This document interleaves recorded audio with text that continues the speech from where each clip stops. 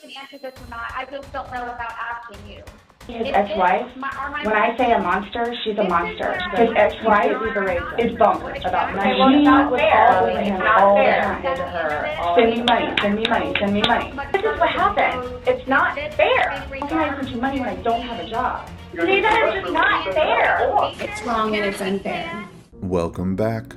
So today is going to be a little bit more of a follow-up of a section we covered in the 10-hour family court video, not to be confused with the 9-hour family court video, not to be confused with the 11-hour interrogation video. They're interchangeable at this point. But in the 10-hour video, I brought up Sarah Catherine Boone Paulsen's Cupcake. I don't want a cupcake. Disciplinary report, calling it her DR Saga. I said I had more things to say about it and was going to make its own video, and hence this is said video. This whole situation, just like everything in Sarah Catherine Boone Paulsen's life, Excuse me. You're eating my peach.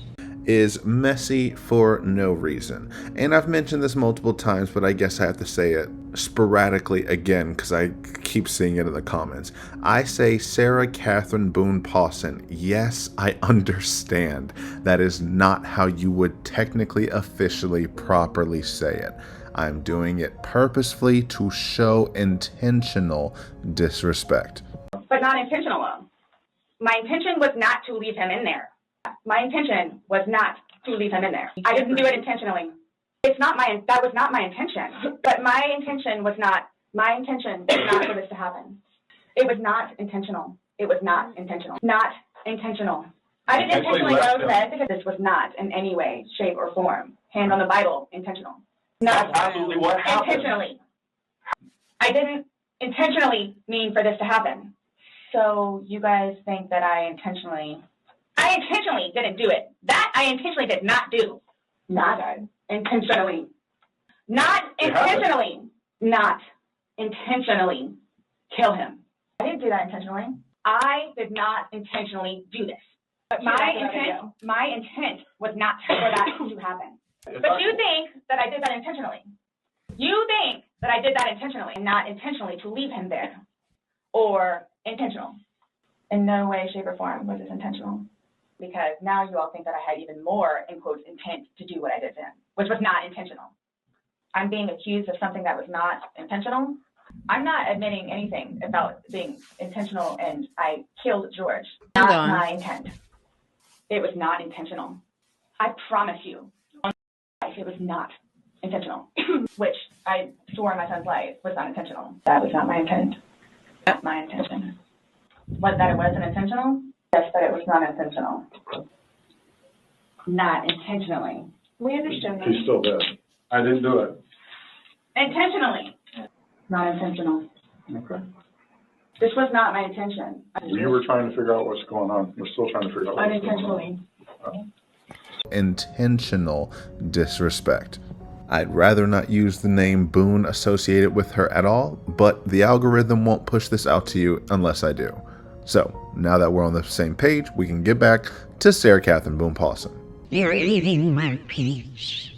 Now, before we dive in, first, if you're new here, welcome to the world of long-form rant content, where there is no structure or goal. It is just me reacting to whatever I want to react to, however I want to react to it. And the video is finished whenever it is finished. I assert no expertise or authority on this channel. You take what you take, you leave what you leave. But if you leave a like on your way out. That's just good home training. Now, my interest in this whole DR saga all spurred from one of her jail phone calls where she brings up to New York, I'm the original HBI C. Talking about natural life, saying Your Honorable Judge Cranick only sentenced her to life. The court has had the opportunity to life, review the evidence and testimony that was presented at trial, to life. The victim impact statements to life, presented here today, to life. The statements of character witnesses, life, both orally to life and in writing, to life. Dr. Harper's report, to life, and testimony, life. The defendant's testimony, to life. Pre-sentencing investigation, to life. The arguments of the state, to life. And the arguments of the defense, to life. Court pronounces sentence as follows, to life. Ms. Boone, life. Court sentences you to life in the Department of Corrections, with credit time served that Madam Clerk will provide to you momentarily. Not natural life, because I swear the girls inside are just pranking her and making her believe in concepts that aren't real in the way that she is trying to present them. So because she didn't hear the phrase natural life, she thought there was a loophole that she could still just get out of jail free as long as she asks for it and as long as she has good behavior. I don't know. And apparently somebody was telling me, because I've been asking you about this also, please, and help me, Father. Like, I love, but it's like sometimes it's very difficult to work with her. But Kranek never gave me natural life. He just said you have life in prison. To life.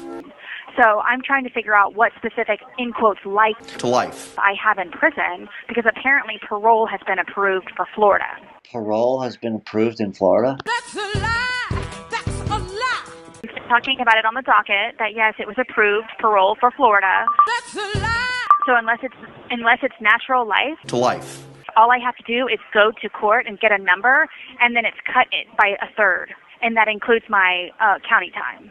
Which is still insane to me to even think that. The idea that, everyone out there, if you can listen to this, and you are a convicted second-degree depraved heart murderer sentenced to life in prison for murdering someone. To life. All you have to do is go to court, pick out a number like you're at the DMV, and you get a third cut off something.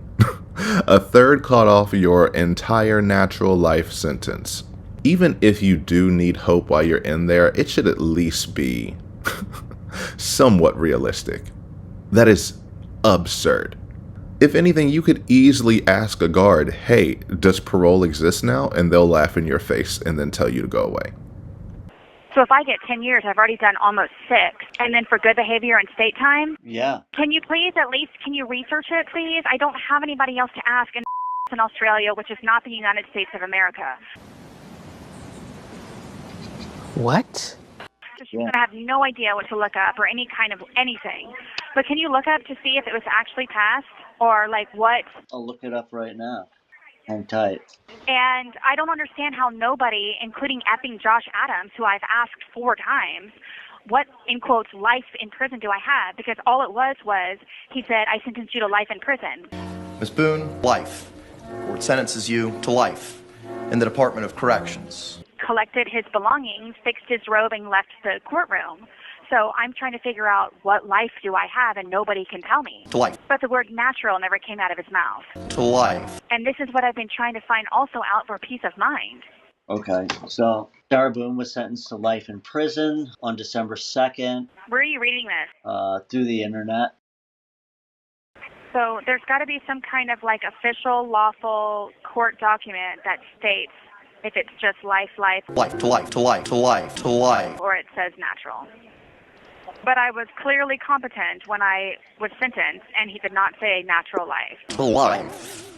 And if you recall, that was one of the biggest things on social media afterwards. The shitstorm was wondering if it was natural life, and everybody was upset with the judge that he did not clarify to me what type of life it was. Court sentences you to life in the Department of Corrections with credit time served. Okay. And I'll call you tomorrow. I mean, am I able to call you tomorrow? I mean, I know not right after it happens, but in the afternoon? Yes. God bless. Please look this up. I'm grateful for this, and it would just help me big time with it would just help me make me okay? If I knew that I had an eligibility other than, having to go back to court and all that. Get used to disappointment. And my whole thing is that's the dumbest thing I've ever heard. Of course that doesn't exist. But whatever, she needs to believe that parole still exists in Florida when it does not. However, her added assumption at the end of that is, with all the jail time I've already served, plus good behavior, I could get out of here, and the math is trying to add up to 10 years. And I said that would never happen because her behavior is horrible always. And maybe not always, because that's how she normally manipulates and attracts others, by showing them I can act appropriately and nice, and then flip that switch. But I digress. She will never, even if it were an option, be eligible to get out based off of Florida's gain time system and good behavior.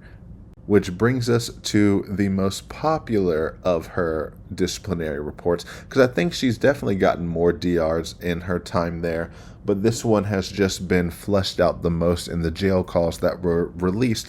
And one thing I will say is that the way in which these jail phone calls are cut up and released, none of it kind of makes sense to me timeline-wise. And what I've kind of figured out is these jail calls, it doesn't really matter what the timeline is at the end of the day. It matters the content of what she says. And that's the most absurd part. If this were a regular individual, then yeah, it would matter more of when did she say blank. But because everything she says is just absurd, trying to construct a timeline helps, but it all just leads back to a same, this is a mess. Did she really just say that? And the answer is somehow always yes.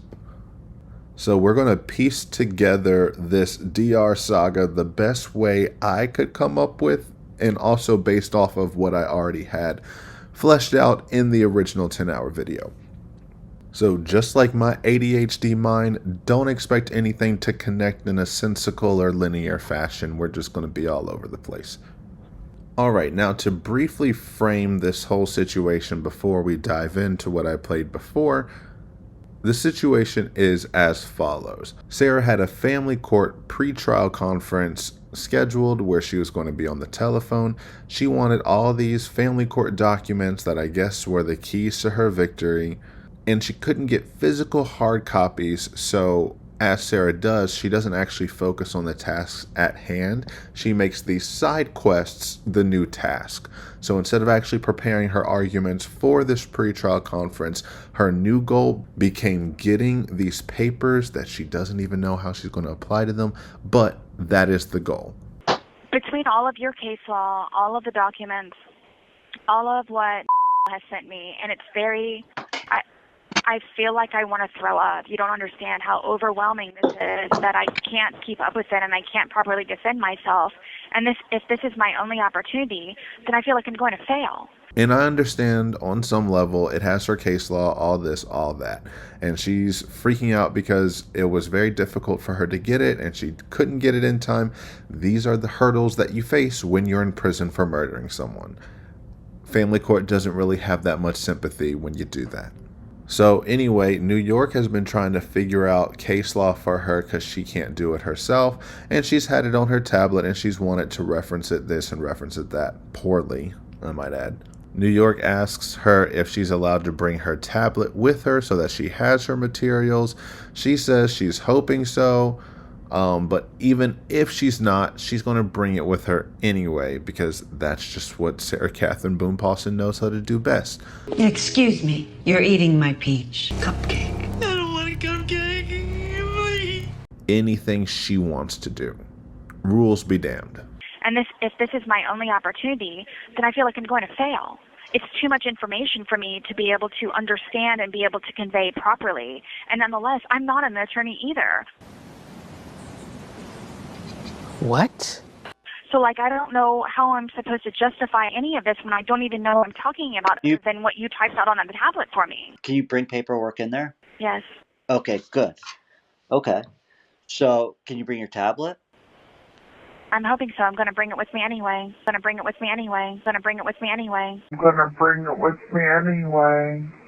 Inmate Boone Sarah is being charged with 910 lying to staff member or others in official capacity or falsifying records. On May 29, 2025, at approximately 10:29 hours, while assigned as classification officer at Lowell Correctional Institution Annex, while present in classification, I was approached by correctional sentence technician A. Sims, who informed me that inmate Boone Sarah was attempting to bring her tablet with her into her telephonic legal hearing and had informed Miss Sims that I had given her permission to do so. At no time did I give the inmate permission to bring her tablet to classification. Inmate Boone, Sarah remains in general population pending the disposition of this report. The imposition of additional suspension of privileges and penalties was made to reinforce positive principles that could impact the inmate's overt behavior and thinking. In this particular case, the inmate stated she was given permission by classification officer Boone Walker to bring her tablet to a legal call when she, in fact, did not have permission. Which this part confuses me a little bit because I don't know who Bonham Walker is, because this should be Officer Santiago. However, this section right here is not written by Officer Santiago. It looks like at the bottom it's written by Teresa and Thomas. So I don't know, she got way too many people involved in this, because it's not the sentencing or like the technician, whoever last name Sims, and it's not Miss Santiago. So then who is this woman? Woman or man? Inmate was sentenced to 30 days canteen suspension from 6/5/25 to 7/4/25. And now we'll go to Sarah's response to this DR, which I'm just going to put that out there. Do you think that she accepted responsibility? Actually, let's back up. What we just saw there, the whole charge, it said the charge was 910 lying to staff members in official capacity, meaning she was charged with not telling the truth. In her response, do you think she owned up to it? Do you think she took responsibility? Do you think she did anything that would indicate she should be given the benefit of the doubt because she understands the situation and how we got here? Get used to disappointment. It was my complete misunderstanding I could bring my tablet to my legal call. I'm hoping so. I'm going to bring it with me anyway. Which had most of my documents I needed for after speaking to Miss Santiago about everything regarding my family law case.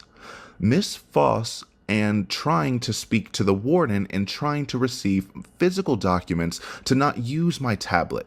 In all the emails, phone calls, and messages in Rex, I misunderstood I could use after meeting with Miss Santiago and discussing my options to be successful in my cause and case. We talked about many things where she was extremely helpful, and I did not understand about this. I would never disobey any rules of DOC. I'm going to bring it with me anyway. Or take advantage of the classifications department Anyway. With ongoing, very needed help. I would never. I didn't mean for this to happen. Please wholeheartedly know that, and always, I would never. I would never. Please allow me to speak at, I'm guessing, her hearing, because of course she's going to try to appeal this. I didn't lie, I just didn't know I was lying. And not one time in that whole thing did she even acknowledge the lie. Not even once. She gave the arguments she should have given when she was caught the first time. I didn't understand. I had a misunderstanding that I could bring my tablet in. I didn't know. I've been talking to this person and this person. I've been trying to get all this help, this much needed help, this success in my case, all this, all that. They were so helpful. Okay, but what about the part when you lied and said you had permission? You try to brush over it. I've been contacting you. I misunderstood. I thought I could bring the tablet. Great. Who cares? Even if you did think that, why did you lie and said you got expressed permission to have your tablet? And her refusal to address that whatsoever speaks volumes. Again, this flowery language of, I would never break any of these rules. I would never do this. And then when it's mirrored in your fake ass sentencing letter, it just shows that this is just as fake. You say, I didn't mean for this to happen because you didn't mean for the consequences you would have to face. Well, if it isn't the consequences of my own actions, what's up? What's up?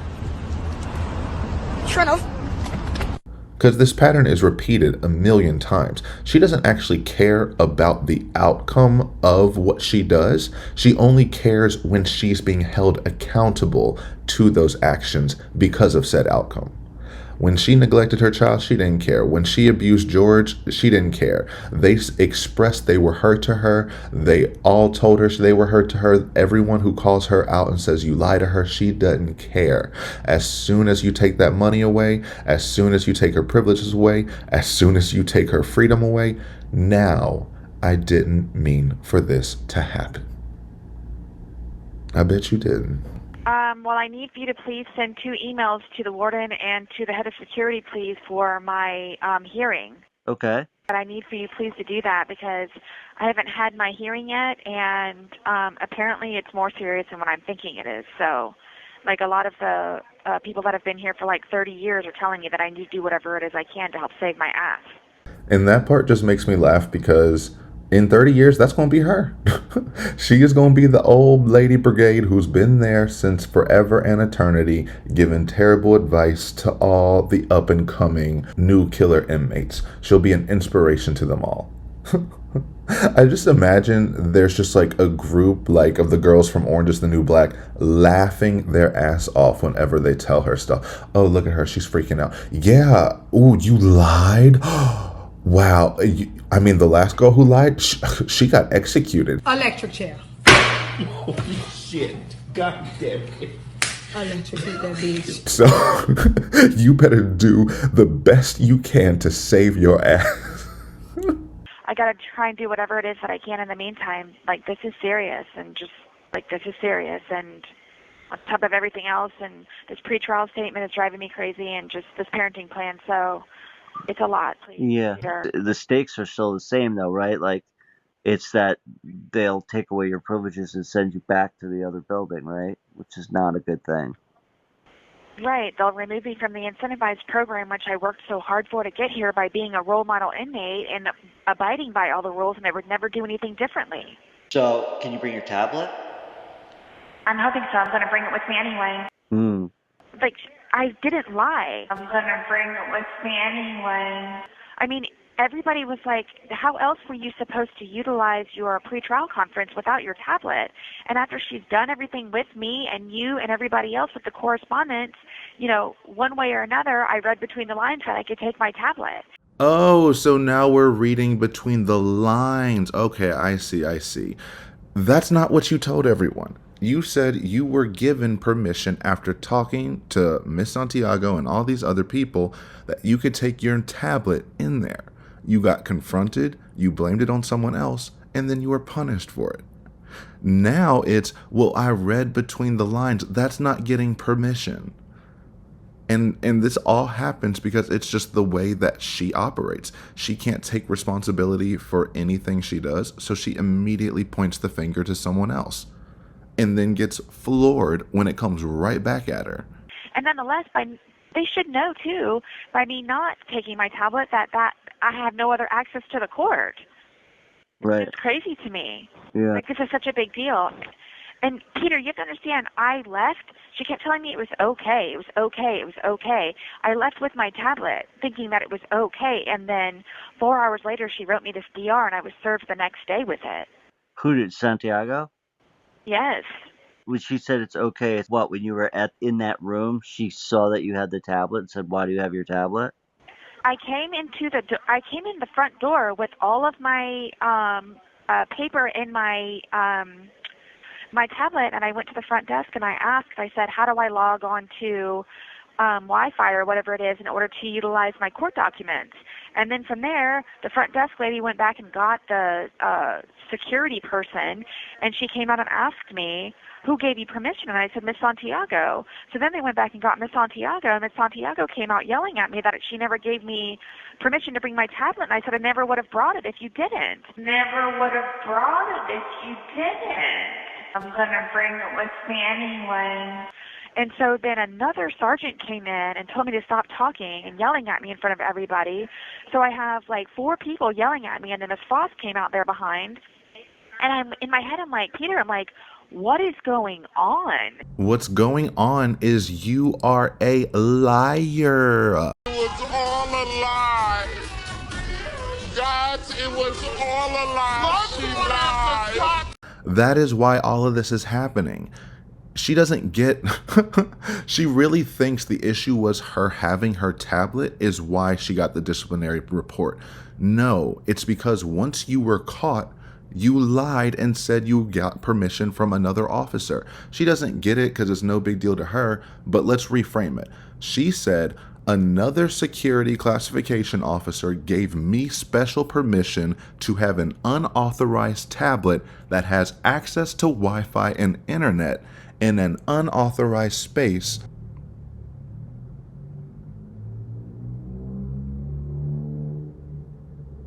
That's right, Marty, you tell him, without letting anyone else know. You're saying that you're having 4 people yelling at you to stop talking. You're being all nice about it now, but that's like you're yelling in there if 4 people have to tell you to stop talking. And what does Sarah Catherine Boone Paulsen do? Stop talking! You are insane, my God! I am an absolute failure! She keeps talking. She's always going to have the last word. And she just said, I never would have brought it if you didn't. Permission to bring my tablet, and I said I never would have brought it if you didn't. Never would have brought it if you didn't. I'm gonna bring it with me anyway. That is a lie. Just like she thinks she's being punished for calling the police. I lied to the police. Basically everyone, because I was extremely fearful of being arrested. I made the first attempt of me calling 911 by telling them what happened, and I thought they were going to help me, but instead I was arrested for calling 911. And not for murdering George. She thinks she's being punished for needing access to her documents and not for lying and blaming a correctional officer who could lose their job if they're found giving preferential treatment that is illegal. And so then they all went back there, and then Ms. Santiago came back out, and she goes, we all know that you need this, so you can use it this time. So I went back there, and I kept profusely apologizing to her that I had my tablet, but I thought I understood that I could have it. After talking to her 100 times, you talking to her, and everybody else talking to her and the entire classifications department, knowing I had to have my court documents, and knowing that I've been trying everything and then some to get them, but I can't because I can't receive anything from third parties. So she kept telling me it was okay over and over and over again and told me to focus on my call. She knows how hard I'd worked for it. And then I left and still was trying to profusely apologize to her. And then she kept telling me it was okay. And then next time to send an inmate request form, and she would give me instructions on how to do it properly. I left with my tablet and everything was fine. And then again, 4 hours later, she wrote the CR, and then the next day I was served by a sergeant with it. It's a total WTF moment. Like, I'm confused. Is it okay or it isn't okay? Because obviously it's not okay. Can you bring your tablet? I'm hoping so. I'm gonna bring it with me anyway. Yeah, that's weird. So you had this thing happen, and then you had your call, and you took your tablet in. Yes, I walked in the door with it, showing it to them, asking how I'm supposed to log on so I can utilize my court documents. And then from there, everybody freaked out, where it's like, what is the big deal? The irony there is that she did the exact same thing, or those were the exact same circumstances when she went to originally go get her phone before getting interrogated. Sarah, the woman who knowingly knows that she killed this man the day prior, and for some reason they did not arrest her on the spot, is away from the police and decides on her own to go back to the police station. And not only that, then go to the front office or whatever and say, where can I get my phone? Do you have like a little closet for killer phones that you hand back to the killers? And that's when Scott came out, took you away, and made history. Everything as regular in my car and walked through the front door and went to the window asking who I needed to see, and they, I guess, rang them upstairs, and Detective Lowen came downstairs, and I thought I was supposed to be picking my phone up over at a particular window, And he says, no, your phone is upstairs, so we would just like for you to come upstairs, and that's where you can pick up your phone. They had me sit down, and then from there I had a list of things that I was going to ask them that I might need to do or that I could do. Meaning you were there voluntarily and no one forced you to be there. But whatever. And so what do you do when you take an illegal tablet that you know you did not get permission to have with you? You go straight to the front desk and say, how do I do this thing illegally? Because to be honest, if she did her schemes the right way and just avoided the police originally, she could have actually talked herself away from this. And if she didn't go to the front desk and ask for the Wi-Fi password, she probably would have been able to have her tablet. Figure that out later. I don't know. But that's wild to me.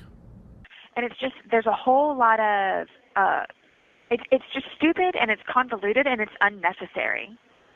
So I have a feeling, because of how fantastic Miss Santiago really is as a human being, that she was okay with it, and she understands all the BS that I'm going through. Then, like, somebody came back up in her office and said, you can't let her get away with that. That's when she are. Probably Miss Boss. Right. Right. Just got to make sure to point the finger at someone else, because it can't be your fault. Like you said, this was just, what's the big deal? This is unnecessary and convoluted. Absolutely. It could have been as easy as, oh, I brought my tablet. Sorry.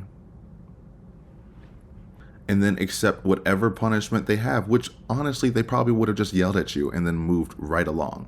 But you said, no, I am allowed to have it because it has all of my court documents and I got permission from Miss Santiago in the back and she said that I'm allowed to have it. And then you just made a whole storm. She comes back and says, I didn't allow you to have that. Why are you telling someone else that I gave you permission?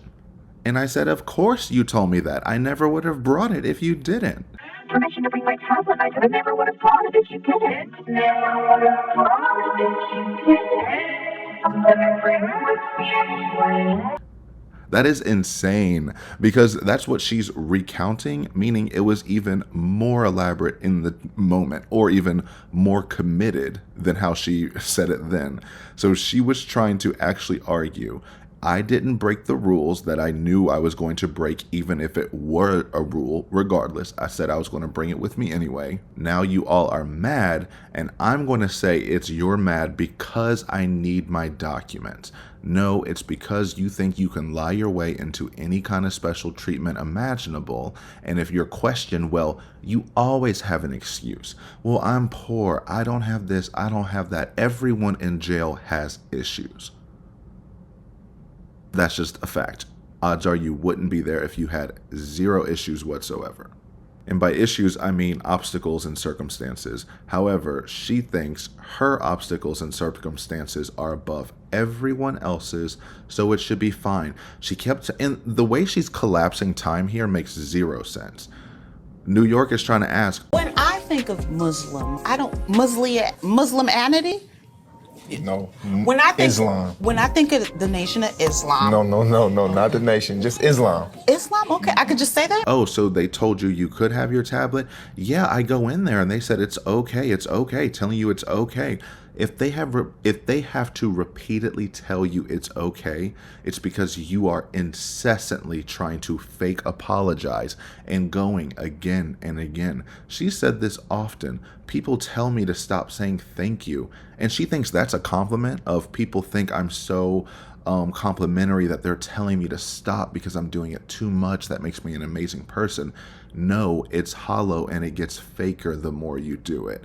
I think he likes me just in a weird way. You know what I'm saying? Like, I don't know if interaction is a thing with him. I don't know. But I told you yesterday, he thought it was weird that I kept thanking him for my job. Dear Judge Dean, I wanted to take a moment to thank you for allowing me to be in attendance during the case management meeting last Monday, 9/19. It has been such a long time since something good and real has happened to me since being incarcerated for ongoing 3 years almost. I thank you profusely for helping me, listening to me, and having an open heart and mind to see me as a human being, a mother also. Your invaluable time, empathy, and understanding are beyond appreciated. Thank you for seeing me. I am so impressed, and my sincerest gratitude cannot be fully expressed for your kindness and goodness. I look forward to any future meetings there may be, and am confident my hard work, determination, and efforts will not return to me void or fall on deaf ears. A victory indeed in my battles in preparation for the war on the horizon. I will not creep away as I continue to be brave and fight on. Thank you for giving me hope more than you know. It was an honor to meet you. Your honor. So she's going back there and profusely apologizing, and they're saying it's okay, get out, do it the right way next time, because she thinks, just like she did with the interrogation, as long as I go back there, I can say the right words to get me out of trouble, and you'll just forget the actions that I did. No. You still did the actions, so you still got written up. So I'm just massively confused. I'm sick to my stomach. I can't freaking concentrate on anything because of the sheer terror of me being removed from this program for a misunderstanding. Gonna bring it with me anyway. Okay. It's just mind-blowing to me. It's just mind-blowing. Out of all of the effed up things that go on in this compound, they're worried about me being successful in my pre-trial conference with my tablet. It's just wild to me. It's nuts. And then strip me of everything else that I've worked for, and like I said, led up to me being an in quotes role model inmate, which is why I'm here in the first place, because they chose me to be in here. Girl, no. Just because you are in this incentivized program, which is the nicer dorm, does not mean you were chosen. They chose you because you are, in quotes, role model inmate after working so hard. No, it's like you met a threshold. You had to apply to the incentivized program, and they say, oh wow, you don't have a DR in thus a so amount of time, you meet all these other qualifications, sure, you can go into, you get approved to go to the incentivized program. So the whole thing was a waste of time. The whole thing was everybody's waste of time. No. Who gives a shit? That's my time. It wasn't your time at that point. I'm the one who took, I took that responsibility. It doesn't matter, Sarah. Listen. But let me tell you, it does matter, because if I didn't spend 2+ hours on the phone with her and the dysfunction of being down there for a half a day, I would not have missed my interview to where I could have been moved to a different dorm on a different compound with air conditioning. But because I was on the phone with her and basically wasted my time, I missed that interview. So that's why I'm still stuck here and hot as hell. That sucked. But we're all having to do sacrifices here. Okay. So keep going. It wasn't they went up to her like she's trying to frame it and say, wow, you've been working so hard. You are incredible. We are actually choosing you to move you up. We just upgraded your room. We would like you to come with us. No, you begged for the nicer dorm and they said, okay. So it's like, you're not wrong, but everything that happens to her, she ties directly to her identity in the most favorable light to herself. So it's like her being a mother. It's not, I have a child, I have a son. It's, I'm a good person because I'm a mother. I'm in this incentivized dorm. It's not, I was approved for placement in this dorm due to not having any disciplinary reports, and now I'm worried because I am getting a DR and now I'm risking my spot in the incentivized program. It's, I'm a role model inmate, and they're trying to make me not succeed in my family court case. Wow. And so every day I don't sleep. Every night I don't sleep because I'm terrified they're going to wake me up in the middle of the night, tell me, I have to pack all of my stuff. I have to drag it all the way over there. I have to stand there handcuffed holding all of my stuff. And you don't understand, 90% of my belongings, because I don't have anything else, are my court documents that I have from my criminal case that I might be doing something with at some point in my life when Josh Adams contacts me. Which is hilarious, especially since now John Adams isn't even her appellate attorney anymore. But she kept all of her criminal trial paperwork in case John Adams contacted her. One, of course, she doesn't have real friends to explain to her that's not how any of this works. Two, she's just dumb if she thinks she has files on the inside that he would not have access to on the outside. He has the whole court docket. He has absolutely everything he needs. He has access to your discovery. He can request your discovery if he needs more copies. There is nothing he can get from you that could help him. Plus, he would have to schedule a meeting to sit with you and actually receive stuff from you. And I don't even know what the protocols are between inmates handing over things to their lawyers unless they are in a meeting, like mailing them to them. And that would be a whole mess because she would want to talk with him and game plan and strategize. That's why she still thinks this appeal is to prove her innocence, because she has no concept of what appellate work is. And she complains ad infinitum about James Owens not giving her back her family court documents. I don't even know what those documents could be. It's probably like 4 packets that mean absolutely nothing, because she has everything else. James never took over her family court case, so I don't know why he would have all of her documents. It's just something she's saying, because she said this with literally every attorney ever. They all stole from her and are hoarding her discovery for some reason because she is that important. And then we find out in other calls or something, and I'm probably not going to look for this one, but she asked for the information on the jurors. She wanted to know the jurors' names and contact information. And I'm like, that's exactly why your lawyer cannot give you these things. She is not supposed to have a lot of her discovery, especially any files that contain sensitive private information of witnesses, of jurors, of judges, of lawyers, of anyone who can be involved in this case that she can harass. She's not supposed to have it. But if she wanted the depositions and the blood work and the DNA test and the crime scene photos and all that, they can probably give that to her. That just means she has that under her bed every night. She has piles and piles of paperwork proving that she's a murderer, that she's holding on to just in case her appellate attorney one day might potentially reach out to her and ask her for something. Yikes.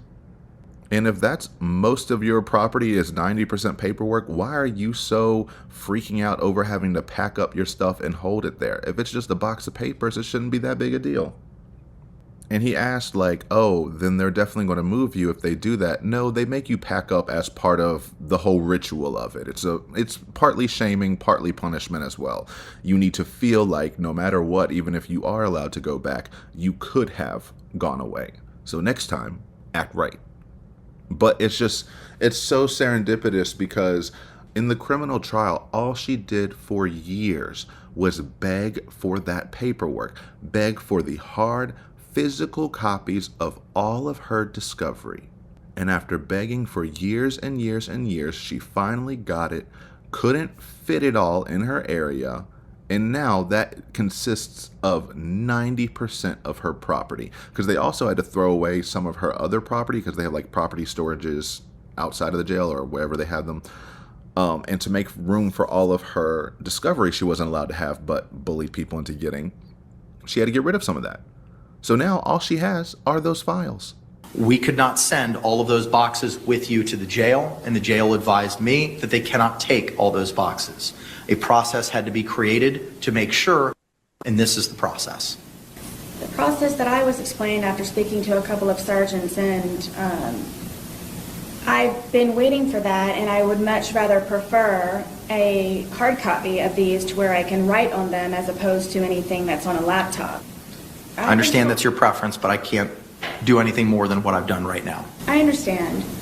And I have had other information given to me, which is why I've been waiting for the boxes for them. I guess I will figure that out, because if I'm up at 2 o'clock in the morning, I can't utilize the laptop, which is another reason why I was looking forward to the hard copies. Mr. Lane also took possession of the hard copies. Have those been provided to you? They have. They were waiting at the dorm for me upon my return of the last hearing. Okay, and where are they currently? They're located at my bunk area. Okay, and what are they stored, or how are they stored? The hard copies you're referring to? Yes, ma'am. The 2 boxes are at my bunk on the side in between other bunks. Wait, she has the literal boxes? What happened to this property bag, miss? I know all the protocols and solutions. Well, you have the literal boxes. This should be your happiest day ever. You have been searching for those boxes for almost 5 years. You have been begging for every single file to see in its entirety, every single page. And you have the literal holy grail mythic boxes right next to your bed. How dumb can you be? Oh my gosh. You could lose all of that. And then that's your discovery. And it's gone. You have the digital one that you don't like, but that is, wow. Whew. Okay, all right. Are they in some type of bag, or is it just the 2 boxes that are right there? Just the 2 boxes. Okay, all right. You understand by keeping those boxes there may be a risk as to other persons looking at them. I don't have any other choice. Are you serious? They created a whole process for you to have another choice so you wouldn't be stuck with boxes where they're not supposed. Oh my. Do you understand that it's your request and choice to keep those documents in your possession? I do, and I'm also requesting in my letter to the captain and to the major to also be able to store all of the USB drives and the hard drive in my locked drawer, also for an extra security measure. What are you talking about? Oh my gosh, I fear she might actually just be not intelligent. Are you kidding me? You can't even store the paper copies, and you said, now give me the digital, completely all of my discovery, everything, no other safeguard. Give me all of it so I can unsecurely have it by my bunk. Number 2, USB drives. It's a matter of security. The metal tips, the drive itself can be fashioned into something other than what it's originally intended for. These items are secured in a secure control room. I understand the process.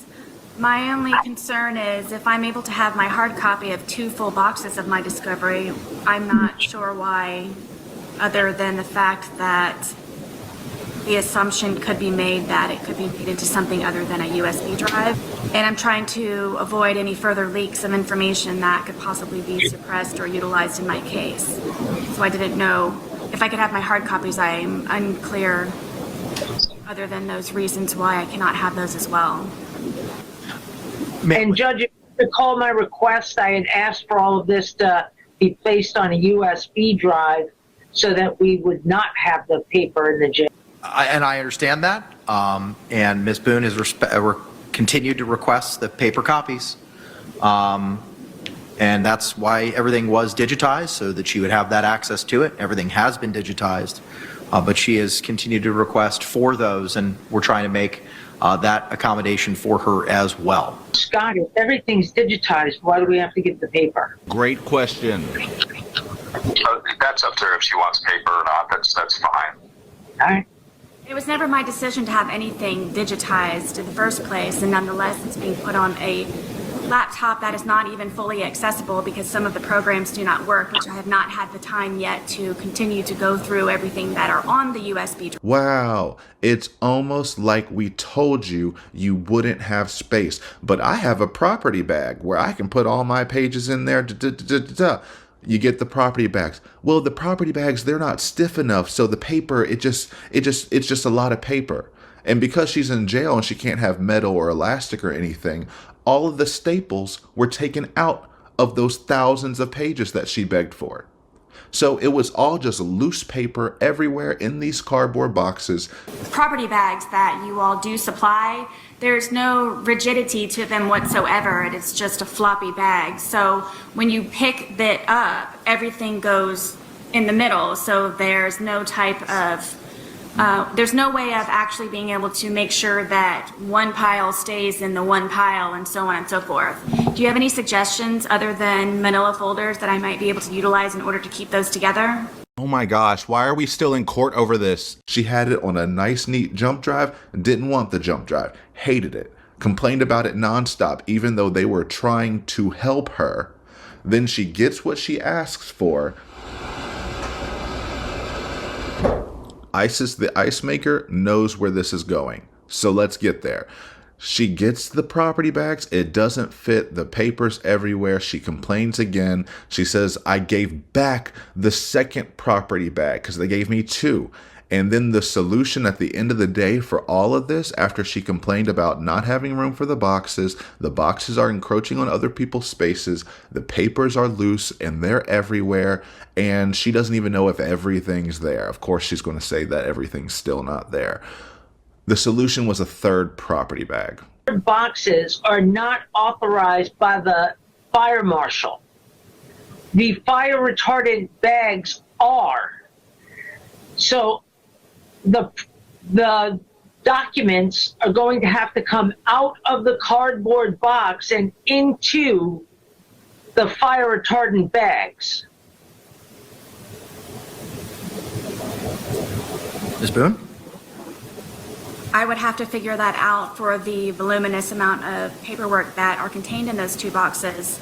Yes, the 2 boxes that you begged and pleaded for, that you made everyone's issue. Don't act like it's an inconvenience now. I told you I didn't want to hear about it. There is no way to organize or separate, so it would just be a large mass amount of papers. So if I may, in the meantime, try to come up with some type of organizational structure of those 2 fire retardant bags with my hard copy discovery enclosed in those. If I could please do so. So now you want the second bag. So they gave you the second bag, you returned it, and now you want it again. Mr. Chavanel, Captain Giovanni, is there any way we can give her an additional bag or so and she can switch it in and out of property or whatever it may be? Can we provide her an additional bag that may help her to separate her documents? Oh, another bag.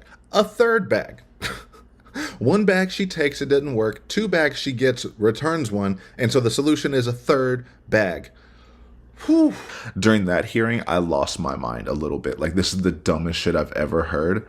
And it's only because she wants what she wants, how she wants it, but she doesn't know what getting what she wants actually means or looks like. So then when it happens, look at her, egg on her face, doesn't know what to do with it, and still is going to blame you for it. So when she says, I have nothing in my drawer but lint and old newspaper from the last girl, I could be living comfortably, this and that. It's like I'm in this fabulous dorm and everything, but I just have nothing in my drawer but rust and the old newspapers that the previous girl left. And if to be paying me something, or at least, just something, I would have something in my drawer. And it's just, like, out of $61,000, I'm supposed to settle for what he's trying to throw at me or nothing? Like, I could have been living comfortably, not being, like, shaky and, dysfunctional and just... Have you thought about sending him a letter and him and his attorney and saying, hey... I'm not doing that. I'm not surrendering ever. Well, no, you traded in your comfort for all of those files to try to slander George and say he killed himself the day I murdered him. And you fought so hard for those papers that specifically detailed every which way you were guilty. We, the jury, find the defendant guilty. Electric chair. Holy shit. God damn it. Electrocute that bitch. And I want you to pour some water on her first. Jury seat number 3, is this your choice? Yes, it is. And now you get to hold on to them forever. I wonder if she's actually ever going to throw them away. What would be funny is if all the files are annotated with her handwritten notes like she wrote on her medical records. When I tried to review some things with regard to discovery as to things I wanted to make sure she was aware of, she walked out. She has asked me repeatedly for a copy of some medical records.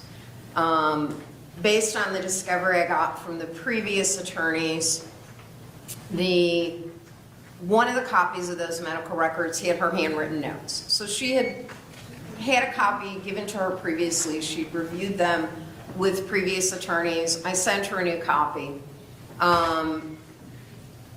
Some of the things that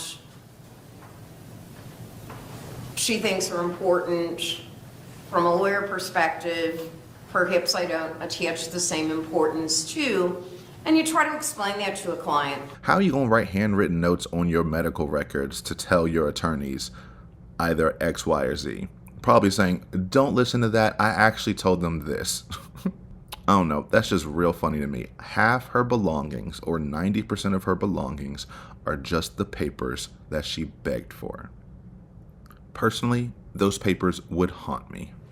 And I've got to just stand there for hours and hours and hours until I go in front of the board, who know nothing about the situation, who don't know me, who weren't there as a witness, to judge me and then take everything away from me. Well, it's ludicrous. Ludicrous going in on the verse because I've never been defeated and I won't stop now. Yeah. Who are the emails going to? One going to Santiago and one going to Foss? No, it's going to the warden of the entire FDC compound. Okay. And then it's going to Frank Gatto, who is the head of security. Okay, cool. These are the two people that three of these ladies that have been here forever and a day, decades, and said this is how you're supposed to go about doing it. Please. And you are involved with this, too, on my side because you've contacted everybody. They all know you, too, because you've been like a pain in the ass, like I've been a pain in the ass trying to figure out how to get my damn court documents that they just reprimanded me for having them on my tablet. Inmate Boone Sarah is being charged with 910 lying to staff member or others in official capacity or falsifying records. That's a wild statement to say. This involves you too. You're a part of my lies as well because I have made you pester them as much as I have. That's insane. She's literally like wrapping you in because she hounds you to check incessantly, nonstop, while she's also doing the exact same thing from her side. Now you're equally as involved in her lying about another correctional officer giving her permission that she did not have. So it's almost like you're in trouble too. So you better send this email to these people. Does she not? Just how dumb that sounds. I got written up for something I did inside the prison, so I'm having a friend on the outside write a few emails saying, hey, she didn't mean it, it's okay, that's not what happened. And then she says, and a judge who doesn't know me, wasn't there, didn't see anything, is going to pass judgment on me. Hey, fun fact, that's how every case works.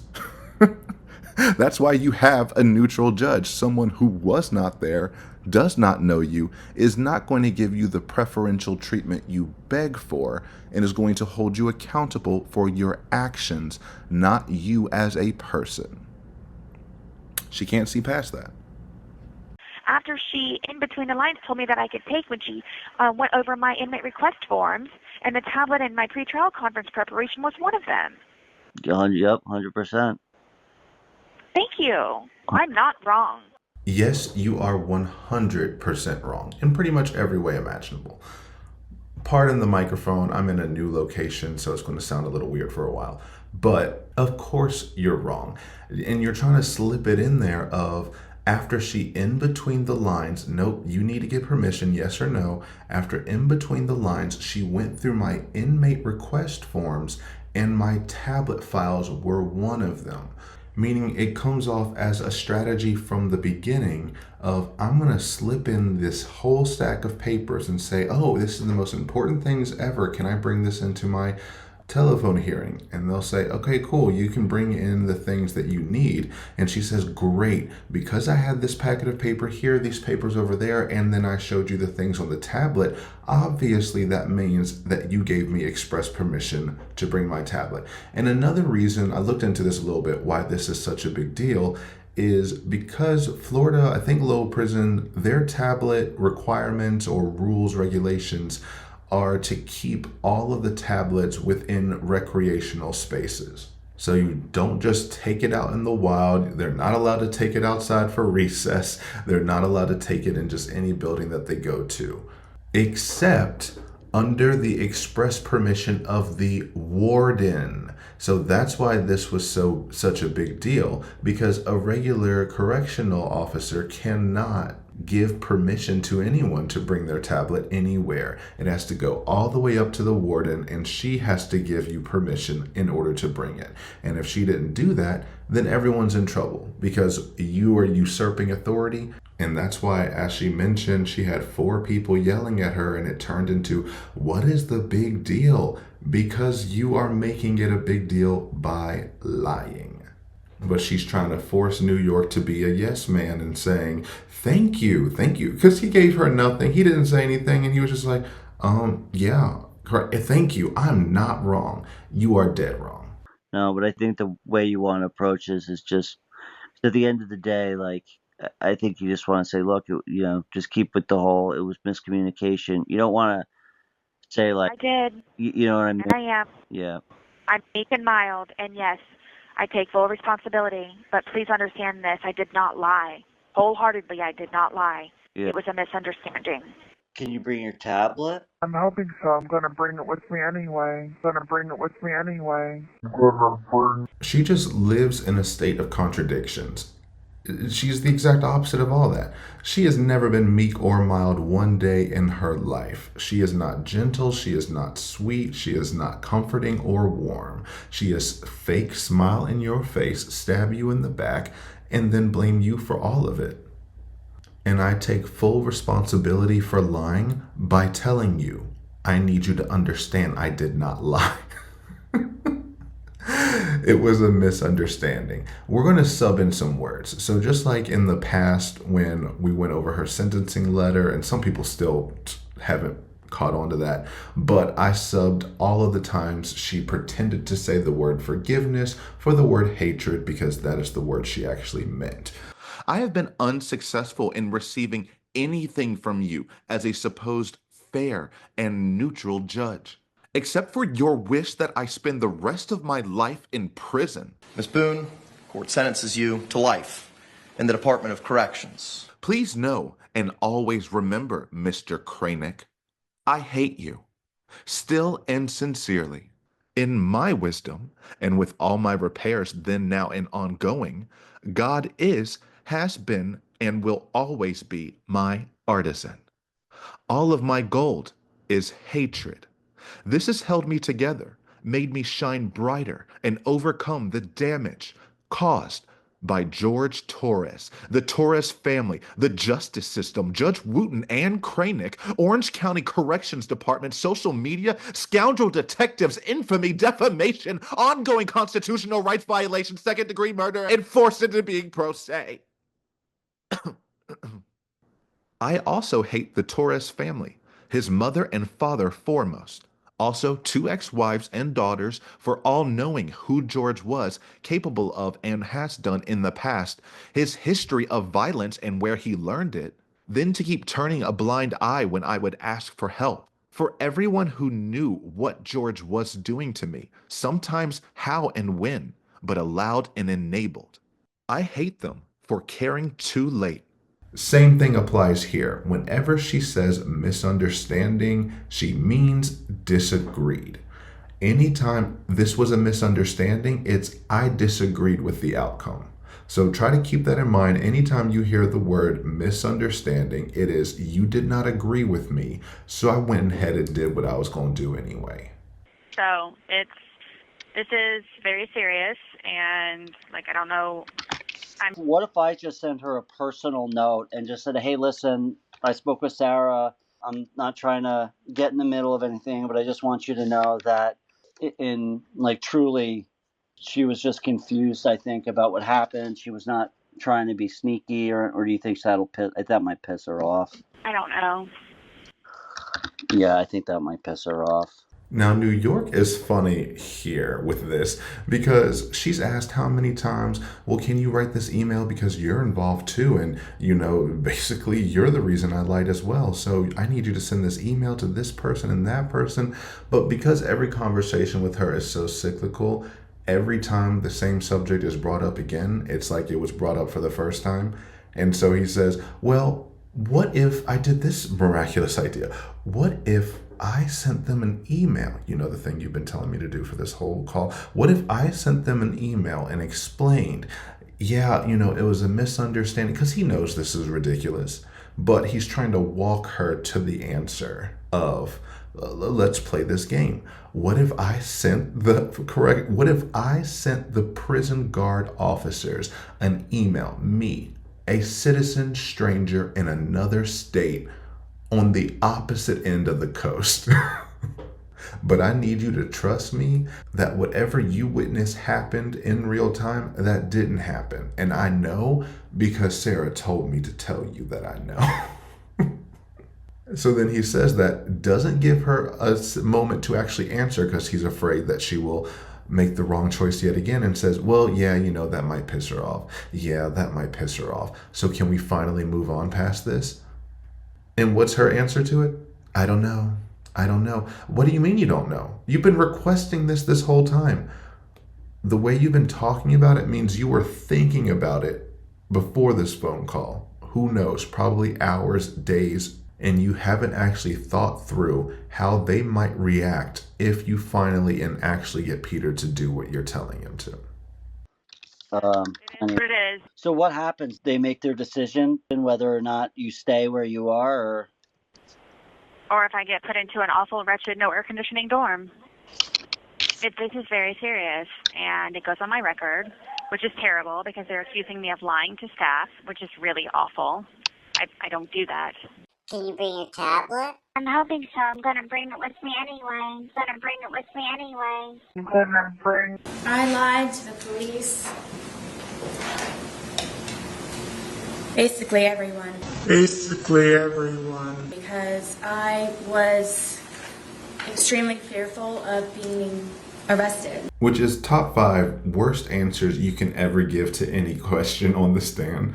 I'm telling you, I lied to everyone because I was afraid of getting punished. So I'm on the stand and telling you I'm telling the truth, because if you believe the truth that I'm telling you now, then I will avoid punishment. And then ... in the future. Well, I only lied on the stand because I didn't want to get life behind bars. But now I'm going to tell the truth. She's never going to tell the truth. She's never going to tell the truth, and she's never going to admit to lying. She's just going to talk until you give in. And this is what it sounds like when someone repeatedly gives in to these antics and enables this behavior. Brian did it, George did it, everyone in her vicinity did it, the legal system did it. Those police officers that went to her house time and time again did this, where they enabled these behaviors because they gave her the outcomes she wanted. So she is just shocked that these same behaviors are not working this time. It shows that they were abusive from the start, and they were only there to manipulate so that you will ignore the terrible things she does. Extremely fearful of being arrested. I don't want to get arrested. I don't, because I thought for myself, and I have my 8-year-old, and I just want to go home and sleep in my own bed right now. But I did fight back. I'm not going to lie. So I'm telling you. How come when he contacts you after you know he has a no contact order, why don't you call the police? I don't want to get in trouble. Why are you getting in trouble if he contacts you? I got in trouble last time. One last time. I gotta take my son to school tomorrow. Look, can I tell you something before you call on whatever? I've been arrested before because I fought back. I didn't fight back. I can't be arrested. I did fight back. So whatever he has or whatever it is, it's not me. I'm not getting arrested. No, I'm getting a statement from you. You're not being arrested. So, okay, good. I'll come over and see you in like 5. Come on. Thanks, ladies. They know. Let's get this done.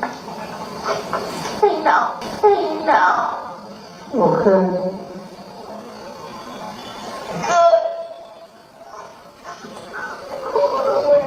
Now, would you come in here so we can do your statement, please? And stop this. Sit down at the table and let's get your statement filled out. He didn't believe I would ever do it. I'm not getting arrested. No, you're not getting arrested. I've already told you that. I'm not getting arrested. Nope, you're not. Did you do something you should be arrested for? No. Okay. For the last time I fought back. And so Tuesday morning at 6 o'clock in the morning, I have to pack all of my belongings, all of my casework, all of my criminal casework, my bedding and everything, and take it with me to this board hearing and stand in front of everybody and justify my case. Oh, so chances are is they're gonna move you if they're making you bring all your No. stuff, right? They do that just in case. So have you thought about what you're gonna say? Yes. What are you? Same thing I've said 2, 3, 4 times already and written it to her twice in 2 inmate request forms. Yeah. Wow, that's. After all is said and done, that happens to me. Over that, nonetheless. Nonetheless, that happens to me. The world happens to her. It wasn't that she lied. It wasn't that she refused to take responsibility. It wasn't that she was confrontational with every single person in front of her. It's this happened to me. Woe is me. And it sounds just like her interrogation video where they're confronting her with the video she took of her killing the man. And she goes, well, this is horrific with everything I already have in my life personally. And now this, whom I love. This is horrific, okay? Horrific. It is terrible. Yeah, horrific. I don't think I'll ever be right because of this. Ever be right. Dealing with everything else that I have in my life, personally. And then this, whom I loved, it was not intentional. I will put my hand on the Bible. It was not intentional. Like, this happens to me? The person that I murdered in one of the most vicious ways imaginable, this happened to me. I did the actions, but his death happened to me. I did the actions, but this DR happened to me. Nonetheless. That she is fully aware of, that I've been desperate for my casework. It's crazy. Wow. But okay. that's going to be what it's going to be. So it's very serious, and I want you to know that. So if you don't hear from me, something has happened. But trying to do that, and then remember, I have this pending DR on Tuesday, so I don't know what that's going to do to me. Everything else? What are the people, like all the other inmates? What do they say about that? Do they think that you're gonna get booted? They don't know. They say to me, which numerous ones have told me, even the hardcore ones that have been here forever and dealt with things like this, is that they will do what they want to do. It doesn't really matter what I say. Just get the time frame out of your mind. It doesn't matter. It doesn't matter. It doesn't matter because there's this. So it doesn't matter anything what it is I say. So it makes no difference whatsoever. It's just you're lying and like you're now changing your story. Lying about what? I lied to the police. Basically everyone, because I was extremely fearful of being arrested. Inmate Boone Sarah is being charged with 910 lying to staff member or others in official capacity. A lot of them say it depends on what mood they're in that day. Wow. So not only do I have this and the pretrial statement, and then also the parenting plan. It's a lot right now. And I definitely cannot do this by myself. Since you got your degree and you know every fucking thing. Yeah, it's a lot. It's definitely a lot. Well, after I found out about this DR, I came back and I threw up. I was so upset about it. I haven't slept. I toss and I turn, and all I do is worry about all of this. And this is a lot. This is a lot. I didn't lie. I just didn't know I was lying. Okay, and that was the end of, with some additions of what we covered in the original 10-hour video. Now this other phone call just recently released, and it's about the DR. Again, I can't quite nail the timeline on this. I think this phone call happened after the phone call that we just reviewed. But it sounds like the same conversation, so who knows? And every time they talk about the same thing, it sounds new, and I don't know. But there's reasons why I think this call is happening after the call we just went through. So let's just go through it and then keep going. Sometimes I'll start a sentence, and I don't even know where it's going. I just hope I find it along the way. To accept this call, press 0. To refute, your current balance is $49.29. You got fucking money. He got money. Get it all for him. This call is from a correction facility and is subject to monitoring and recording. That'd be good. Thank you for using Global Tellink. That's good. Right there. Hello? Do you have a moment? 5 to 10 minutes. Peter, this is very important, so I need you to actually physically listen to what I'm saying, okay? Okay. Like, this is important. Okay. I will get back to the other, but I need to tell you this. Are you okay? No. What's up? Okay, please listen. If you don't hurry up and spit it out already, what is this build up for? This is over nothing. This is very important. So I need you to actually listen. How insulting is that? As though he doesn't actually listen the rest of the time. I need you to put on your listening cap, open your ears, and listen to what I have to say, because this is about to blow your mind. Okay, well, what is it? It is the most important thing that you have ever heard. Oh, wow, okay, I'm excited to hear. Buckle up, this is extremely important. Okay, then are you going to tell me what it is? You are not ready. This is so serious. I need you to take this seriously, and I need you to pay attention and listen to me. Okay.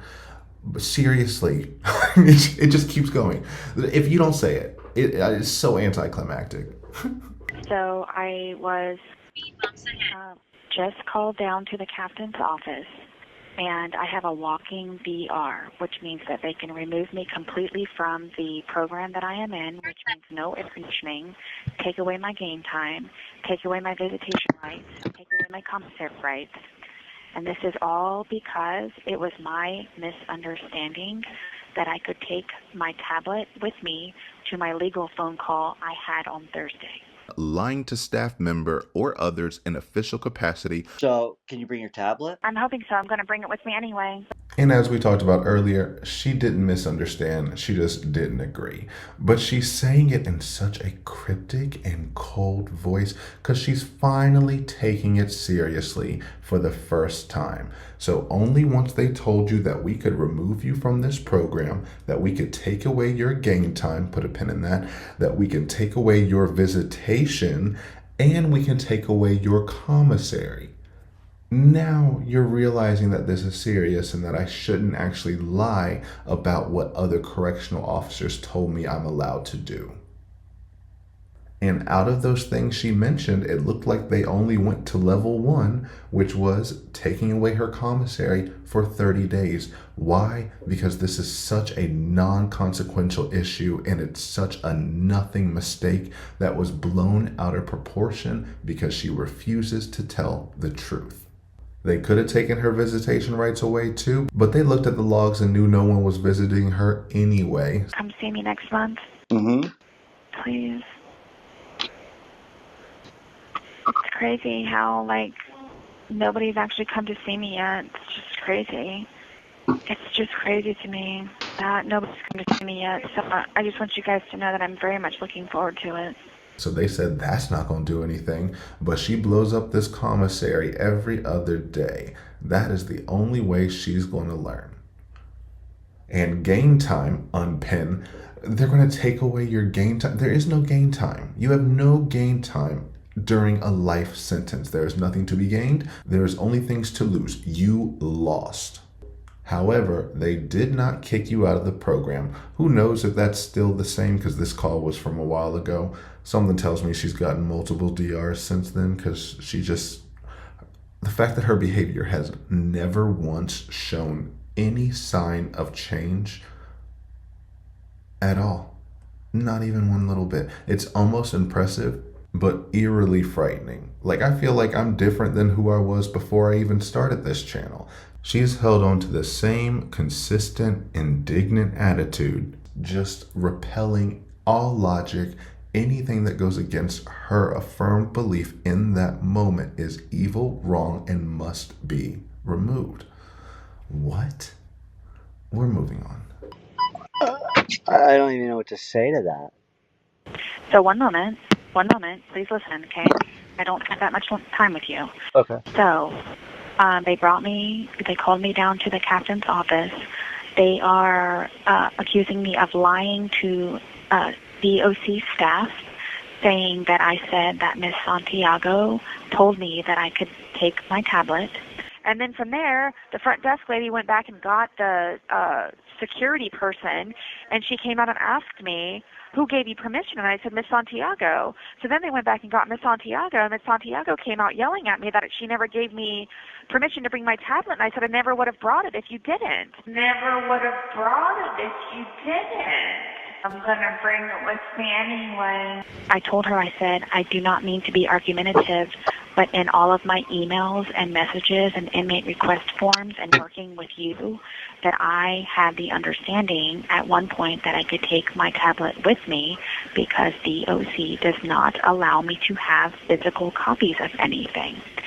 So. And that's not a terrible or unfair argument on its surface, but with your own words that you told New York that you said to them was, of course you gave me permission. I never would have brought it if you, Officer Santiago, didn't.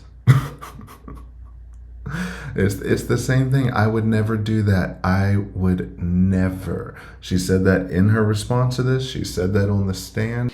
In my heart, I know he is with me and understands that this tragedy was not intentional. I hope everyone can, his family foremost. I didn't mean for this to happen. Please wholeheartedly know that, and always, I would never. I excel at everything. I would not do that. Why do you say it like that, though? I would never do that. You would never zip them up in a suitcase? I would never disobey any rules of DOC or take advantage of the classifications department with ongoing, very needed help. I would never. It just lights up all the red flags of she is lying. She is self-aware that she did the action she is being called out for, and she wants to reject those labels and being caught so bad that she's saying she would never do that. Who uses that kind of absolute language for something this small? I would never steal a cookie from the cookie jar does not have the same impact as I would never kill someone. Did that make sense? You know what I mean? It's just weird. That is my charge. They are threatening to kick me out of my program and take everything with it. I have a DR meeting on Tuesday or Thursday. It's called a what? A BR? D like dog, R. Okay. Disciplinary report. Got it. So, Peter, I need for you to help me decide if this is something that you should send an email to Miss Santiago, because they asked me if I had any witnesses. And I said, I have someone who can vouch for me and me not lying, but misunderstanding why I brought my tablet. I did not lie. I misunderstood that I could take it with me. After trying to speak to Miss Voss, Warden Baker, Miss Santiago, and everyone else, it was my understanding I could take my tablet. And then on the release call, this cuts out here, and then there's a pickup call after that. So I don't know why it just randomly cut off here. But who are you trying to convince? Like, you're trying to convince the only person who's supposed to be on your side. You know, it's either you're in this witness tampering type mindset of you need to understand what I'm saying. It was a misunderstanding. I thought I could take it in, right?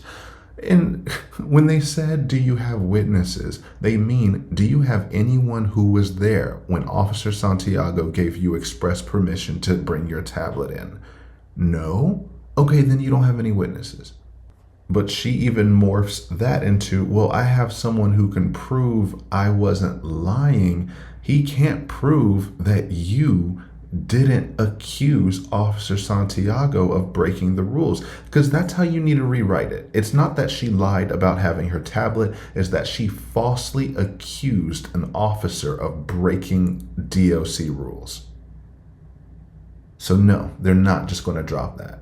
And so far it sounds like this is her first time talking about it, but then in a few minutes it sounds like after what happened in the phone call that we already covered. So I don't know, but in this one, which I imagine happened after the phone call we covered, she is bringing up as though it was an organic suggestion. So I need your help to decide whether I should email them or not. You went through this already. Of course you shouldn't email them. That's a stupid decision. But like Brian said, she doesn't make good decisions. Given the decisions that she made that led to her arrest and eventual conviction for second-degree murder, do you have any concerns about her decision-making ability? Oh, of course. Okay. What are some of those decisions, or some of those issues, that the specific issues you have with her decision-making ability? I don't think she makes good decisions. Even without the alcohol, I think she has some problems that need to be worked on. That is the most accurate summation of Sarah Catherine Boone Paulsen that there is. There was a clown eating my peach.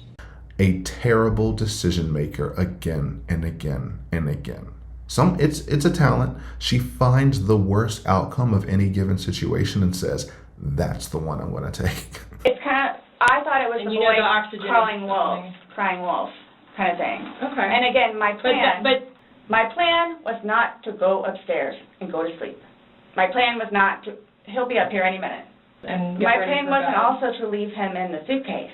Well, I thought by not zipping it up all the way, it would be okay. My plan was not to leave him in the suitcase. What was your plan?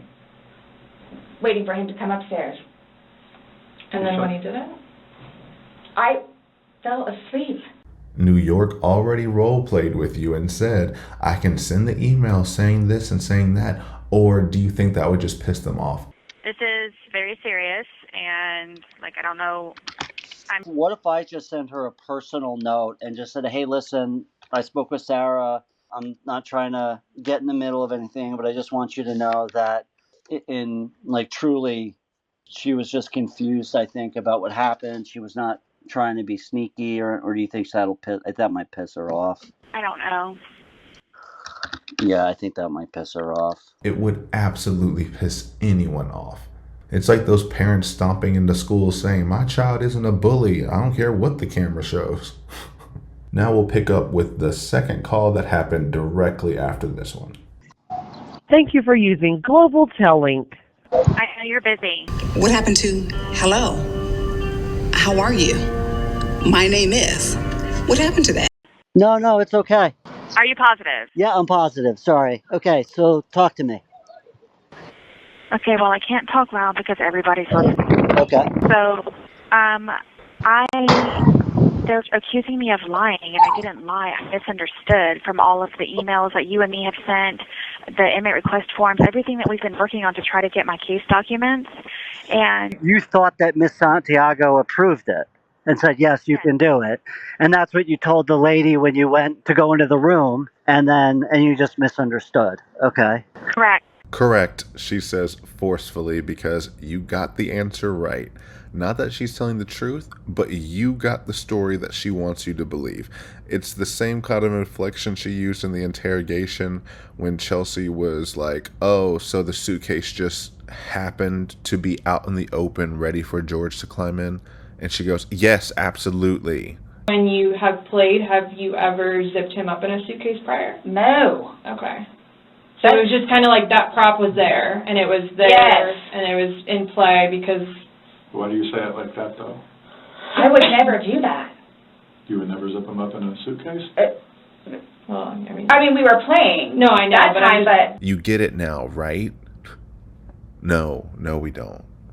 But that phrasing is what I'm talking about, where it's like, okay, it seems like you're referencing the call we just went to, but this also seems like it's the first time you ever heard of this. This must have been an exhausting twilight existence. Okay, and have they talked to Miss Santiago yet?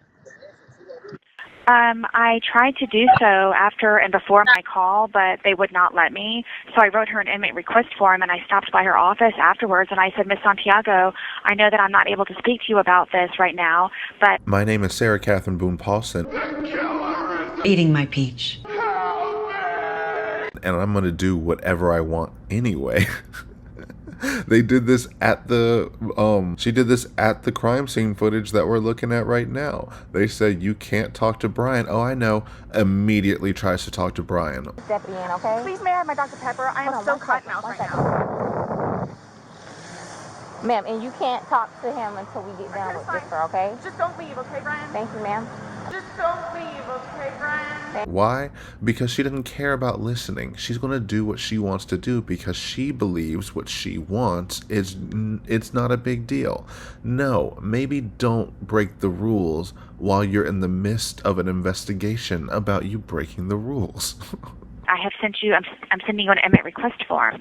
So the next thing I know, I'm being called down to the captain's office on a Saturday in the middle of the day saying that I have a walking PR and that I'm going to be removed from the program. You think Miss Santiago thinks that you, like, tried to throw her under the bus or something?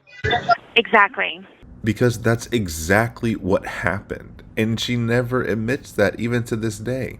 That's the issue. You keep apologizing for the tablet. You needed to apologize. I'm sorry I falsely accused you.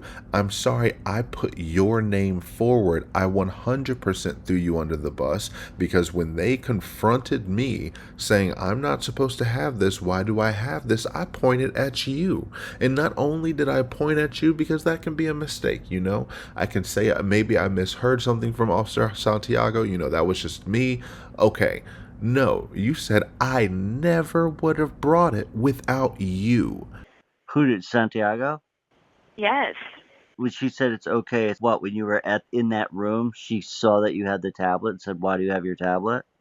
I came in the front door with all of my paper in my my tablet, and I went to the front desk and I said, how do I log on to Wi-Fi or whatever it is in order to utilize my court documents?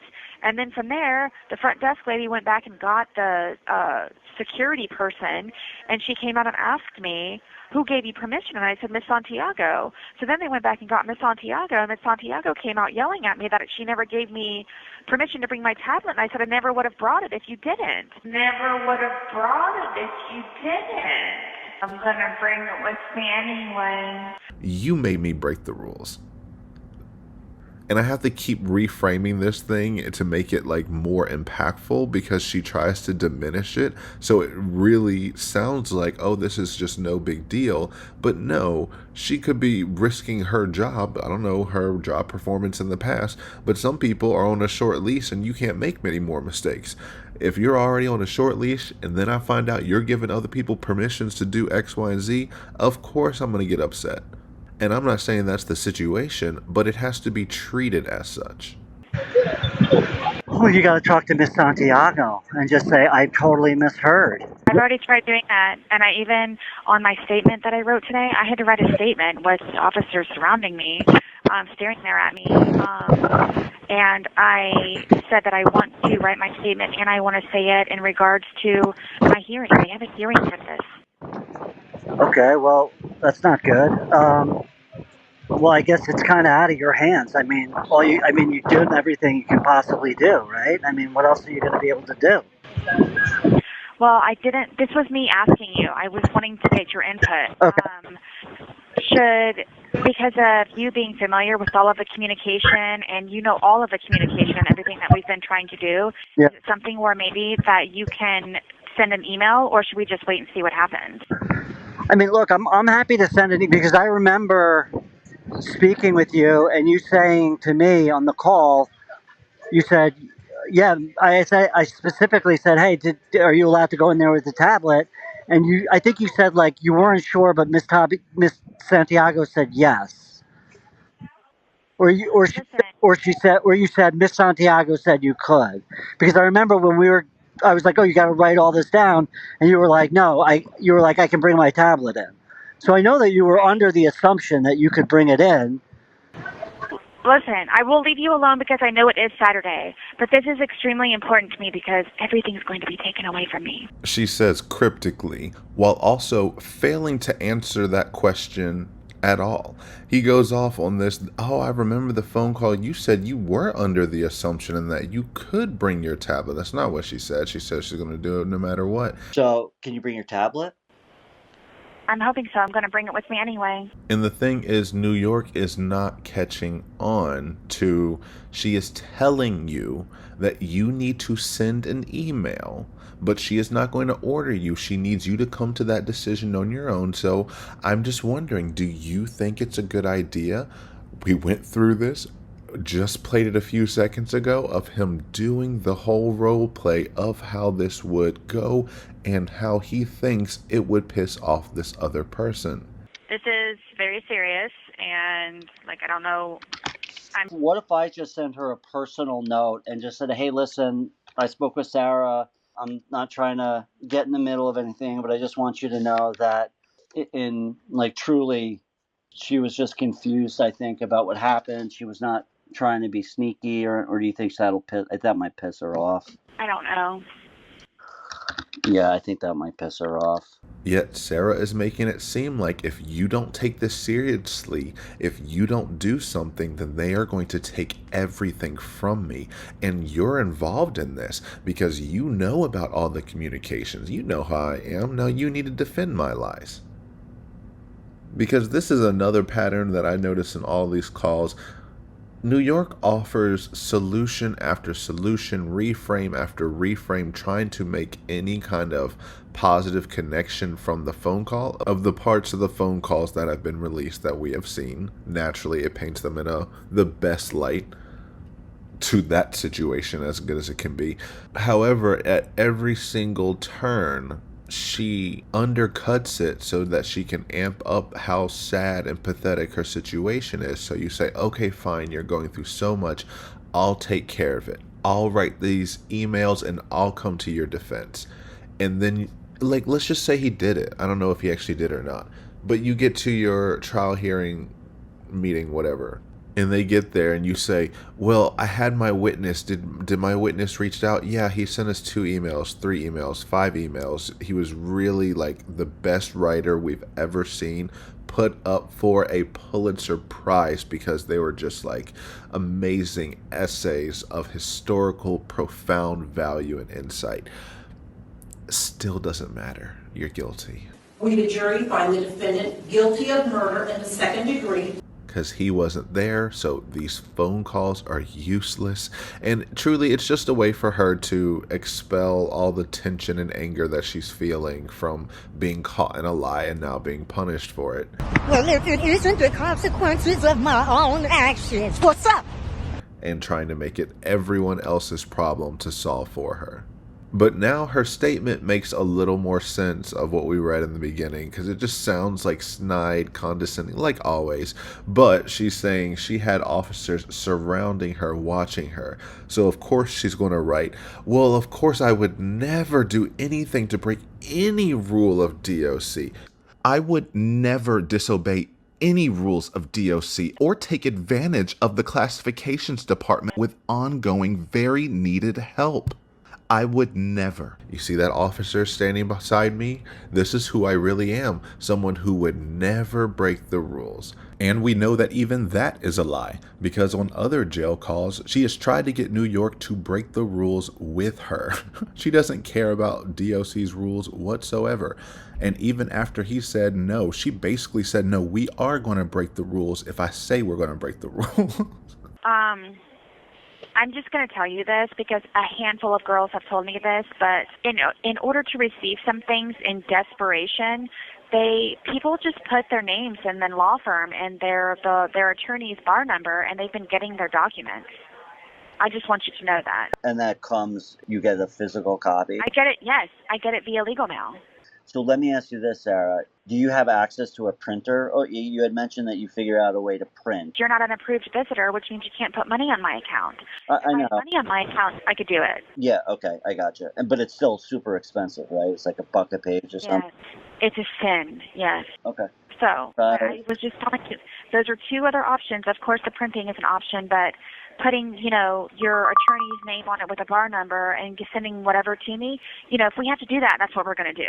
Yeah, Because a lot of people do it around here. yeah, I don't know about that, Sarah. I know, but I'm Right. just telling you, It's which is not- why I'm it's still waiting not- for our Hail Mary from the warden. I'm still waiting for her to respond, and nobody's done anything. So I think that this week we're going to know a lot more, and I think we're going to. Yes. We got all of our lines in the water, so let's just keep fishing here. yeah. Thank you. Yeah, because he said, I'm not going to go to jail, inmate, just to get you some paperwork. By falsifying documents, inmate Boone is being charged with 910 lying to staff member or others in official capacity or falsifying records. Falsifying records. And pretending to be a lawyer. I'm going to Mike Ross it. I'm going to pretend to be a lawyer. Why not? Just say you graduated from Harvard. Go ahead and take the stand. Cross-examine Brian. She wants you to do all of that anyway. Just so I can get you physical copies of documents you won't even use. And always just over-talking people. He tries to put out a moral conscience of, oh no, I don't think, I know. Because a lot of people do it around here. Yeah, I don't know about that, Sarah. I know, but I'm Right. just telling you. If you know, why'd you bring it up? I'm just letting you know, yes, you're letting him know exactly what you said half a second before that, which was, if we have to do that, that's what we're gonna do. If we have to do that, that's what we're going to do. There was no question about that. He said no, so now she has to say I know, but she will bring that up again. I don't know if it's going to be in any of the release phone calls, but mark my words, that was not the only time she brought that up. And it reads just as hollow and fake as it probably was when they saw her write it. It doesn't matter, it's Saturday, I'm working, so. Okay, well, whenever you have, however, a little bit of time that you can dedicate, can you please draft your email and send it to me first to make sure, it's okay? But yes, word is assumption. And the miscommunication from you, me, everybody else that was involved. Well, yeah, I mean, I didn't communicate with her at all. Honestly, I don't really know how, me saying that, I don't know how much that's going to help. But, I mean, I'm happy to do it if you think it will help. I just don't want to piss anybody off. Well, that's why I was asking first. Because, And get, my thing is, though, and then have her be like, oh, but you guys, yeah, go ahead. I know, but she knows that how much you've been trying to help me with getting my documents. In between, somehow one way or another, between the communication between you and me, you and her and me, and then all three of us together, I don't know how directly I came about from it. I can tell you exactly how you came about from it. It's because you decided to do it. I don't know if it was from you and her, me and her and me, all of us, all three of us together. It was not a group decision for you to blame Miss Santiago. That was a you decision. But you're trying to make it a group decision. I know this is so cyclical now, but every time I hear it, I can't. It's the same point again and again and again. And it just sounds as ridiculous as it always does. I'm like, can you hear the words that you say? Because you obviously can't hear the words that he's telling you. How many times he got to tell you, I don't want to piss this lady off? And then she revealed herself. What was it? So can you go ahead and send me the draft of your email? That is this phone call. Well, whenever you have, however, a little bit of time that you can dedicate, can you please draft your email and send it to me first to make sure, it's okay? But yes. That sentence right there is this entire phone call. Yes, I need to talk to you. I need you to take this seriously. I'm so sad. No. All of this was, I'm calling you because I need you to draft up an email to help me get out of my situation that I lied myself into. But she thinks she's Leonardo DiCaprio and thinks that she can incept all of these little images, all these ideas into your mind to where it's your organic feeling that I must help you. You've told me all the things you go through. Obviously, I will drop everything to write an email that will help no one. So I just thought from the point Well, of I never talked to her about it. I never asked not her about that about directly. it. Yeah. Not about that directly, but in the communication between the three of us, somehow I came to the understanding that yes, I could, and that's why it wasn't even that big of a deal. Yeah, and you, inmate, get to determine what is and isn't a big deal. Right. It's not a big deal to you because you didn't do anything wrong in your mind. And that just shows that you still don't understand the situation, which is why they punished you. That if any normal person were in this situation, they would have got off scot-free with someone side-eyeing them saying, don't try that again. But no, because it's her, she somehow becomes the victim in her own lies. And New York straight up says, I didn't even talk with her. He is way too gentle about this. I feel like Julian would have been like, that makes no sense. I wasn't there. I can't be a witness. Move on. But no, it's, well, we didn't really talk about that. Well, you didn't talk about that directly. Then it doesn't matter. If you didn't talk about it directly about the situation at hand, then he is not a witness to the situation at hand. It's funny because she comes up with arguments that would work if she didn't take the initial actions she took. She never comes up with a plan for the events that took place, but what the normal person would say after the fact. You can't clean up the mess after you made it. You can't falsely accuse and blame a correctional officer and then say it was just a misunderstanding when you should have had that argument from the beginning. No. So now it is a big deal. Okay. All right. Yeah. I mean, let me whip up a draft and I'll shoot it over you tonight. When I'm not home. I'm not going to be back till later, but once I get home, I'll whip it up and send it to you. So keep your eyes peeled. Well, think about it between I will. if you even can. And if it's something that I think you should you think that you should or should not, it's kind of one of those like sleep on it kind of things, but between now and tonight. Yeah, 100%. Okay. And I can't even begin to tell you. Do you hear me? Like, I can't begin to tell you. To tell him what? You've mentioned everything, and if you haven't, mention it all already. You want to mention it? Now we'll mention it. Mention it all. Mention it all, because you know what? Bitch, why do you keep stopping? She does this all the time, of the things I could tell you. One girl held up her pinky finger and said, "This is you," and then she said, "Now look at me." She said, "You don't have a chance." Get that. Well, she does drugs on her bed every day. The things I could tell you. I can't even begin to tell you. Do you hear me? Like, I can't begin to tell you. To just leave it with this amped up, this is only the tip of the tip of the tip of the iceberg. I had a lot to say. I didn't know how much I could say or how little I should say. So what I have here is, like I said, an edited version. But I would like to read the more important parts that I feel that everyone should know that wasn't said in my actual trial. This is just the tip of the tip of the tip of the iceberg. If only you had a modicum of an idea. And leaving it open-ended like that is an intentional way to say, no matter what you think, you're wrong. You have to believe me anytime I speak because you just have no idea. What would happen if we did? And this has been the whole thing. What happens if we completely understood your perspective to a T, saw everything in the exact same way, light, and manner that you see it? You still did the things. You're still guilty by all technical definition. Even if we understood and agreed with you, you're still guilty. We, the jury, find the defendant guilty of murder in the second degree. Yeah. So the pretrial conference went well, though, huh? Get used to disappointment. Well, we got half of our motions were granted. My financial affidavit was granted, and then the sanctions for not including me in the mandatory meeting of attorneys. And the other thing too is when the judge is asking you for your parenting plan, which just the way it was written really kind of leads one to believe that she's very open to you submitting a parenting plan for her consideration. Yes, I have to do that. Yeah. So that was really positive. Yes, it was. And you have to understand, you were not in there with me with that on this call with the tablet, looking up everything and saying everything that I did. The fact that she listened to me and she awarded us this 30 days extra to actually get this done. Girl, that's called an extension. You didn't get awarded anything. She always overinflates everything. We got half our motions granted and he was sanctioned. None of these are correct. You got, I guess, like, what is it? Procedural relief.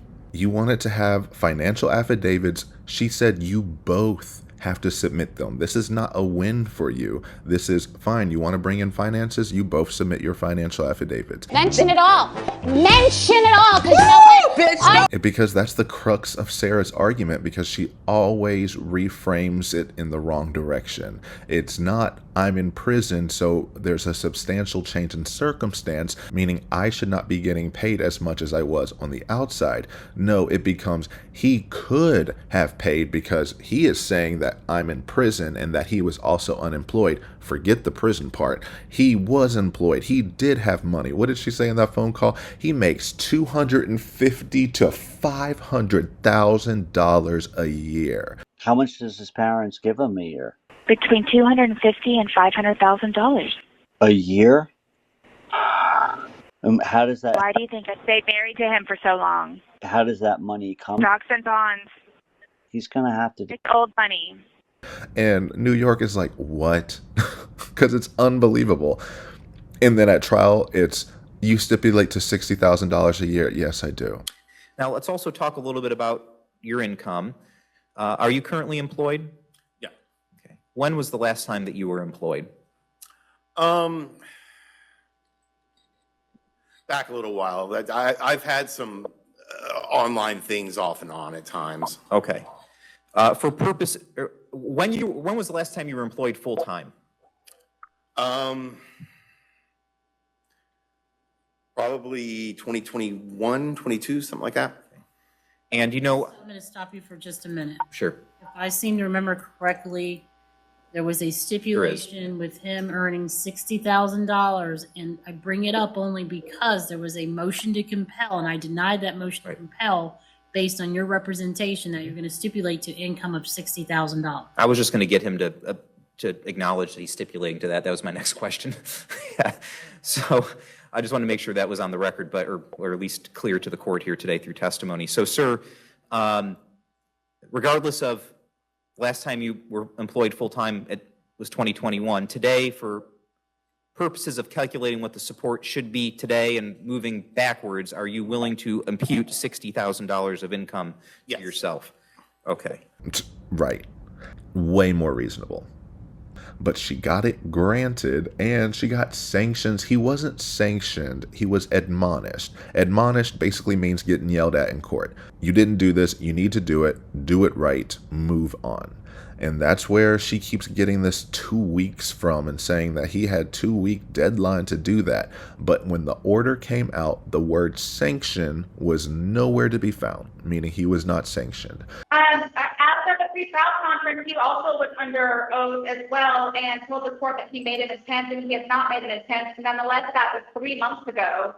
And you did give them verbally a 2-week deadline. And again, verbally, his counsel volunteered to Right, Ms. Boone, I cannot enforce any verbal statements that were not in an order. I specifically put in the order because there was no motion at the time. We did address it, and I did want there to be note that we addressed it, but there is no specific order requiring Mr. Boone to do anything by any specified period of time.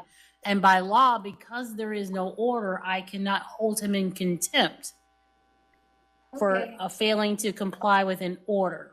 So all she did was, like she said, make note and admonish them during that hearing. Now, what Sarah needed to do to make this outcome happen is if she had submitted a motion for visitation application before that hearing. She's brought it up a million times in all these other hearings, but she has not submitted a motion to compel him to submit a visiting application. If she did that, then at that hearing, that motion would have been officially discussed and they would have had that conversation, and the final order of that hearing would have had to address it, and thus it would have been in there saying, motion to compel, submitting housing application granted. And then if he didn't do that, not necessarily, probably wouldn't say 2-week time, but if he had not done that by the time you got to the final hearing, then he could have been sanctioned for disobeying an express court order that was addressing a motion she would have submitted.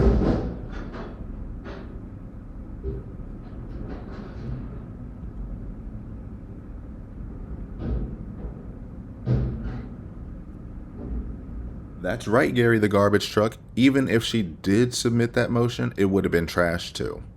And for those who don't know, I live next to a train station, an airport, a fire station's down the street, and the dumpsters to my apartment are across from the back of my apartment, so you can still hear Gary being loud as whenever he shows up. However, she has to reframe these as victories, and it's fine. You can take them as little victories, but see them for what they are and the weight and significance they actually have. And this is her tactics all along. She tries to collect little victories, thinking that wins the overall battle. A victory indeed in my battles, in preparation for the war on the horizon. I will not creep away as I continue to be brave and fight on.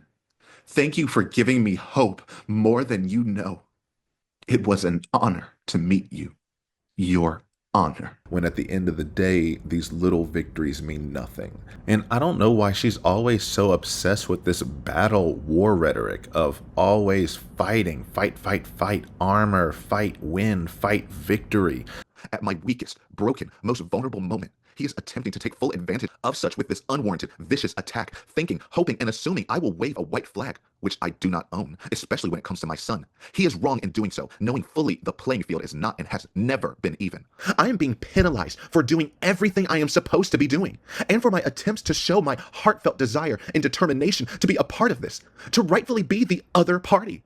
If I have to go through this too, on top of everything else I will and am, it should not be held against me to correspond, make my basic requests, and ask questions, to choose the correct armor of choice for this mediation, an ongoing battle so I can confidently explain myself and fight for my rights, and to be the mother I am and will always be.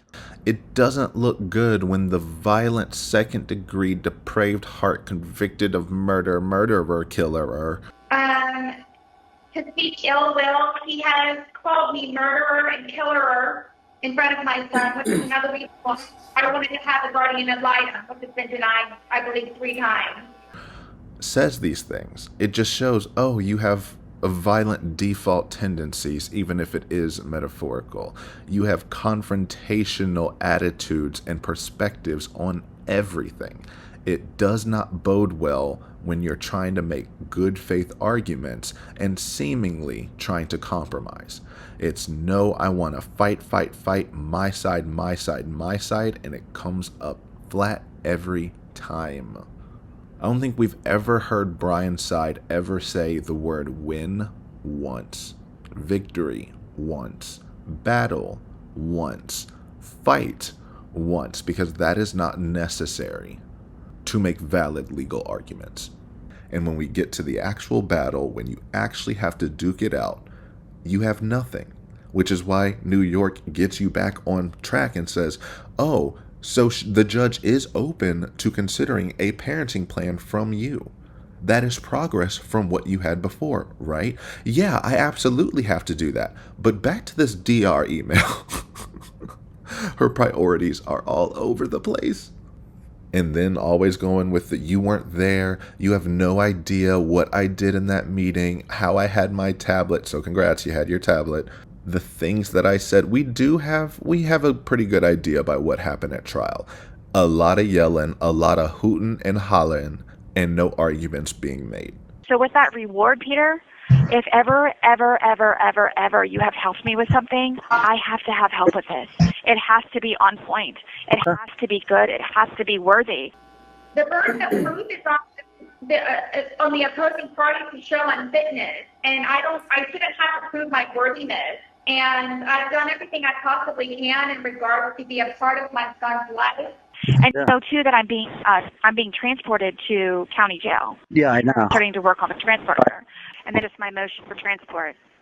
Okay. I thought they weren't transporting you. They weren't transporting me. And to be honest with you, Peter, if you're asking me, I'm so torn between this. Like, I'm hoping, okay, I don't want to be transported, but I do want to be transported. If I do get transported, of course I am in the courtroom and it's a completely different experience. If I'm not in the courtroom, I save my bed, I save my position in the program, I save everything here. And don't get me wrong, and alimony are worth, uprooting and so on and so forth. For no doubt, no question. But my thing is though, for me to have to go all the way to county jail, all this and everything. And I think right now at this point, because it has to be scheduled so far in advance, I think I'm past the point of even having the possibility of being transported. So my thing is, with me sending this transport motion, I think if anything, it just shows my determination and eagerness to the judge and the world, and eventually he'll see it also, or hear about it, that it's a good faith effort yet again on my part trying to be included in my case. Mm. So what are your thoughts? A few moments later. I mean, I would, if I had a choice, I'd try and make every effort to go. Yep. Okay, well, that's what my heart was telling me at the same time also, and this is So I will help you as much as I possibly can, but I do have to go right now, Sarah. But I'll shoot you that. I know. I'll shoot you that email, and we'll circle up and That's fine. yeah. I'll call you tomorrow sometime. All right, sounds good. Thank you. All right, take care. She always cuts them off. It's so weird. Like, well, I do have to. Yeah, I know. Well, then why have you been going on for an ever and a day? Okay, if you know everything, why are you waiting for me to respond? Because if you're not responding positively, she don't care. I don't care what's going on in your life. You never really hear that, which, I mean, makes sense because they're the ones releasing the calls, so I'm sure it's on other calls. But she's never really reciprocal in the way of, what's going on in your life? Talk to me about what's happening there. No. If you get into your personal life, she has to cut you off and said, yeah, I know already, okay? I need you to dedicate your time to getting this done, and I'll talk to you later. Thank you, because that shows you know how grateful I am. No. But yeah, that was that jail call. And then there's just this like 2-minute section from another call that I heard. I can't remember which call it was, so that's why I'm not going to go search for the whole thing. But it dealt with her talking to Miss Santiago after the DR. And she's just, flippant about it still. So might as well look at that before going on to the next section. I've sent 2 inmate request forms, and believe it or not, I actually had a 2-hour meeting today with Santiago. Oh man, she came out of the gate with horns and sharp teeth and claws and everything, thinking that I was mad at her over the DR. And I was like, look, I don't care about nothing. It's under the rug. Let's just go ahead and keep going forward because you're still going to be my classifications officer, and I'm still going to be an inmate needing your help. So whatever it is, it's over and done with. So I think she wiped the sweat from her brow, and she wasn't even going to take me back to her office. But I said, do you have 10 minutes, please? Because no one else is helping me. And so I told her that I have put in, let's see, I think I'm at 11 inmate request forms to the classifications department to view my USB. And, of course, she points her finger at everybody else but herself. What? She points the finger at everyone else? You're in this situation because all you do is point fingers at everyone else but you, which is why it's always insane when you say when people are pointing fingers at me, 3-point back. I am not the problem. And if anyone were to slip on my slides and have to experience, tolerate, deal with any of what I have and am, would bravely be doing the same. Don't knock it till you try it. 3-point back. Race to the pulpit. She was screaming at him already at 7:30 p.m. She was already on her bully pulpit. And we know she doesn't need to put him into the coffin to get on her bully pulpit. There's video after video of her on her bully pulpit telling him how it's going to be, how you're going to live your life. Go take a walk. I promise you, I used to choose. Go for a walk. By myself? Yes. No. Go for a walk. No, I'm just gonna chill out. If that's the case, I'll just chill out. So much, like, this.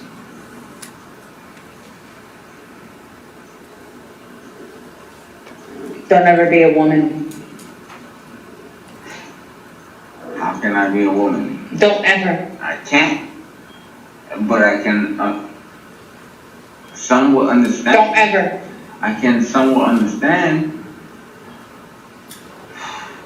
Do this, do that. You don't have to accept anything she said. Exactly. All you do is point fingers at everyone else, and all the evidence shows is that it points back to you. That's crazy. This whole section, it flips and flops and contradicts each other. First, Santiago comes out the gate, claws, sharp, mean, da-da-da-da-da, but then she wipes the sweat off her brow because she thinks I'm mad at her, and she's relieved because I said, it's whatever is done, I don't care about nothing. It's all over and done with now. You're going to be my classification officer, and I'm still going to be a needy-ass inmate. And she does this with every issue in her life. Just because she's done with it now, she's over it, meaning everyone else has to drop it now. She even did it way back in that body cam footage when she's getting George arrested, and pretending that she doesn't want to get him arrested after she called the police on him twice in one day. Babe, I had no idea. Jesus Christ. Babe! Stop screaming at him. No. Go back inside. Sure. Go back inside. Hold up, wait a minute. Y'all gotta go. Okay, Hey. it's done when it's done. Why are you screaming for? You need anything with me? I need you to go inside like the past 5 minutes. We need the phone number. Goodness gracious. All right, go. George! And then yells at the police, oh, it's over and done with, so you all can go home, because she got the reaction she wanted. Everyone's scared shitless. He's acting better now. He's trying to talk it out. Now she's done, so everyone else has to be done too. She said the same thing at sentencing. His family, they're all asking me why this happened. The why doesn't even matter. It happened and it's over, and we just need to move on. I'm sorry. Words do not define my shame. And notice how she only said shame. Not guilt, not remorse, not regret, not empathy, not compassion, not anything. The only thing she feels bad, the only thing she feels she can't put into words is how much shame she feels. What's the difference between shame and remorse? Because they're not the same. Shame asks the question, what does this make me after doing something horrible? It's an ego-driven question. What is my perception? I feel shame because you perceive me differently. Whereas remorse asks the question of, what did I do to George? No empathy for the horror he went through. She said multiple times, this is horrific, but she's never said it was horrific for him. I did not zip it up all the way. This is horrific, okay? Horrific. It is terrible. Yeah, Horrific. I don't think I'll ever be right because of this. Ever be right. Dealing with everything else that I have in my life, personally. And then this, whom I loved. It was horrific because she had to find him. It was horrific because she had to pull him out of the suitcase and attempt to do fake CPR and then get judged for it, and now having to deal with all this. 1, 2, 3, 4. 1, 2, 3, 4. Please hurry. Right, okay. Horrible. This is horrific. What happened? What happened? That is what is horrific in her mind. No empathy for George, no compassion for George, and no grief. And when you can't feel grief, you can't feel remorse. She feels nothing for his death, aside for the fact that she got in trouble for it. It truly would have been better if she just spat in their face instead of giving this statement. I don't know what else it is that I can say and convey to the Torres family how this happened. The ifs and whys and how really don't matter. It happened, and I'm sorry. Words cannot describe. And I hope that everyone can forgive me, the Torres family most of all, and his daughters, because I know what he meant to them. And I don't think that anybody ever understood what he meant to me and I to him. And I ask for forgiveness.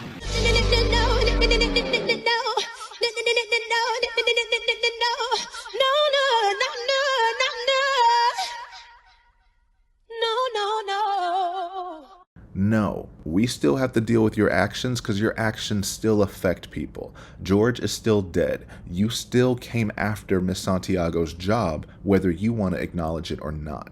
You falsely accused her. The reason she's coming out the gate sharp, I don't believe this. Believe it or not, I had a 2-hour meeting.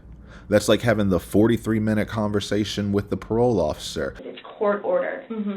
where it took them a while to get used to it and understand. They're not messing around. I even went down and met his probation officer, which I say she's wonderful. That's one of my questions too I need to talk to you about. Hugged me and said how much she knows that I take care of him. She called me personally one time when George was at work, when he was working. 42-minute phone call. She and I just saying how grateful she is that George has me. And she knows how hard I'm working to help him, just as she is and just as the classes will. Where she was just telling me how amazing I am. No, it's you drag people into these conversations that you will not let them leave. Also, George didn't have a phone, so you were literally the only person that she could call. Do you have a minute? Because no one is helping me. I wonder why. And gave me inmate request forms to send more to the law library. I'm already waiting for the law library to give me access to copies. That's priority right now. And I told her, I said, this USB at this point, which has already been paid for and you guys have almost had for 3 months, is obsolete at this point. There's nothing that I could have applied. There's nothing now that I could have applied it to my pretrial conference, my pretrial statement, and now I'm getting ready to have it for trial, but I've already prepared without having any of it. She's like, yeah, you're right. So I've never gotten my USB access. And now I think I've got 37 exhibits, and it's just paper.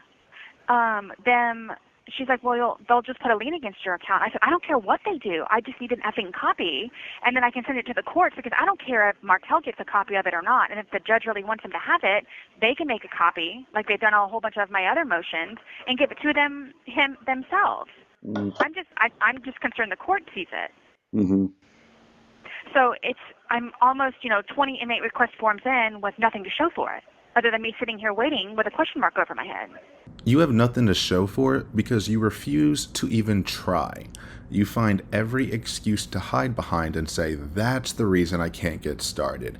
I need this USB, but the USB is obsolete anyway. So I'm mad that I don't have it because it's absolutely crucial, but also if you do give it to me, it's useless. So I still need to complain that it's your fault because it has all of my discovery, all my paperwork, all this, all that. She does this nonstop. She never says a specific anything in there. Is it an exhibit? Is it paperwork?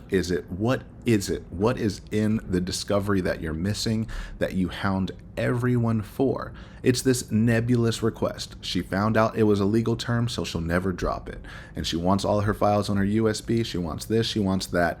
Does nothing with it once she gets it, but can use the excuse that it took a while or it was a hassle to get to her. Why? Because she's in prison for murdering someone, and so that it's your fault.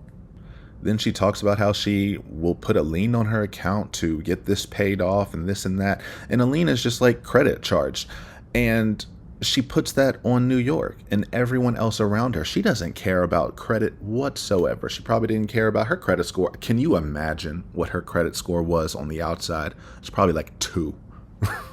So of course, she said this in calls before, you're paying for it? So yeah, go ahead and put the numbers on. I'll get someone else to do it. And I would like to explain to you when I requested stamps from you, by the grace of God, things like this, I have a lien against my account. So when and if whoever puts anything on my account, it's deducted from the amount that people give to me, So I have, I think, probably about $7 or $8 already as a lien against me regarding medical and for stamps for legal mail. But by the grace of God, they pay for this. Like, this will be paid for also. But when I was asking you about stamps... Who pays for it? They put a lien against my... It's like they bill me for stamps, legal mail. I got it. But the stamps that I was talking to you about, yes, I need real stamps. But the stamps I was telling you about is I need credits for my tablet or otherwise I won't be able to write you guys back. So when you have gotten on me about not replying to you properly because you don't know what I'm talking about, it's because I've had to go through however many messages that we have written between one another to find an automatic reply so I can use that stamp because I don't have any stamps. But the problem is I'm not freaking approved, so I can't put anything on your books. No, you can give me stamps, though. How? the credits that are on my tablet. Now, I don't know how to do that. You're going to have to ask me, please, because she just threw me, I think 10 of them the other day that she and I had already blown through, but there's a way that you can do it. I just don't know how to do it. Then why are you asking for it? This is what she does all the time. She makes these requests. You have to do this. You have to get me the hot meal. You have to do this. I don't know how to do any of this, but I know it can be done, so it's up to you to figure it out. Oh, okay. So really quick, before I forget. Please, if anything, may I have one hot meal? May I have a hot meal in between of all the visitations? Yes, but we got to get on that list first to be able to do that. Don't have to be an approved visitor, but you have to go and you have to order it. Okay. I just found out the other day from the girl because I was upset and she's like, "Are you okay?" And I was like, "No, I feel really bad." And then she's like, "You know, you can get a hot meal in between of everything." And then she explained it to me, but you have to go on and do it. The girl that I saw one time, she got the nachos and the chicken tenders, and it was freaking gigantic. So I can eat off of that for maybe like a day and a half. Like, say some of the chicken tenders in a Ziploc bag and eat off of it for a day or two. Okay, so you want chicken tenders, nachos. Yeah, it comes together. I don't have any other information. I don't know how much. I don't know anything about this. Why? Because you have an internet and you have everything. So I'm just going to ask for more. You actually have pen and paper and stamps. I don't even have that in here. So I have nothing. So you have everything. So when you show me that you have something of your everything that I can have, I'm going to try and take it. I'm not trying to look a gift horse in the mouth. I'm just trying to take the whole mouth. Wow. And then she'll complain to Brian, "I'm in the negative because you won't give me commissary." Send me money, send me money, send me money. But the biggest issue in this is her exhibits. They're all paperwork, whatever. I don't care about Brian's side getting. I don't care about Martell getting it. If they want it, the court can print it out for him. Hi, fun fact, not how the legal system works at all. You don't get to just say, "I'm just focused on getting this to the judge, and if the other side wants it, the court can copy and send it to them." Is that not the argument you have made for years of how dare people send things to your lawyers and not you, send things to everyone else and not a copy they would have had to pay to print and send to you? That's it?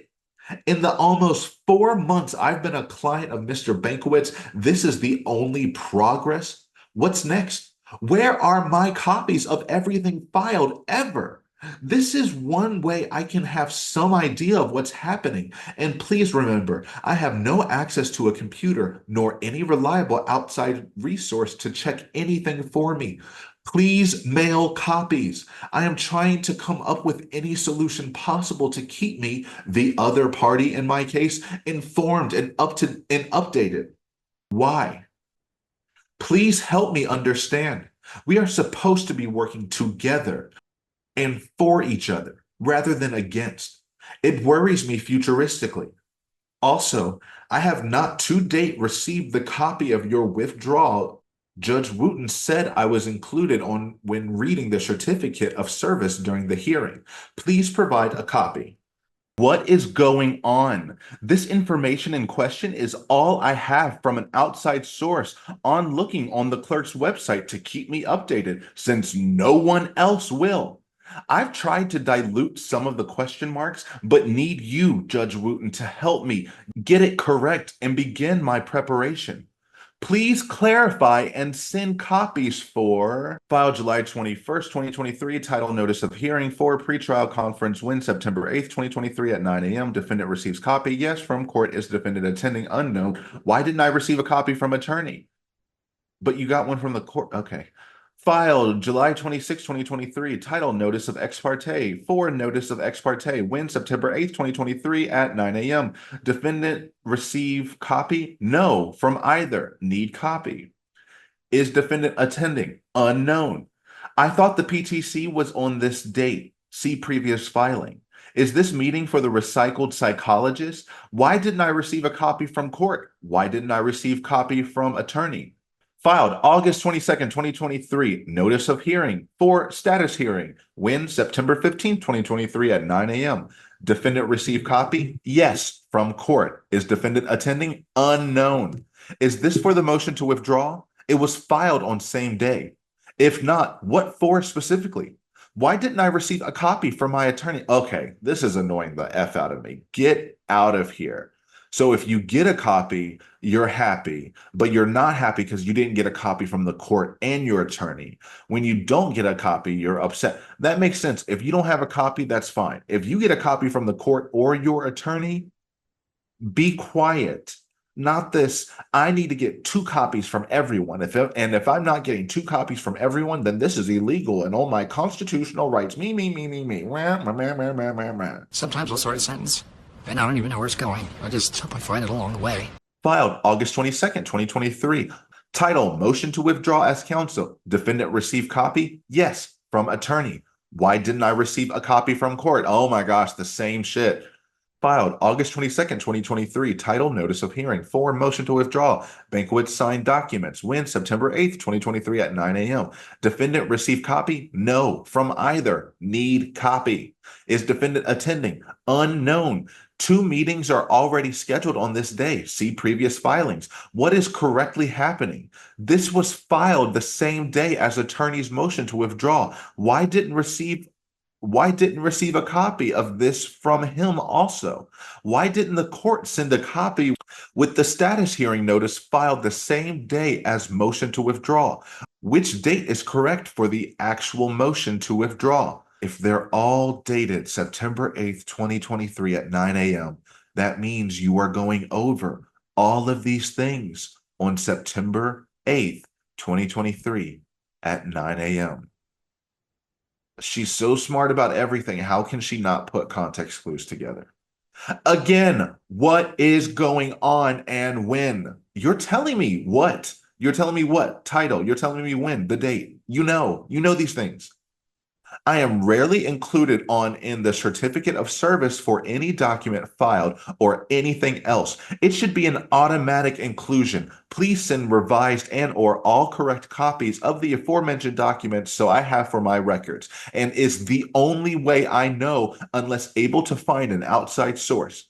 Again, receiving copies of notifications, updates, schedules, everything to all my meetings, conferences should be automatic so I know. It is my right. Please include.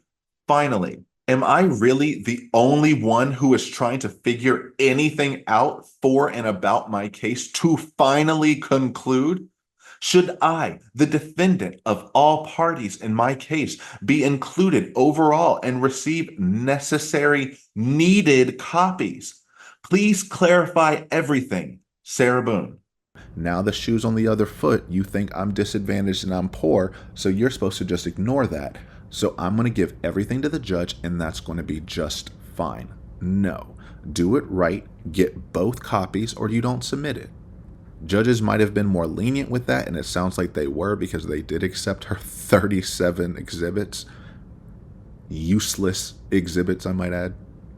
But then you just hear the hassle she went through to hound people, to print off, to get this, to get that, knowing the entire time nothing was going to fix this, nothing was going to help, nothing was going to save you. But if you only see how determined she is, and she has something to show for it, then that means she wins. She said that before in the past too, of like, we need to go to court so I can report and have things to make the day count. I feel it more important also to communicate to everyone so you understand the undertaking it is for an inmate to attend court and why it is so important to me to have progress to report to make the day count. And thinking that making progress in these little meetings are actually making progress in her case. No. Work on the arguments that have been in front of you since the very beginning. Why do you deserve alimony? But alright, so that ends the section that I originally covered in the 10-hour video. Obviously, I expanded upon it, but that's as far as we got to my original DR Saga video.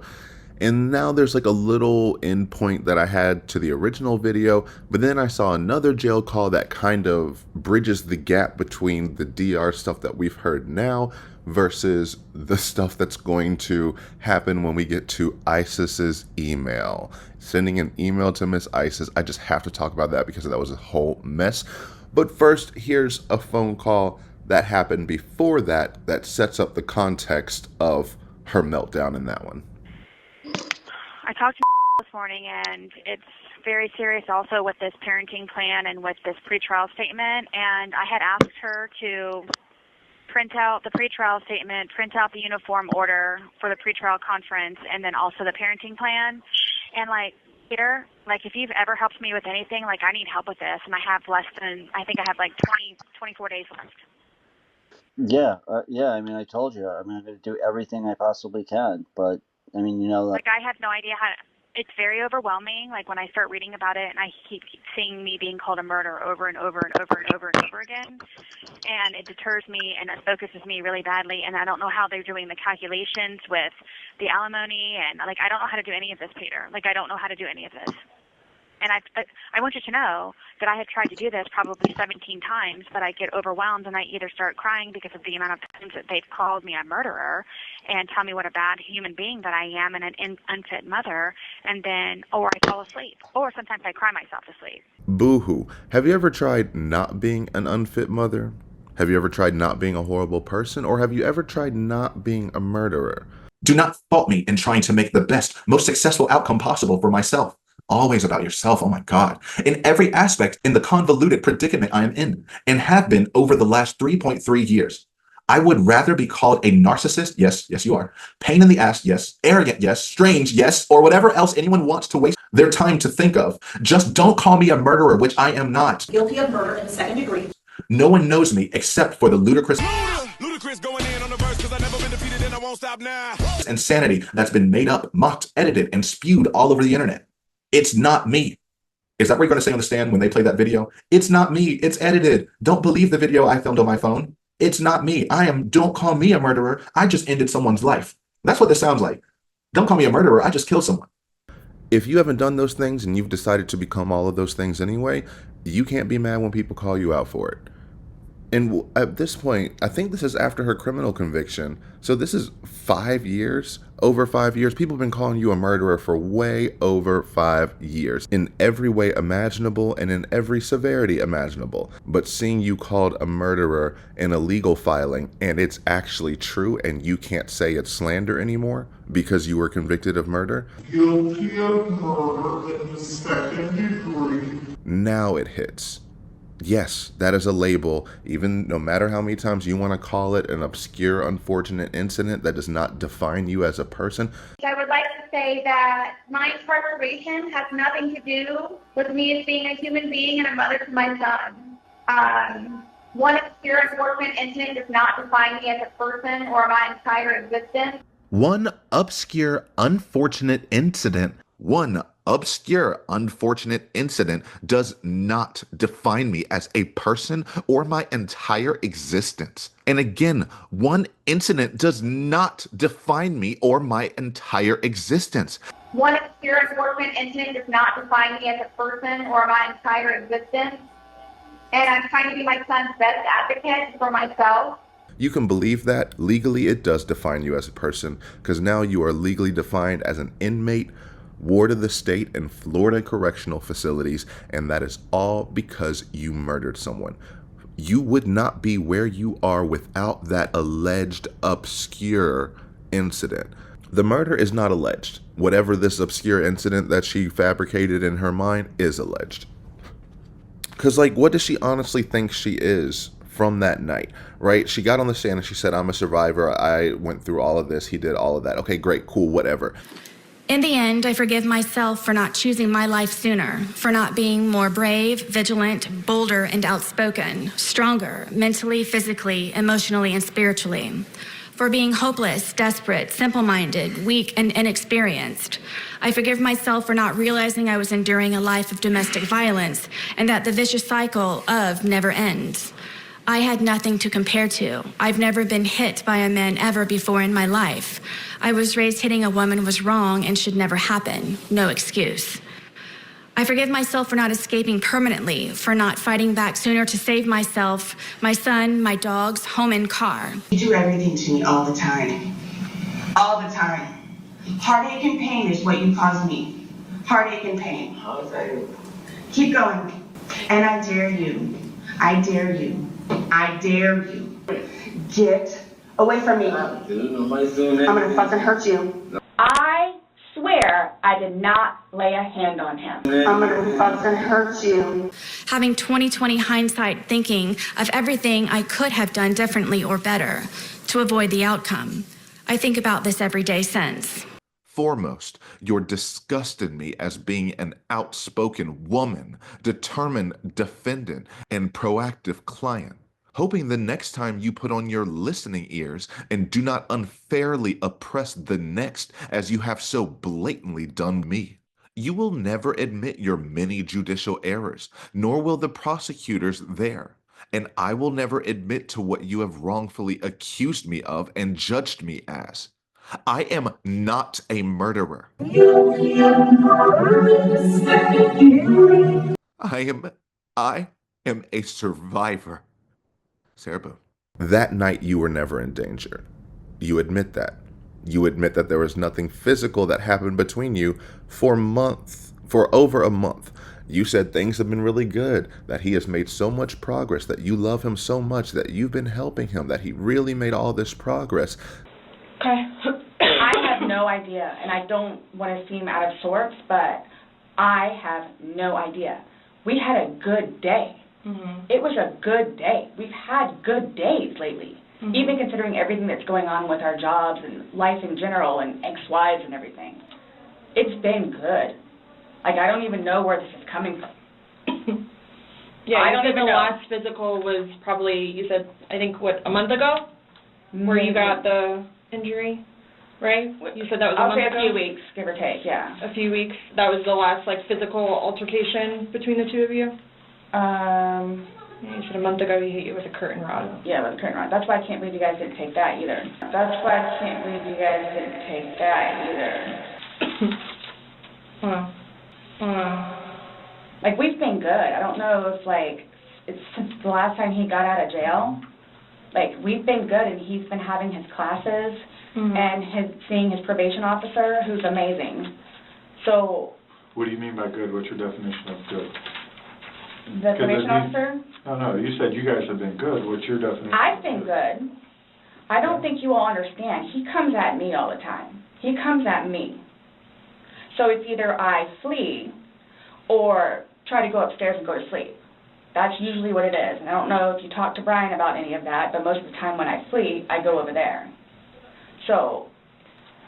Right, but you're saying that you guys have been good, and when I asked you yesterday, the last incident that you could remember was the curtain rod incident, which you said was a month ago, so... Give or take. Right. So what do you mean by he comes after you? Like, he gets belligerently drunk. Her main problem is she can't stop. Okay. I mean, she can't go out and have a glass of wine with dinner. Right. That's not a thing she can do, because once she starts drinking, she will continue drinking basically until she out. Did they both drink a lot? Yes, Yes. Okay. in excess. What? In excess. They didn't drink to drink. They drank to sunrise to sunset, all the time in between. Okay. They almost always seem either like tired or like tweaked out. Tweaked out? Yeah. Okay. I do know that I have seen both of them intoxicated as early as 9 o'clock in the morning, and I mean staggering, falling down intoxicated. Both of them. Sarah was actually wandering around the property very drunk, barefoot, not properly dressed. I'll say it like that. How did she sound? She sounded like crazy, like she always did. Like the way they presented themselves, they were always drunk, like I was saying before, like always, like sun up to sun down type, like all the time. And it was like, I guess people just didn't really want to interact, because it's like, like, I don't know if you all have looked through my phone yet and seen any of the pictures and the videos that I have taken. And at one point, I started documenting everything. Okay. So you all will see in my pictures bloody fingers, split foreheads, he split my nose. I've got this. Right. I don't know if Brian told you about it, where I had to have almost what? I had one really bad surgery, but then it got really, really, really, really bad where I had to go like 4 or 5 more times afterwards for them to tend to it. From him poking me in the back of the leg. Right. So it's... Then why are you still with him? Everybody asks me that. When I tell you guys this, I really love him. Like I do. And I feel like I can help him. Like I feel like I could help him, which I did because he came a really long way from where he was in Philadelphia to moving back to here and to dealing with everything else that he's been dealing with. I've really helped him. Didn't even sleep last night. I miss him a lot. I mean, is there any chance it got to be too much for you and you couldn't handle taking care of him and... I never stopped. Trying to... I never stopped. That's what I'm here for. I never stopped. I'm here now because I'm still trying to help him. Yeah. We just don't... I mean, it's unexplainable how he got these injuries, and... I have no idea. You were the only one with him. 100% right hand to God. I have no idea how he got them. Nobody touched anybody. Nobody touched anybody. You made those injuries. I did. We've seen the photographs. Yes. We see the bruising. Is that from that bat? Yes. 100% right hand to God. She reads her Bible and then this and then that and then this and this is why she's here and all this other mess and everything while she reads her Bible. Bible. I have no idea how he got them. Nobody touched anybody. Nobody touched anybody. This and a that and a this and a that. Everything points to you being safe that night. Happy, good time. Obviously, it was all a lie, but none of it showed you were in danger. He nor I. Well, he's dead as a result Laid of your hands action. on each other. He is dead as a result of I your understand action. that. That's why You two didn't lay hands on each other. No. No. I don't have anything. You're right. He doesn't. Whatever that is, whatever it is. He does. See, this is what happens. It's not fair that you guys, just because he has those, automatically blame it on me. So the whole survivor rhetoric that you tried to throw out in court, it's literally you just reversing it of being like, you can't call me a killer because I survived getting hit once. It doesn't matter if I hit him first, doesn't matter if I strangled him first, doesn't matter if I slashed him first, doesn't matter if I hit him with a fucking car. There's a person, I can't remember, somebody seen him because he was on a bike one day. And he told me, I can't remember the person it was, because he was on a bicycle, and she hit him with the car. And I can't remember who the person was, and he told me. Okay. Have you ever seen any marks on George? Yeah, around his neck, eye. Like what kind of marks? Like, the time she hit him with the phone. Okay. He had a black eye, scratches all over his neck. I'm the survivor in that relationship, which is true. She did survive. No one was trying to take her life, so that's not shocking. But also get over it. I've tried 17 times, but I just get overwhelmed from seeing myself being called a murderer. Okay, then give up then.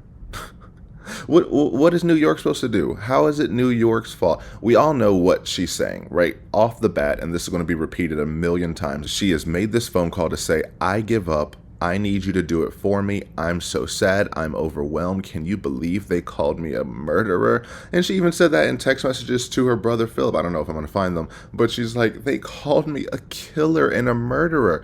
Did you really put $50 on the tablet for messages? I could use that for my commissary. Brian is refusing ongoing a month now, and I need stamps. He won't give me because he knows the paperwork is about him to the judge. He's told me 4 months he's ordered effing coffee. He just called me a murderer on the phone this morning after messaging him, trying to get him to add funds. He keeps telling me he did or is. Just transfer some from the credits if you can do anything at all. I'm in the negative $49.25 anyway, so I'm probably too far gone at this point. Sad, tired, WTF.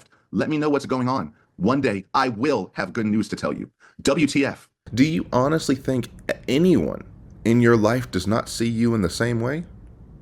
They may not see you as a vicious, intentional murderer, but you are a killer, an individual who kills someone, and not in self-defense. But every time she starts a phone call, and that's how you know every phone call where she wants New York to do it all for her.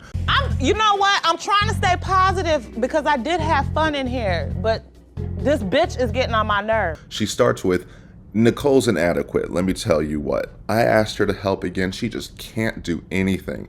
And what is the anything I'm asking her? I'm asking her to print off the pretrial statement, print off the uniform order for the pretrial conference, print off the parenting plan, and she's still not getting it perfectly right? Like, what is going on? She only has her own life that she deals with her own family responsibilities in another country. How can she not dedicate even more time to me?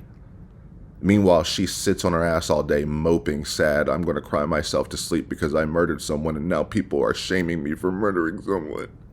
Like, that's not even a good excuse. I've tried this 17 times and I can't do it because I'm overwhelmed by reading the word murderer. How about you focus on what you can focus on, which is your arguments? You've never made one? Because her whole frame of this is, I'm not actually arguing a position, I'm defending myself against their attacks.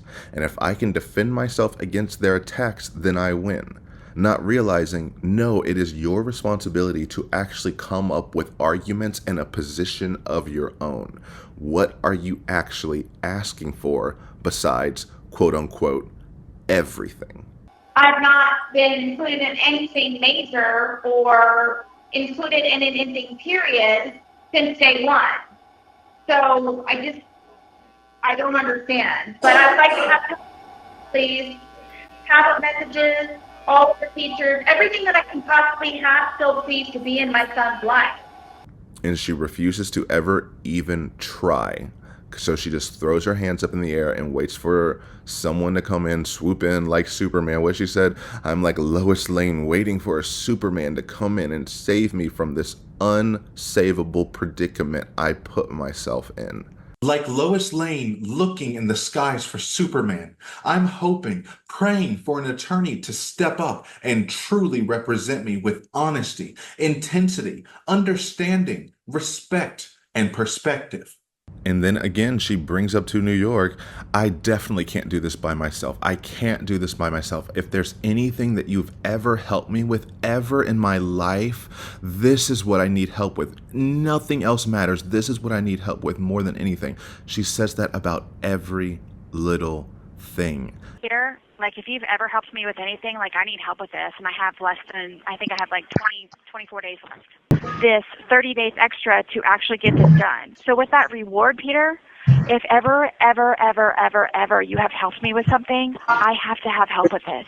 It has to be on point. It has to be good. It has to be worthy. It is all a catastrophe. It is all overwhelming. This is the last straw. Everything is, I need your help with this more than anything. That is exhausting. And in this, she says she has 24 days left. What we just covered before said she had 25 days left. So this is within 1 to 2 days after this prior call, give or take. And every single time we start a new phone call, it sounds like it's the first time they're covering these issues before.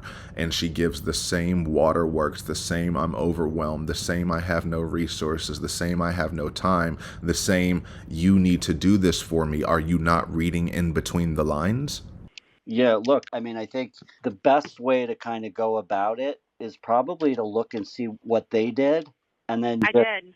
Yeah, and then just kind of write your thing and counter off of what theirs is saying. Does that make sense? I've tried to do that, and I have no idea what I'm doing. Okay. Like, I don't know how to calculate what they've calculated. Like, I don't know, I don't know what to, it's very basic what I can do with this, and it's going to be, well, you have to understand, Peter. In the calculations, we can kind of do that after, but all the other stuff, the parenting plan and this is what is my foundation for my entire trial. So, which includes my alimony and my child support. So these are not things that we can just take lightly. Like, I have to do this, and nonetheless. No, but I'm talking about the parenting plan. I'm talking about the parenting plan and the pretrial memorandum. Well, you don't have to do any math calculations about the parenting plan, right? I don't know where that's coming from. She doesn't know where it's coming from because they're having two different conversations right now. She's not listening to him at all. He's trying to tell you, okay, yeah, you have a lot on your plate, so take it bit by bit and look at the parenting plan. You don't have to do calculations. She's over here trying to make everything larger than life. He says, you need to look at what they did and then just try to counter it. Well, I don't know how to do that. So instantly giving up. And I mean, that's what they end up doing at the end. I've called that out before in the past. And now we have confirmation that it was exactly their game plan of they just copied whatever Brian did. However, they didn't copy. I'm going to say she never copied the right part. She focused on the wrong thing and was hyper fixated on what she perceived to be insulting because she's only ego driven and didn't actually counter their arguments, but just highlighted them. It would be fundamentally unfair to reward former wife with fees or to sanction former husband when she herself has flouted significant obligations under the very same final judgment she seeks to enforce. Petitioner cannot, in good faith, request a downward modification while simultaneously standing in violation of the very court order they now seek to alter. So she thinks she's clever just trying to mirror it, but what she's not seeing is how both statements line up. He's saying you're in violation of the order you're trying to enforce, and you're saying he's in violation of the order he's trying to alter. So both of you agree that each other is violating the current order. However, one side wants to apply sanctions and punishments to the other as though they were the only ones breaking the rules. It would cut both ways if you want to punish someone for not following the current parenting plan. However, if someone is not following the current parenting plan because they seek to alter the current parenting plan, that's exactly what the courts are for. Comes to the court with unclean hands. You nasty. And may be denied relief. 56. Similarly, here, former wife's hands are unclean. Little nasty. She has not, quote, done equity toward former husband or the child. Equity should therefore bar her from recovering attorney's fees or any affirmative relief until she has purged her own defaults. Equity demands that one must come before this court with clean hands, and the petitioner's non-compliance bars them from the relief they request until such arrears are addressed.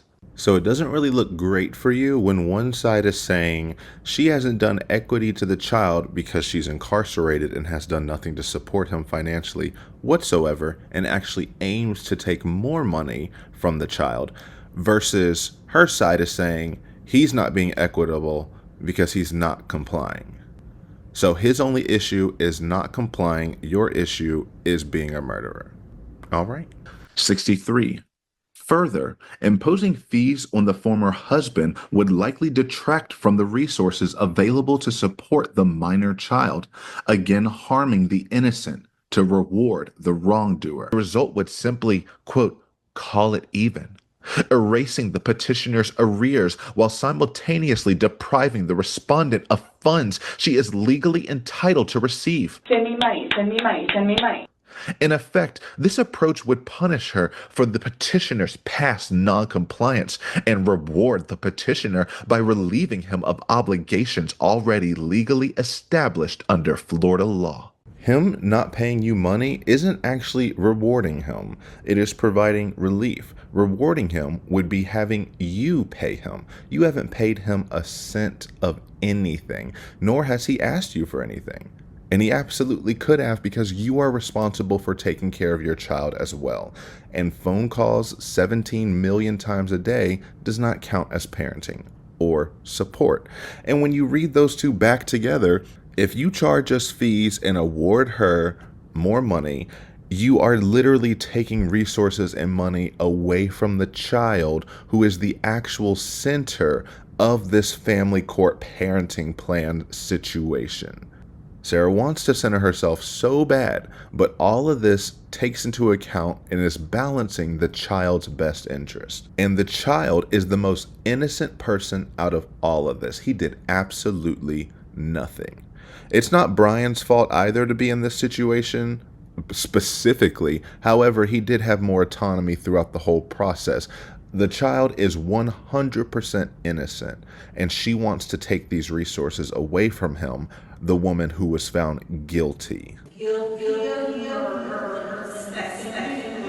So how does she flip it? She says, he just wants to call things even, which would be punishing you further. It's not punishing you by not giving you something.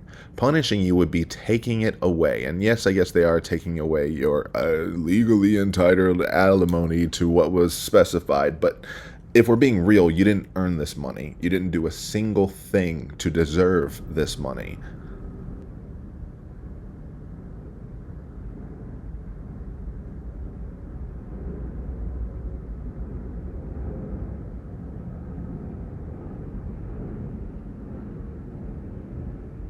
Good point. That is exactly right, Paulino. She is the one continually punishing them by forcing them to care for her in ways that she can't care for them, even though she put herself in that position. And she doesn't address the child at all here. She never once has ever addressed the fact that giving her more money would be taking money away from their son. She goes immediately to, you're depriving the respondent of funds that she's legally entitled to. Well, if you were a good mother, wouldn't you want that money to be used to raise your child?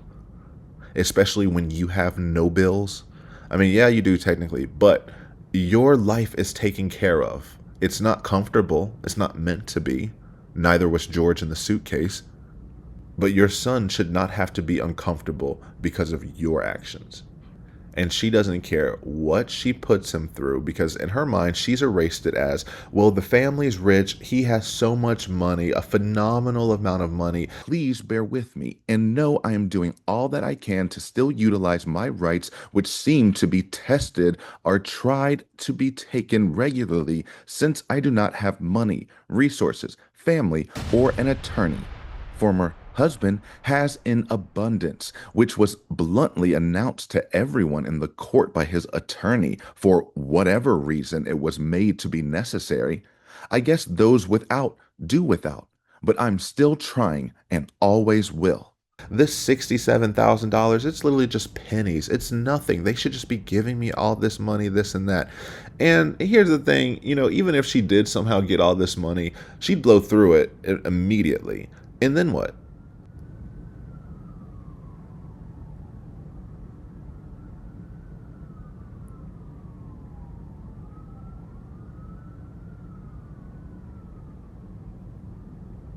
Hear those sirens? Sally says she will be coming for you after you waste all that money and then beg for more.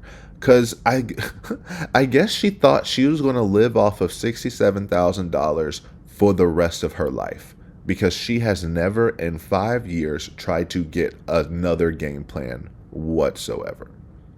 And it's funny that she wants to highlight that calling it even would be rewarding his wrongdoing, where Brian's side called her the wrongdoer, which is the truth. It's like, even if you want to say Brian has done this and done that wrong, in the grand scheme of it, he's a great father given the fact of everything he's had to deal with, especially dealing with you. Whereas you, as a person in total, are a wrongdoer. You do wrong things constantly.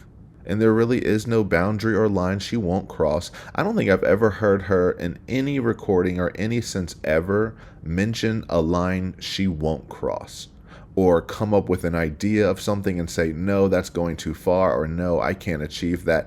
Plan A is plan A, and plan A is going to be the only plan. And if plan A gets someone killed, so be it.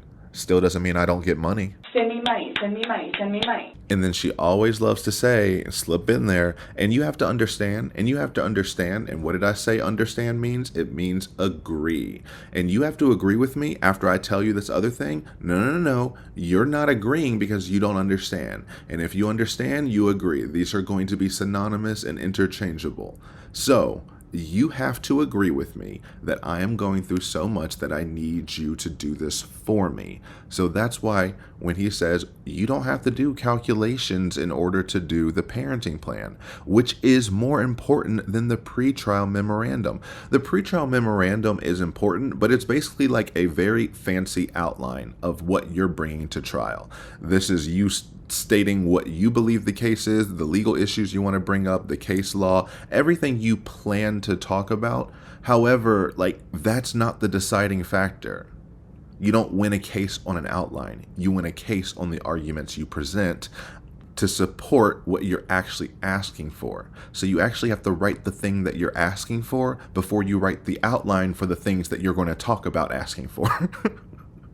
Ooh, but she slipped in there, and we know that it changed at trial, but she said, this is so important, because this has to deal with my alimony and my child support. This is what is my foundation for my entire trial, so which includes my alimony and my child support. So these are not things that we can just take lightly. I have to do this, and nonetheless. So she wanted child support all along, even though she got on that stand and said, well, this was agreed on, not got on the stand, but got on that telephone and said, this was agreed upon. So yes, I will give him back the money only if he decides to let me leave. Right. They made a statement that there is approximately $4,000 that is sitting in the clerk of courts with regard to child support. They're asking that be returned to Mr. Boone so that he can use it to care for the child. Do you agree with that? I do, only if he decides to include me, please, on some of the things that I would like to have my son to have also, and things that he had made mention to me that he would like to have in order to become more of an adult and his growth in his teenage years. So it just proves, same thing with the relocation. She wanted them chained in Orlando. She wanted that child support chained up and given to her until the absolute final moment where she easily concedes, yes, take my child away, yes, take the funds back, but I still need to control them. I too am still in shock of the outcome for the petition to relocate. And blank, my minor son being advantageously taken 4 times the lawful amount, 50 miles, to move away from me, the other parent. As far as I'm aware, which is rare in this case as no one includes me on anything, I still have my rights, custody of my son, and am owed alimony. Nothing has been made permanent or signed to state otherwise legally, or has been discussed again and needs to be. Now we can move on to, with regard to the petitions that we're here on today. And I'm going to start with the petition for relocation. Ms. Boone, do you oppose the petition for Mr. Boone to relocate with the minor child to I do not oppose. Return to Mr. Boone so that he can use it to care for the child? Do you agree with that? I do, only if he decides to include me, please. I know, but I have to do them for the pretrial memorandum. Right. Which includes. I know, but I'm saying so if you want a place to get started, skip down a couple sections and start focusing on all the parenting stuff. You know what I mean? Okay. I mean, I'm going to have to do all of it anyway, so right. I mean, I'll just do whatever it is I can and however I can do it, but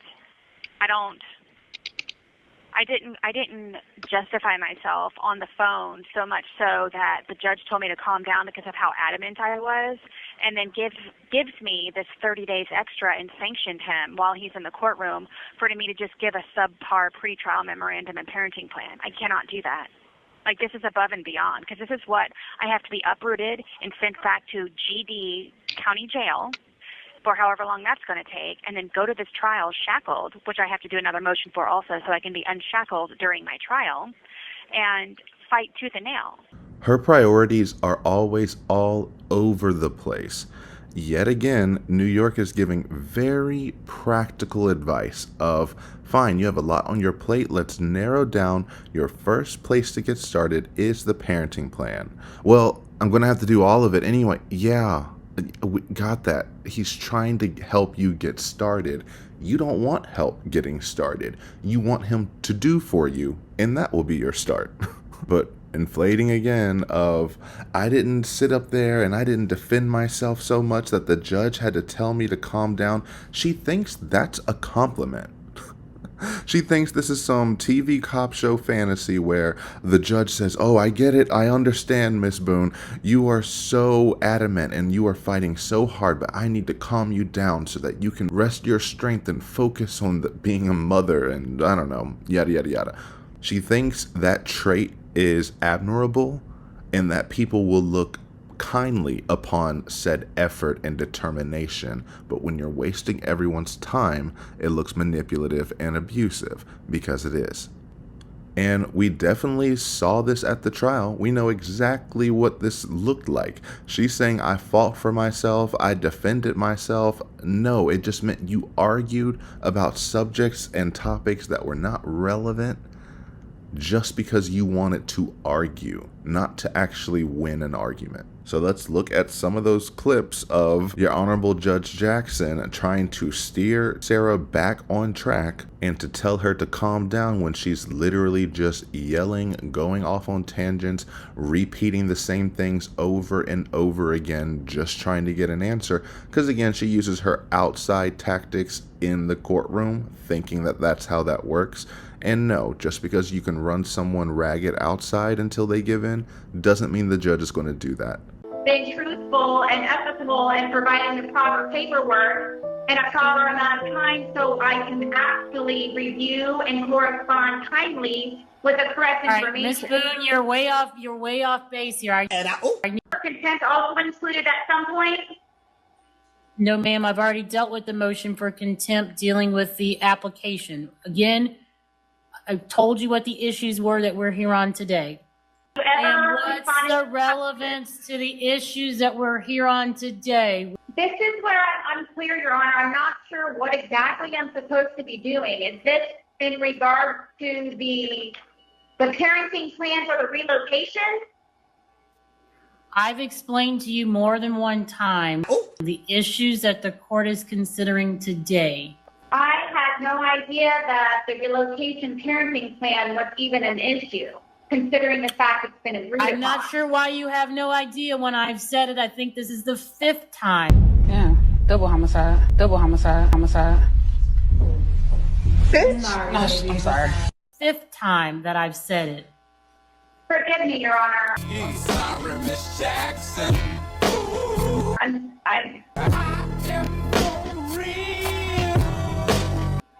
That it will dramatically improve the economic circumstances of the petitioner and the minor child. So I'm going to object because as the relevance, because. All right, I'm going to sustain the objection. Again, ask questions regarding the issues that I just gave you. We've already stipulated, you've already agreed to the relocation to. Okay, so the only issue with regard to relocation is the proposed parenting plan. Right. We're here for a final hearing. Whether or not you object to it is not relevant at this time. The court is going to make a decision based on the evidence that is presented today. The court's question for you, do you have any additional questions for Mr. Boone regarding the proposed parenting plan, the request that the alimony be discontinued, or the request that the child support be discontinued, or the request for attorney fees? If you could just give me a moment, please. Okay.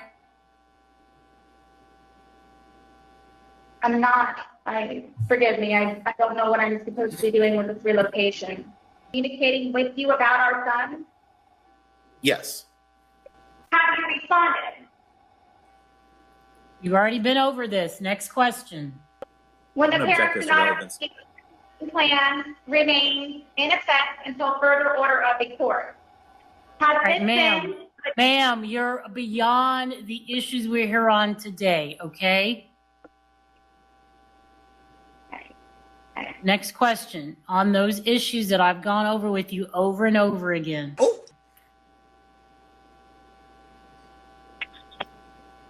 Forgive me, I'm trying to do my best without knowing what I'm doing. For the objection to relocate, how soon before the actual relocation did you tell me?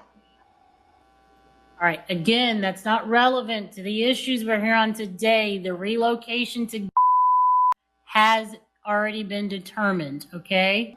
I wanted to find out if you understood that I know about his girlfriends, about his laughing and joking. Not gonna, ma'am, we're going to stay on topic with regard to the issues here, which are, if you're done, you're done. Yeah. Double homicide. Your Honor, thank you. Forgive me. Have you at all, I don't know if you can answer this or not, I just don't know without asking you. Are my questions after this, is that the end of it? I mean, I don't know how much further this goes for me to be able to utilize my pretrial statement information. Right. As I explained to you at the beginning of this process, I will do it again. The petitioner has the burden in this case. They get to call the witnesses. They get to introduce evidence. Okay? Once they are done, then I turn it over to you so that you can call any witnesses or you can provide any documents that you want the court to consider. I also want to say to you, it is now 3:06 p.m. We will not be going past 5 o'clock. So the more you continue to ask questions that are not on the issue that we've talked about today, the less time you will have to present your case. Okay? Yes, Your Honor. Okay. 2018, I believe, I wanted to bring to the court's attention that it's been violated by the petitioner. Again, from previously, now I believe it's a time where it says the parenting plan may be modified or verified on a temporary basis when both parents agree in writing. All right, Ms. Boone, you have to agree that there's a lot that's not being followed with regard to that parenting plan, which includes even the time sharing that you're not able to do at this time. Right. You would agree with that, correct? I understand that, but that is my only stipulation. That's my only part that All right, you would also agree that that parenting plan was entered into back in 2018 prior to there being any criminal charges in your incarceration. Do you agree with that? I do, Your Honor. Yeah, double homicide. Okay, and you have to also agree that when the parenting plan was entered into, if I remember correctly, you all agreed to the parenting plan as part of your mediated settlement agreement back in 2018. And at that time, neither one of you were contemplating any type of criminal charges. Double homicide. Or incarceration. Is that correct? Yes, Your Honor. Yeah. Okay. All right, you may continue. Any additional evidence you want the court to consider? In regard to the parenting plan? In regards to any of the issues that we're here on today that I have recited over and over, I think I might be on time number 7 now. Yeah, double homicide. Boone, did you have any other evidence that you wanted the court to consider? Yes, I did. I had some other exhibits that I would like to have put into my evidence, and then I also was supposed to speak about the attorney's fees. I've given you lots of time to speak about all the issues. The fact that you didn't take that opportunity instead of going into other issues is not what the court is going to address now. What specific exhibits do you would like to move into evidence? Your Honor, forgive me, but I'm here on the phone trying to do all of this. Forgive me when I ask you what other exhibits that you want to put into evidence. Yeah. Please, if I may, before we hang up, The closing arguments are for parenting plan, alimony, attorney's fees, and I am not repeating myself, ma'am. You need to make a closing statement. You need to put it in the mail to me no later than next Monday. Again, this is closing arguments on the issues we're here on in trial today. No more than 5 pages. Thank you and have a great day. They've dealt with many a Sarah Catherine Boone Paulsen and know how to deal with you. But everything has to be so blown up. And this is just a thing in real life for everyone, actually. When you overinflate situations and when you're going through a hard time and you have this checklist that just keeps getting bigger and bigger and bigger, the more you zoom out, the more impossible it becomes to start, because you're seeing the entire list as something that has to get done, the goal, versus the first step that is right in front of you that you can actually get done, which is what Tiffany. Don't use my government name. You call me right. New York. Whoops. New York is suggesting. And that's exactly the direction you need to go. I am really impressed. Like, however you feel about... Don't use my government name. You call me New York. New York, one way or the other. They do know how to handle sensitive conversations like this, and you can definitely tell they've gone through therapy. They work in this. I guess they own some farm that is some form of rehab facility-esque type nature. So he definitely, and it makes sense why he would reach out and try to do all this. Just like everyone else who tries to help her, they all think that they know how to handle difficult clients and difficult people, because they're like, oh, all I have to do is show a lot of empathy and just be understanding. Then they realize they've met a true narcissist and have no idea what they got themselves into. So Sarah, let me ask you this: what materials do you have? Like, so you have the pretrial conference, the order that they sent, which gives you the instructions for everything. That's correct, right? Yes, the uniform order. Do you have the thing that Brian sent, his parenting plan? No, I don't, because they were not even going to do one until she said so, because I'm doing one. Not the parenting plan, but you have that thing that he sent, which was like basically all of his argument. His pretrial memorandum. Right. Yes. You have all that. And you have to, but you have to understand also in this, it asks for my exhibits. It asks for my witnesses. It asks for everything that I have to have with me, supposedly, in preparation for this trial in August. I have to have all of that. Okay. And you have 30 days to get this done. Well, I have less than 30 days. I have about 24 days, 25 days. Right. Okay. All right. Well, we got to get cracking. I mean, like I said, I'm going to do everything I possibly can, but, as you know, time is tight, so we got to buckle down and focus. I have been trying to do that, and then remember, I have this pending DR on Tuesday, so I don't know what that's going to do to me. Everything else? What are the people, like all the other inmates, what do they say about that? Do they think that you're going to get booted? They don't know. They say to me, which numerous ones have told me, even the hardcore ones that have been here forever and dealt with things like this, is that they will do what they want to do. It doesn't really matter what I say. Just a lot of them say it depends on what mood they're in that day. Wow. So not only do I have this and the pretrial statement, and then also the parenting plan. It's a lot right now, and I definitely cannot do this by myself. Yeah, it's a lot. It's definitely a lot. Well, after I found out about this DR, I came back and I threw up. I was so upset about it. I haven't slept. I toss and I turn, and all I do is worry about all of this. And this is a lot. This is a lot. Is the law library, is that like at least a quiet place to go sit and work? I have to write an inmate request form, and it has to be approved, and then I have to be okay to go down there to go do it. And no, it's not. There's about 7 law clerks that are in there with crazy-ass inmates that attach to the regular library where it's just you have to peel inmates off of the ceiling. It's so stupid. Okay, but there's pen and paper there that you can use, or no? No. So explain, what is the law library? What happens there? What do you do? What? You go there and you talk to a law clerk regarding your criminal case or your appeal, and then they try to... For the pretrial memorandum, I think the parenting plan is going to be easier than the pretrial memorandum. But the pretrial memorandum, I was going to take my 3 documents, and the uniform order was going to just start going down line by line by line by line and inputting information as much as I possibly can that somewhat compares to theirs and somewhat rebuts what they have to say at the same time. I need to put in all of my information and then some, and that's exactly what the judge told me to do.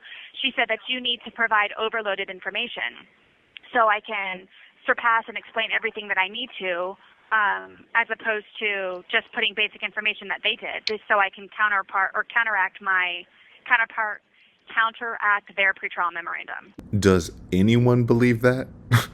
Does anyone actually believe Judge Jackson told her, I want you to put overloaded information and so that you can surpass what he did in his pretrial memorandum and counteract his pretrial memorandum? You can't, I already said, a pretrial memorandum is like a fancy legal outline. You can't beat an outline with an outline. You're not even supposed to be fighting the outline. They're just outlines. She thinks this is doing the fighting before the actual trial. If you want to do all your armor and fighting rhetoric and this and that, this is just you putting your armor together, getting your weapons in line, showing everything you have, because you can't just go in there and blindside people. And then when you get to the trial, you get to use all this and do all that. Plus, judges actually want you to streamline information. She probably told you, yes, include everything you want to include in your arguments, because Sarah also likes to do this thing where the conversation never ends. So there is no final hearing. There's always, the next time I'll tell you a little bit more information so that you understand how horrible my life is. But for right now, this is all I want to say. And then the next time happens, and the next time, and then the next time. And she's saying, no, put all of the information you want in there now, all of it. I don't want to hear new information come up after the fact in the trial after you heard what Brian had to say, which is what happened anyway. I need to know what you're planning to do before we get started. But she said right before that, I'm going to, as though she said this is her organic idea, I'm going to take my 3 documents and I'm going to go line by line by line by line. The 3 documents are the documents that Brian supplied her, which are his pretrial memorandum, the uniform order, and something else, I don't know. But the pretrial uniform order, based off of what New York just said, gives you the instructions of how to fill this out. So you both were given the pretrial uniform order of how to do this. Brian's side already submitted his, so you were also provided a copy before you even started yours. So literally, if you go by the uniform order and see exactly how they filled it out, then you can copy and do whatever you want to do. However, she says, now I'm going to go line by line by line, and somewhat compares to and rebuts what they said, and that's what the judge told me to do. That's what New York has been telling you to do this entire time. He's been saying, if you don't know how to do this, you have the stuff in front of you, just try to copy and see what they've done. And you said, well, no, I'm so overwhelmed, I have to do all this. Okay, fine. Well, then how about you just do the easier part and just do the parenting plan where you don't have to do the calculations and you don't even have to worry about cross-comparing those other documents. Well, no, the pretrial memorandum is going to be harder and the parenting plan is going to be easier. The parenting plan is what is actually important here, not the fancy outline. It is important and you do need to do it correctly. However, that is something that you can fix up later. If you don't do that properly, it's not the end of the world. You still will be able to make your arguments at trial and be able to clean some things up later. You can't just clean up a parenting plan that you never submitted and didn't come up with. The closest thing she ever had to a parenting plan was her resolution saying, give me money, give me money, give me money, and give me all the time and access in the world. That's not a parenting plan.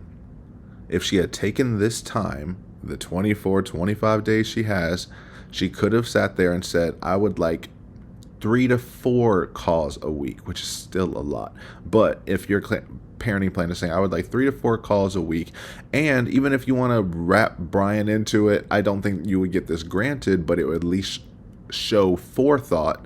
Say, I would like 1 phone call with Brian so that we can discuss updates with the minor child, including major decisions and what I can be included in. Because a lot of her issues are, not only am I not allowed to talk to my son, but Brian won't talk to me. He gives me the silent treatment. He calls me names. He doesn't give me money, this and that. She sees him as her emotional support still, and she wants the judge to legally enforce that. And that was never going to happen. But no, there were 0 concessions on her end, which always bodes terrible for her. She never accepts the reality in which she lives, and she wants us to ignore that reality as well. So after being convicted of murder in the 2nd degree, the fact that you have made 0 concessions, you think because the original order was in 2018 and it didn't mention anything about incarceration, most couples don't anticipate their ex becoming a murderer, so normally you don't just write that in there. And can you imagine how offended she would have been if it were in there? You think just because I drink and drive all the time and I get a charge with assault and I do this and do that, that I could get incarcerated? Yeah, she never would have signed it. Which inferences from past conversations, I can't even piece together all the little ones, but it has been communicated and made aware that she made that divorce process hell for him and would not sign this divorce settlement agreement unless all of these different orders and requirements were met. And then in the end, she finally signed it, which is why she nonstop brings up, well, the marriage settlement agreement that we both agreed on, which I signed because I finally gave in and I did what you wanted and I signed. So now you have a blood oath contract. What was that thing in like Harry Potter? What is it called? I don't know. And nothing but a blood oath sacrifice can break it. And she's like, yeah, I don't have his parenting plan because he wasn't even going to do a parenting plan until I said I was going to do mine. He wasn't going to do a parenting plan, which I don't think he did, because he's just modifying the current one.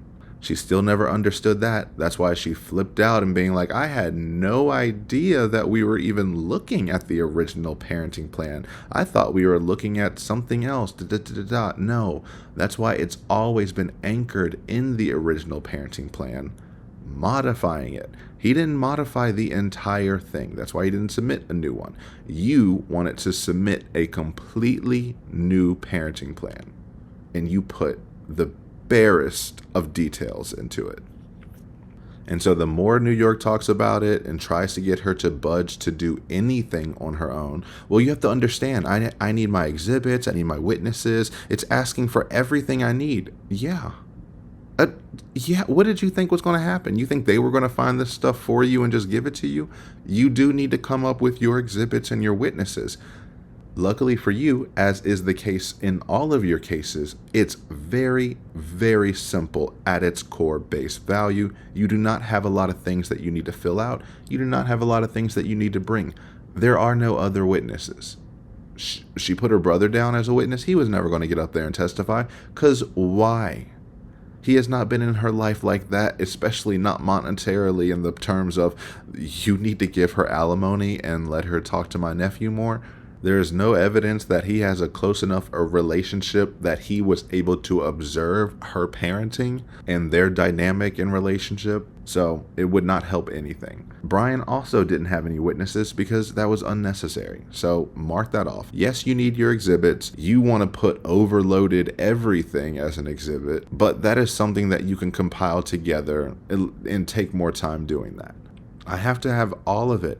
And that's when New York's like, yeah, so we got to buckle down and focus. Well, I've already tried that, but you also have to understand that I have a DR pending. Okay, now we've pivoted back to the DR, trying to get sympathy points. She has no sympathy for anything anyone else might be dealing with in their life. So you're upset that you might get in trouble next week. You have no idea the million things that go on in their lives between now and then. You have nothing that you have to do besides wake up, follow everyone's instructions, go back to sleep, do it again the next day. You have no actual responsibilities other than maintaining yourself. And you want someone else whose responsibilities include multiple other people, a family, kids, businesses, friends, etc. They need to drop all of that for you because you feel bad that you're getting in trouble for lying. And I definitely can't do this by myself. I'll never get over, never drop the fact that you had a lawyer in this case. He never had to do it. You shat on him anyway. He left, and now look at you. If you wanted to act that way and say those words, you should have been prepared to do it on your own. And then after I got the DR, I just came back and I threw up and I haven't slept and I'm tossing and turning and this and that. Yeah, that's called consciousness of guilt. You did the same thing in your criminal trial. I haven't slept. This has completely changed my life. I keep throwing up. I don't want to see the video. I've been throwing up all night. And behaviors like this right after the incident of a crime can be argued in court, not as equally as evidence, but it can be saying she took actions that confirm her mental alignment with guilt in some form.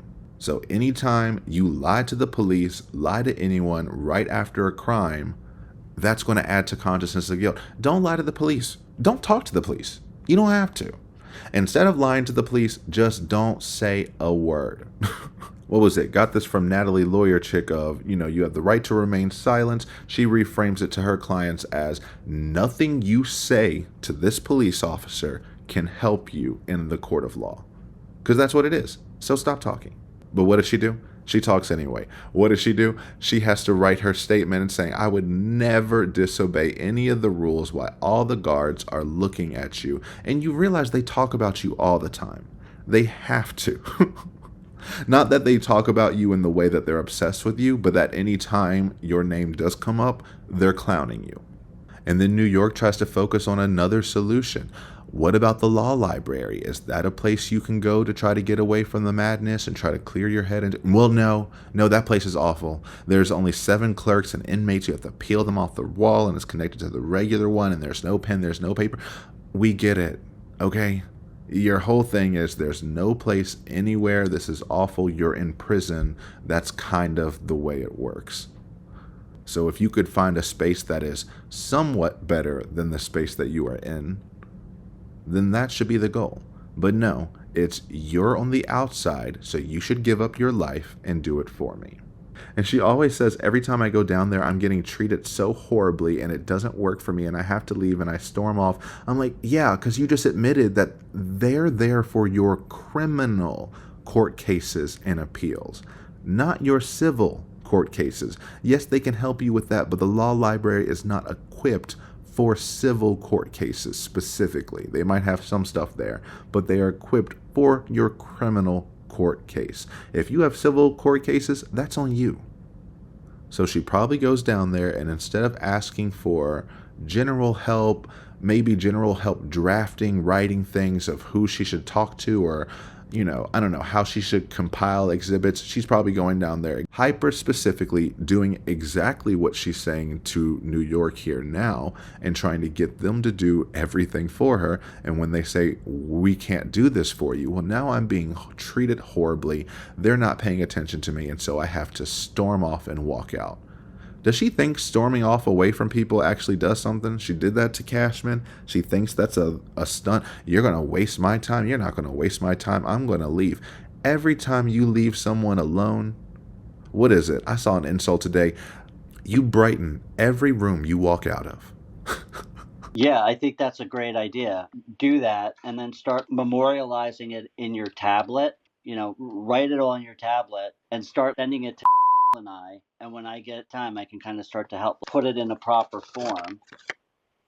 You know what I mean? I know how to put it in a form. That's the easiest of everything. It's just, you have to understand too, like, this is me telling you. This is me telling you what said Sarah. She goes, I love to help you. She goes, I know, that I put you first, whenever it is in my day with everything else it is. But she said that she's and she said sometimes I wake her up in the middle of the night because I don't know what time it is there. And then her son has, I think, like 6 weeks left of school that she's been trying to help him with and going to parenting or teacher conferences and things like that. And her cat is really sick. So she's kind of put me on the back burner, which I understand. So I don't know what she can do to me other than look things up on the computer for me. Okay. And I told you it's very difficult working with her because if I tell her the box is red, she tries to tell me 150,000 ways how the box is red, what the box is made out of, and like all of this. And it's just like, I just wanted to confirm that the box was red. Okay. Yep, that's definitely pretty frustrating. It's very frustrating to me because I'm on the phone with her, and it's just, and then she's like, call me back. And it's like, you guys don't understand what it is for me to talk for 30 minutes to try to get everything I possibly can, summarize it, whatever else it is, and then have to wait 30 minutes, fight other girls for the phone, and get on it again over and over and over and over again. Because the next thing you know, 3 hours has passed. And she gets an A for effort, and I totally love her, but it's very difficult considering she lives, 16,000 miles away? Yeah, I'm sure it's difficult. If you send me in the tablet message all the counterpoints, I can keep putting that into a Word document. And I think what we got to do, Sarah, I think is we just got to start, you know? I've attempted to do that 5 times. I've tried to start doing it, but you have to understand, I have nothing here. I have pen and I have paper and I have my brain and the crap paperwork that I brought with me from the county. Oh, you have a pen and paper now. Yes, I thought I had told you. Oh, you weren't on the call with me. I sent a request to the chaplain, and I got 3 pieces of paper, and I had to borrow someone's pen. So I'm trying to do everything I possibly can with the 3 sheets of paper, and then whatever else I can do in the meantime. So I'm just. But you can write on the tablet. I know it's not easy, but then you're not. It's not, and it takes 10 times longer by doing that. And next thing you know, it's 4:00 in the afternoon. But at least you're not bound by 3 pieces of paper and a pen. You know, it's limitless. It's more of a headache than the pen and paper. I'd rather mop someone's floor or make their bed. So you have to understand, I have attempted to do so with this pretrial memorandum numerous times, but then I hit roadblocks because I have no other resources. Like what? What are the roadblocks? I can't go look something up on the computer. I can't go get a book or to look something up. I can't. I'm dead in the water. Better than being dead in a suitcase, so you can calm down. It's just excuse after excuse after excuse. No matter what New York tries to say to help her, it's I can't do it for a million reasons. Why aren't you doing this for me? He tries to simplify it as many times as he can to get her on some starting point. She refuses to do it. I tried 5 times, but then I go into all these roadblocks. Well, what do you need? I can't look anything up on the computer. He just said that you should be working with Nicole and him to do stuff. And you said, I can't work with Nicole. First of all, she hates Nicole. I hope they still aren't friends because Nicole, girl, she is not your friend. She hates your ass. You are literally just a tool that's worth nothing. She's over here telling your business. That's the other thing. The reason why people don't like to tell her stuff is because she tells everyone their business. But you over here talking about how she has a sick cat, she's dealing with her child, having to deal with life, lives in another country 16,000 miles away. And instead of being empathetic to that, saying she's helping me out as much as she can and I really appreciate it, I'm still just struggling and need more assistance than what she can provide right now. No, it's, well, she's putting me on the back burner, so I need to go to the next pawn that can put me as a priority. And New York is apparently the only one who can save her.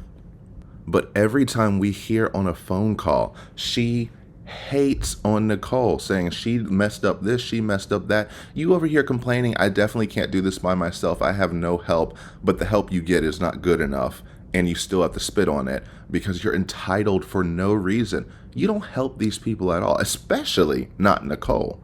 At least with New York and Julian, you can pretend, oh, well, I'm giving them all this because when this mythic documentary that's going to change the game comes out, they're going to all be so wealthy, they're going to be so rich, and we'll all be so famous. And that's honestly how she held on to those two for so long. But Nicole gets nothing. from her. There's not a single thing Sarah can do to make her life better, yet she still gave you all this time, all that effort, all those resources, all that money. And what do you do behind her back? You dog her. And she was even with you when everyone else is turning away, you know, when Lana was changing up sides and realizing who she was actually talking to. Nicole was still one of her flying monkeys, going against her and doing all these little whatever, just to be treated like shit. Because to Sarah, your closeness is how useful you are. Lana was her best friend ever. All the love bombing, this and that. I'm using you how God tells me to use you, because she just uses people. I'm supposed to do to make you better, not to stress you out or make you sweat or stay up late. Tell me if ever I do. I apologize profusely if I have or am. Profusely. I really want to hug you. One day, I trust you with every fiber of my being. And if God didn't mean for you and me to be friends, he wouldn't have put us in each other's path, right? You are his disciple and diligent and honorable in innumerable ways. And clout is such a good word, smarty. Piss me off, push me, lift me up, hug me hard. Gonna love you lots always. Constructive criticism all day. You underestimate your worth to me. Thank you does not suffice. In the meantime, I will use you like God meant for me to. I will use you like God meant for me to. But she rarely, if ever, said anything negative about Lana's help until Lana switched up sides. Then she became this evil person who's never helped her do anything. Stop trying so hard to get the grimy followers to like you with all your comments and, quote, insight about me. It's embarrassing. Maybe you can give grimy new bestie Tanika pointers on how to, don't even. You tried it. While she's online reading your comments about me. It's sad, Lana, you've stooped so low and ended up this way. And all the world sees I've stopped communicating with you. You're a traitor. Add that comment when someone asks you why. And I never asked you for a dime. You added money to my county account in hopes I'd be your new friend like Tanika is now. How much did you give her? So sad you're a liar too. Just like the rest of them. Conformist. And even after she, quote, bashed you on live. Are you that desperate? No matter to me. I am formally demanding you cease and desist discussing anything about me, my son, my cases, my life with your YouTuber Tanika. Stop talking about me as a whole and every way. You're rotten, Lana. Cut and paste this message to all your grimies. Queen Grime herself. Shame on you. I mean, if anything, it does look good that Lana opened her eyes towards the end and realized that all this lovey-dovey, you're amazing, you're my best friend forever, was just love bombing BS. And this is the person you were talking to the entire time.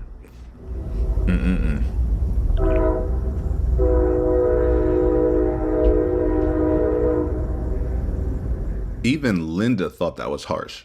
Nicole hasn't done that and still gets shit on time and time again in these calls. So let's look at that real quick. Just a little snippet of what I've seen from this channel and how she talks about Nicole nonstop. So like super effed me up with stuff that she was helping me with in this my statement. So I'm not going to be able to get it to you until tomorrow. So I just wanted to make sure you were aware, and you said it was okay, but I just wanted to give you a heads up. Totally effed me, dude. You don't understand. I know she's trying to be helpful, but I cannot describe it to you. Like, I've had to do an entire section, and I was like, look, if I have to call you so you can explain it to him, because you're not going to be happy, because a complete section has to come out and be re-added. I had to redo a whole section. This is important, right? So I think that you need to start handwriting this. I have no paper. Can Nicole copy and paste this stuff and put it all together in one document? And then I've been trying to talk to her for 2 days with no response. She's not responding to you? I don't know if her cat died. I don't know if something happened to her son. I don't know. She's in Australia. Still pissed off at you? She was never pissed off with me in the first place. She wrote me back and said it was just a misunderstanding and she's happy to help. She was pissed. She was definitely pissed. She sent me an email. But regardless, like, what's wrong with you? Seriously. And I wasn't giving you a hard time about. I'm just trying to give you some insight and tell you, like, yeah, she might say she's not pissed, but she was pissed. I mean, she was upset. Ask me if I care. Flip the next page. Why don't you care? Why wouldn't you care about that? I don't have time to care about that right now. And what exactly do you propose I do about it right this moment? Yesterday or the day before? After then writing her an email, confirming our friendship and thanking her for everything that she does. Confirming our apologize to her for everything that she does. Yeah, but like apologize to her and tell her like. I don't need for you to tell me what I've already done. Please. It doesn't sound like you apologized to her, but whatever. It's not my thing. Absolutely, just like it did Lana's, and everything else. And then it always comes back to bite us in the ass and say, I told you so. Okay. That's what it is. I think that, like, honestly, Sarah, I think that, like, people are going way out of their way to help you. And you shouldn't say, like, ask me if I care. I don't think that's right. I mean, like, you could say the same thing to her about me tomorrow. That's your paranoia. That's your paranoia. That's not. I've done everything that I possibly can. And the thing is, though, at the same time, you don't have conversations with her on a daily basis. You don't work with her extracurricularly on these things that to try to avoid and alleviate things for you to ask for me to ask you to do. You're not there. You're not in the relationship between me and her. You don't understand. Yeah, but I know the fact. To do, and everything's fine. And she's on a regular basis. She does go like this because she's 16 hours away and has a broken phone and a dying cat. I know the facts, Sarah, and I know that you asked her to do all this work, and then she did it all, and then. I didn't ask her. Remember that. We've already had this conversation. Yeah, we did, and you did ask her.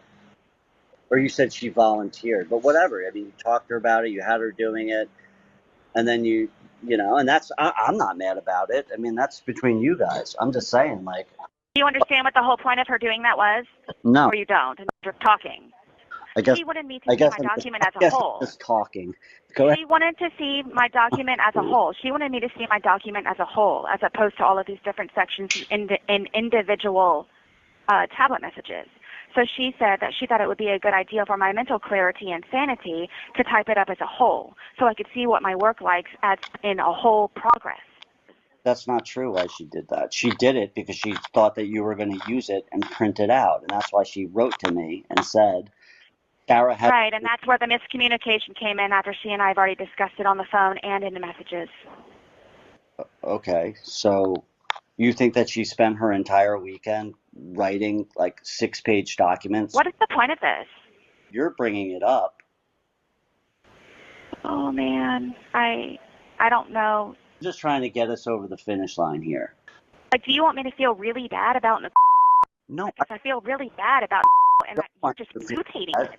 I don't want you to feel bad. I just don't think that you should say... About this whole situation. Can I just finish what I'm going to say, please? I don't want you to feel bad. I just don't want you to say things like, ask me if I care, because this is someone that's spent a lot of time and loves you and is trying to help you. And for you to say that is... I'm talking about this moment right now. Okay, but you think that doesn't hurt any more? Like if I heard you said that about me, I would be upset. When I say ask me if I care, I mean, do you want me to care about it after it's already been resolved? That's what I'm not understanding. I don't know. But anyway, can I just get back to what I was going to say? She totally effed me over, dude. She doesn't know what she's doing. It's just easier if we do it. And I know that you're just going to do it right, so it should be us. Da-ba-da-da-da. No. You're still not paying him. He's not doing this as a job. If you have someone who is willing to help you, you use the people around you properly and respectfully, realizing that they have lives of their own and actually have things to deal with, unlike you.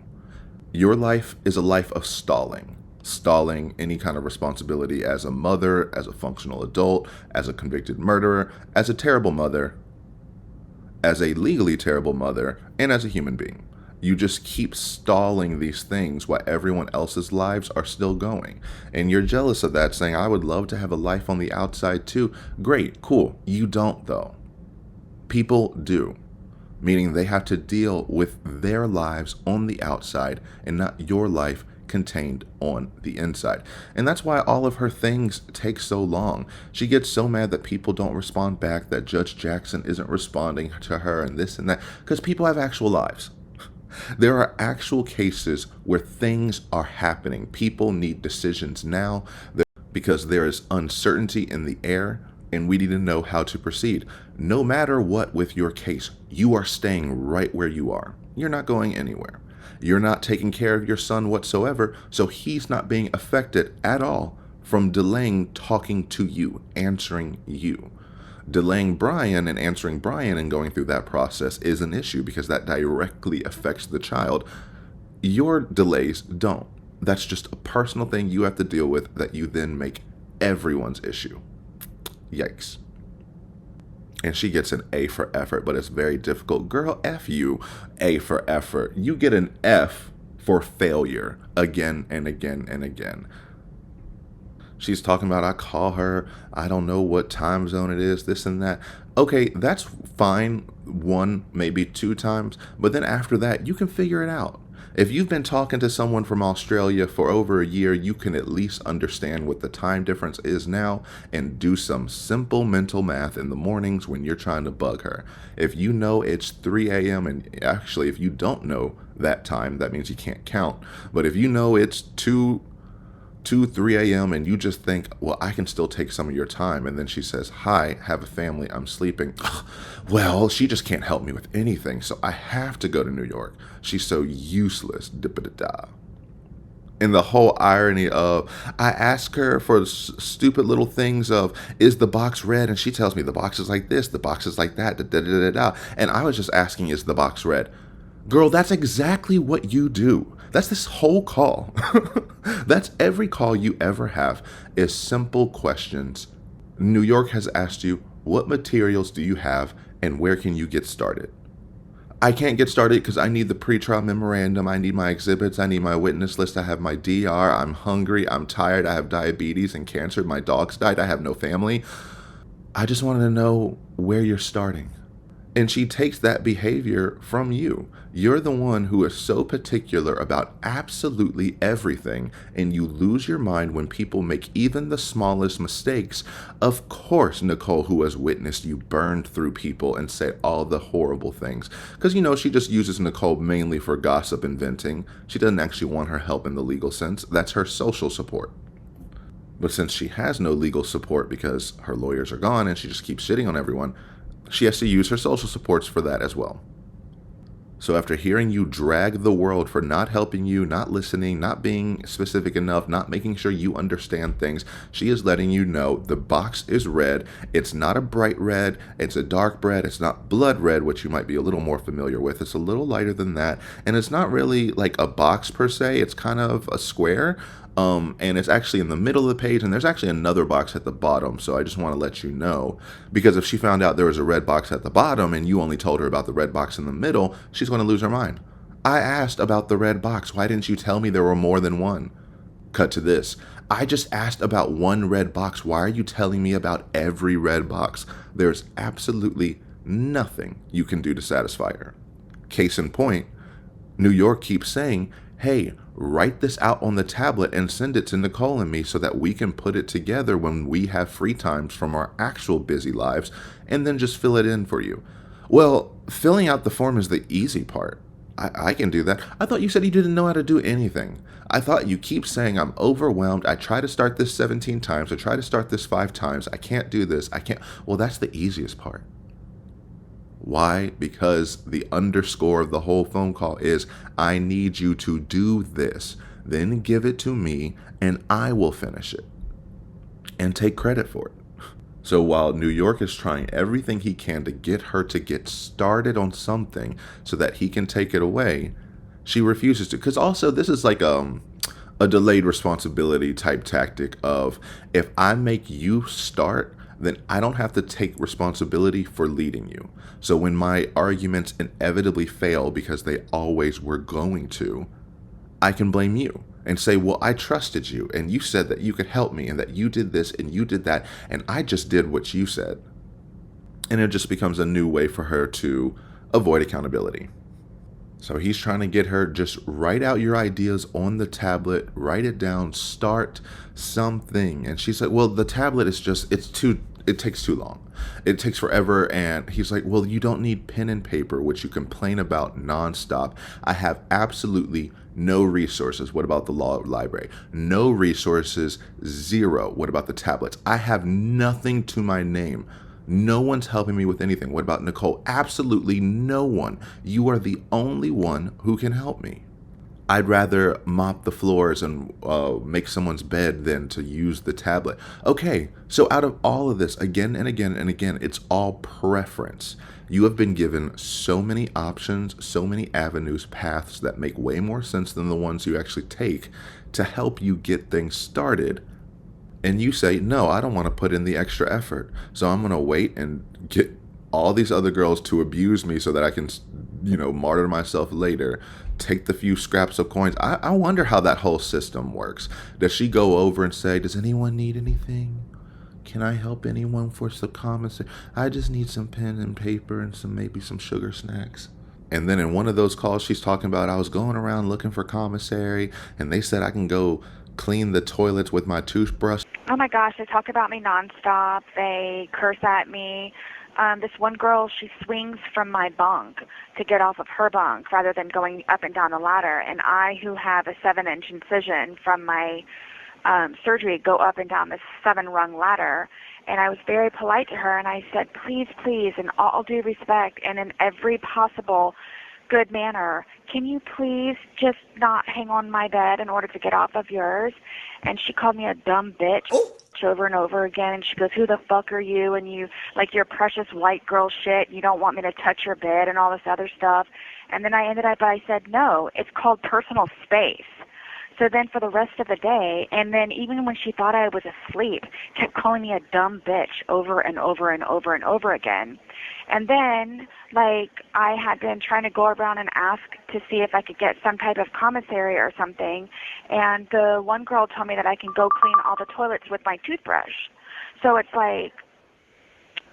just nasty people, and I was reading my Bible, and this group of girls that are next to me that are on the top bunk also, I have to act like I'm ignoring them, talk about, that she thinks she's high and mighty and she reads her Bible and then this and then that and then this and this is why she's here and all this other mess and everything while she reads her Bible, and just they don't stop. And then the one girl next to me who keeps calling me a dumb bitch because I asked her to not swing from my bed to get off of her bed, I said, it's just a disruption. The whole bed shakes. And I've had to rewrite things. I can't concentrate on this motion that I'm writing and everything. I'm a nonstop dumb bitch. And then, everybody turns around and looks, and there's 81 other girls that turn around and look, and they're like, and then they laugh and clap and fist bump and chest bump and all this other stuff when somebody's mean to me. So it's a group effort. Yeah, that means they're tired of your begging ass. Leave them alone. Because you also, she don't do a good job. She's still messy. She don't know how to make a bed. She don't know how to mop. The floor is all streaky. There's everything. It's a mess. So they're not going to pay for crappy work and then for you to complain and then for you to use it for stupid things. Because she'll burn through that paper just practicing. Meanwhile, she has her tablet with her 30,000 credits or characters that she can write absolutely as much as she wants. Philip, the brother, introduce new character. Welcome to the stage, Philip Paulsen. I am so sorry for what you're about to go through, but here we go. Hi. Yay, it finally worked. Unfortunately, it cost money to message. 50 cents. But you get, I think, 30,000 characters to write. Of course you do. And of course you found out it's 30,000 characters after sending 1,500 agains and agains and agains. Oh, she's proud of it. She's proud of figuring out that there's 30,000 characters. No, I don't want to. ... There's nothing I can do. You're the only one. Okay, so So then And then it's an open-ended item still, and then I have to move to the next one, which is another open-ended item, and then it's just everything because I can't conclude anything because I don't have the information in order to input it. I think we start with the first section. Like my thing is, I know from theirs it's like the final judgment was made on whatever date, and then I want to put in there like my contempt was put in there on this date, this was put on this date, this was put on this date, this was put on this date. But how am I supposed to do that? I don't have access to a computer. Oh, you mean to get the actual like dates and everything? Yes, because that's what they did. So it would be kind of like a timeline, but I would be building off of their timeline because they only put like 2 or 3 things on there. I could put like 6 or 7. Okay, well, you could send Nicole a message and just say, "Hey, I need the dates for these by looking in the court case files." It just takes days. That's all. I know, but it's one of those things. We are where we are. We got to. You guys didn't hear me on the phone. You guys did not hear me on the phone. How what? Well, I fought tooth and nail, and I don't think that Brian or his attorney was expecting that, balls to the wall, and it's just I didn't really know what I was doing. I was just trying to defend myself, basically. It wasn't me trying to represent myself. I was just trying to defend myself. And that's what the judge basically told me to do in this pretrial statement. Is that what the judge told you to do? The judge told you not to represent yourself, but to defend yourself. And to fight tooth and nail, going balls to the wall, shocking Brian, the lawyer, the bailiff, everyone. Yeah, because you're just screaming over the phone. They don't think that he was expecting it. She thinks being confrontational means you were winning. No, if you punch someone in the courtroom, that's not how you were supposed to fight.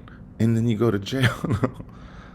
But she even used that as a complete deterrent to turn the other way, to avoid what he keeps saying, which is, we have to get started.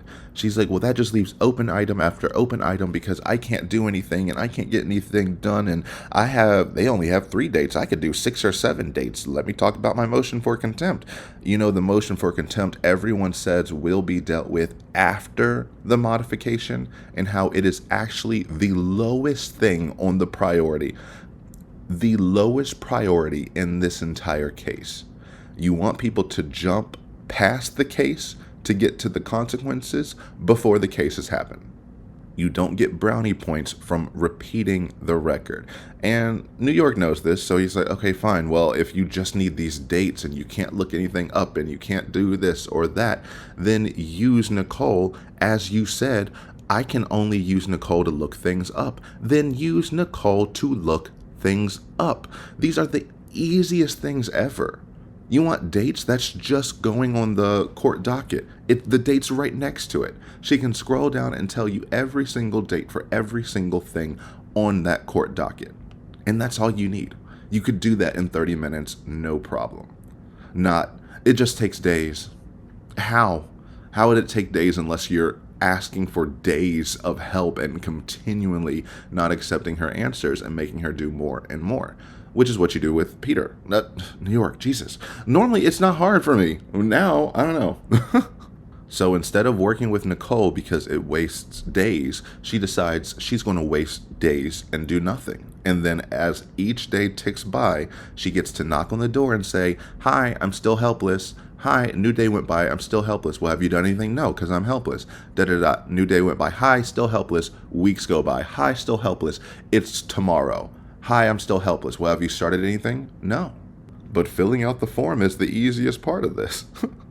I just can't get over it. I have no computer access. Well, then ask Nicole. Well, I can't do that. That'll take days. Well, we are where we are, so we're at this crunch time. So even if you don't want to do it, fucking do it. You need to get this done. You don't have options. You don't have time, nor enough options to be picky. And so what does Sarah do? She says, you guys did not hear me on the phone. You guys did not hear me on the phone. You don't know what I did. You don't know what I did. In her mind, she did her work. She went on the phone call. She got her ass handed to her. She yelled at everyone. They told her to calm down. She asked questions even after the meeting was over. So she thinks she did her work. That's it. I'm exhausted. I am done. The day has drained me. And so now it's your job to pick up where I left off.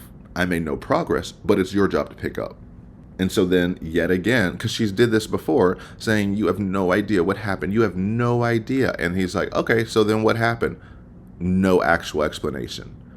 Then here again, okay, fine. If you're on this phone call, then what happened? Well, I just fought tooth and nail. Are you ever going to give any specifics? Are you going to say that I made this motion, that I did this, that he made this argument, and I combated it this way? It's just, no, I fought, I got the sanctions, which aren't actually sanctions, and I returned with a gift of 30 extra days. And what am I going to do with that gift of 30 extra days? Bug the fuck out of all of y'all until you do it for me. Because, you know, this is my trial is going to be based off of this.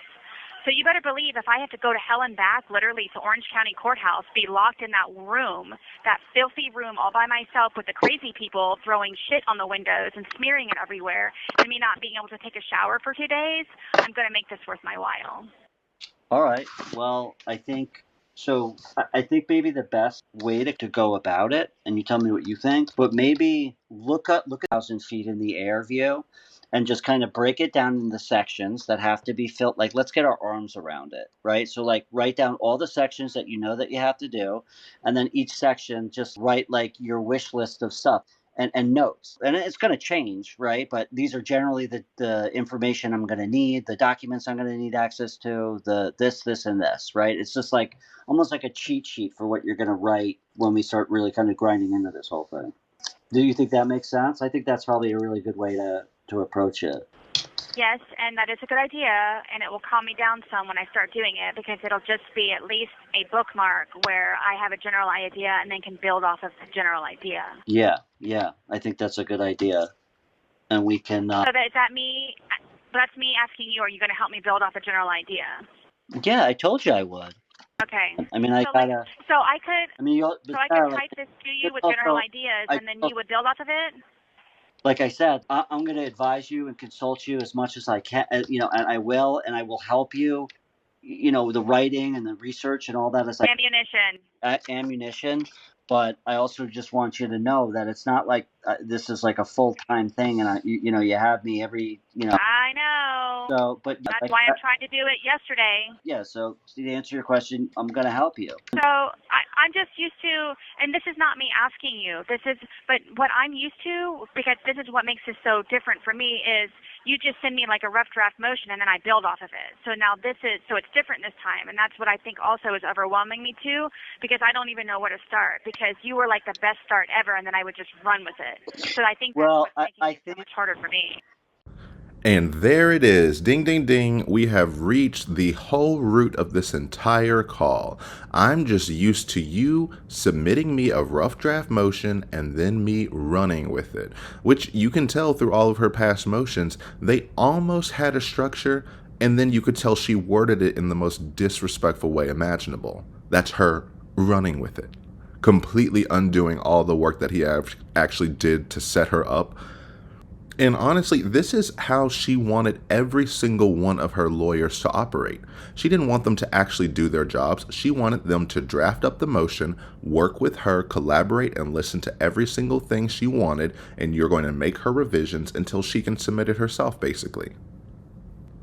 She wants to play lawyer so bad until the time comes to play lawyer. Then it's, I have no idea what I'm doing. I'm so helpless. I'm so this, but why can't anyone do this correctly? Am I the only one who knows how to do anything? This is why it's so hard for me, because this is new for me. So now we know she has never even started her own things. She has begged and pleaded, I need you to give me ammunition. Why did you say that like that? That's so weird. Again, more battle rhetoric of just boom, boom, boom. I need everything to attack people. I need to fight this and that. Yeah, that's why you got everything taken away from you. And she doesn't understand that her behaviors during this trial is the reason her time got cut back so much. If she was amicable, if she was respectful, even if she did drag it out this long, if she knew how to talk professionally and respectfully to other people, I do not believe she would have only gotten one 30-minute phone call. I think she could have argued for more if she were a reasonable individual. But at every stage, she shows this relentlessness while also taking no responsibility, accountability, or doing any of the effort to do the actual work. All of her effort goes into making other people do things for her. That's why she didn't even have a job. Her job was to police George, make him this better person. By better person, I mean her tool. That was her side project, and begging Brian for money the entire time. Didn't want to care for her child, didn't want to care for herself, didn't want to care for the world. She only cared about her mind and that bottle. So then he finally gives in throughout this whole phone call. This is what she's been waiting for. Can you just write a wish list, some notes, some general ideas? Oh, really? I can write some general ideas? Yeah, well, and then this line right here. This is not me asking you. And that's what we heard repeated with the Nicole phone call of, he goes, she did all this work for you. Well, no, I didn't that you asked her to do. I didn't ask her to do that. Remember, she volunteered. I didn't ask her. Facts, Sarah, and I know that you asked her to do all this work, and then she did it all, and then... I didn't ask her. Remember that. We've already had this conversation. Yeah, we did, and you did ask her. Or you said she volunteered, but whatever. I mean, you talked to her about it, you had her doing it, and then you know, and that's... I'm not mad about it. I mean, that's between you guys. I'm just saying, like... Do you understand what the whole point of her doing that was? No. Or you don't, and you're talking. This is what that looks like. I'm not asking you. I need you to volunteer by me weeping uncontrollably and just nonstop to get you to capitulate to what I want to do. So this is not me asking you. This is me telling you to get this shit done, send it to me timely so that I can take credit and do it myself and say, no one has ever helped me. This is why I have to do everything on my own. Which if you ask her, she would say that same answer right now. If you asked her, has she ever had help? She would say, I had to do everything on my own. And God forbid, New York try to set another boundary. Again, I'm not being paid for this. This is free stuff for you. I know. But I also just want you to know that it's not like this is like a full-time thing, and you have me every, I know. So, but putting, your attorney's name on it with a bar number and just sending whatever to me, if we have to do that, that's what we're going to do. Yeah. Because a lot of people do it around here. Yeah, I don't know about that, Sarah. I know, but I'm just telling you. I know. So, but that's why I'm trying to do it yesterday. That's why I tried to do it yesterday. Again, there is no options when helping her. It's either you help her now, you help her later, or you should have helped her sooner. Could have been a respectful answer of, I know you're right, so please just whenever you do have free time, just let me know. I want you to focus on your life first, but then when you do have time, I am really struggling and I do need some help. No, I try to get this done earlier so that you wouldn't have to worry about it now. As if he's an employee of hers. That's crazy. Sarah, if you go through that document and you write in each of the sections, bullet point by bullet point, all of your main points that you want to bring up and what documents you need, that will give me something to work with. Okay. Deal. Okay. I'm going to start tomorrow morning. Okay. And there's going to be like blank spots in there too for things that maybe you can look up or add or, build off of it for me. But I'm going to do my general ideas like you said, which will make it seem less daunting. Yeah. And then from there, I think with 25 days that we have left. But you had asked me earlier, Peter, about how am I going to get this to her. Are you able to overnight it like you did my other two? Yes. God bless you, because that gives us more time. You understand that, right? Yes. Okay, thank you. Okay, Yeah. that I just wiped some sweat off of my brow with that one, so thank you. Yes, I can do Okay, that. Yeah. thank you. Okay, well then I'm going to start with this darn pretrial memorandum because I would rather get that done and out of the way because it's harder. And I'm not saying that the parenting plan is easy, but it's less difficult as opposed to the pretrial memorandum. And the parenting plan is going to have a lot in it also, like what I'm asking for and everything else. But right now I want to focus on the pretrial memorandum. Okay. Yeah. And then once you're done with that, start looking at the. What is the parenting plan? How many times you want to see them? Yes, that's what she told me to do. Because you would have been like, Sarah, you're a beast. If you would have heard me in the thing doing my verbal motion in regards to the visitation, did I tell you about that? No. Okay, so the judge was typing in whatever it is for the trial, and I said, "Forgive me, Your Honor, but please, if I can just ask you 2 questions before we hang up, please, because I'm trying to utilize every last second." And she said, "I don't have that much time, but I will give you the 2 questions." So she did whatever she had to do, and then she says, "What are these 2 questions?" I said, "Do I need to write a motion in regards to visitation and seeing my son?" She says, "You can write a motion for anything." She said, "But please explain." So I said, I didn't know if I could do a verbal motion, but I said, the petitioner has been withholding my son from me since day 1 of me being sent to DOC. She says, "What do you mean?" I said, "I have asked him 112 times on the tablet and on the phone about him doing the visitation applications, and he has a whole bunch of different reasons." And I said, it's one thing to lie to me, Your Honor, but it's another thing to lie to my son, and my son has started to ask on my behalf so I can hear the reasons that he gives me, petitioner gives me, so he can have an understanding of what the new excuse is. So she said, "When was the first time that you started asking for the visitation privileges?" I said, "January 7th, 2025 at 11:18 a.m. So she said, "How many other times have you done that?" I said, 111 times. And I said, again, it's not that he lies to me. What's getting to me now, which is what is causing me to do this verbal motion, is because he's now lying to my son, and my son wants to see me. What?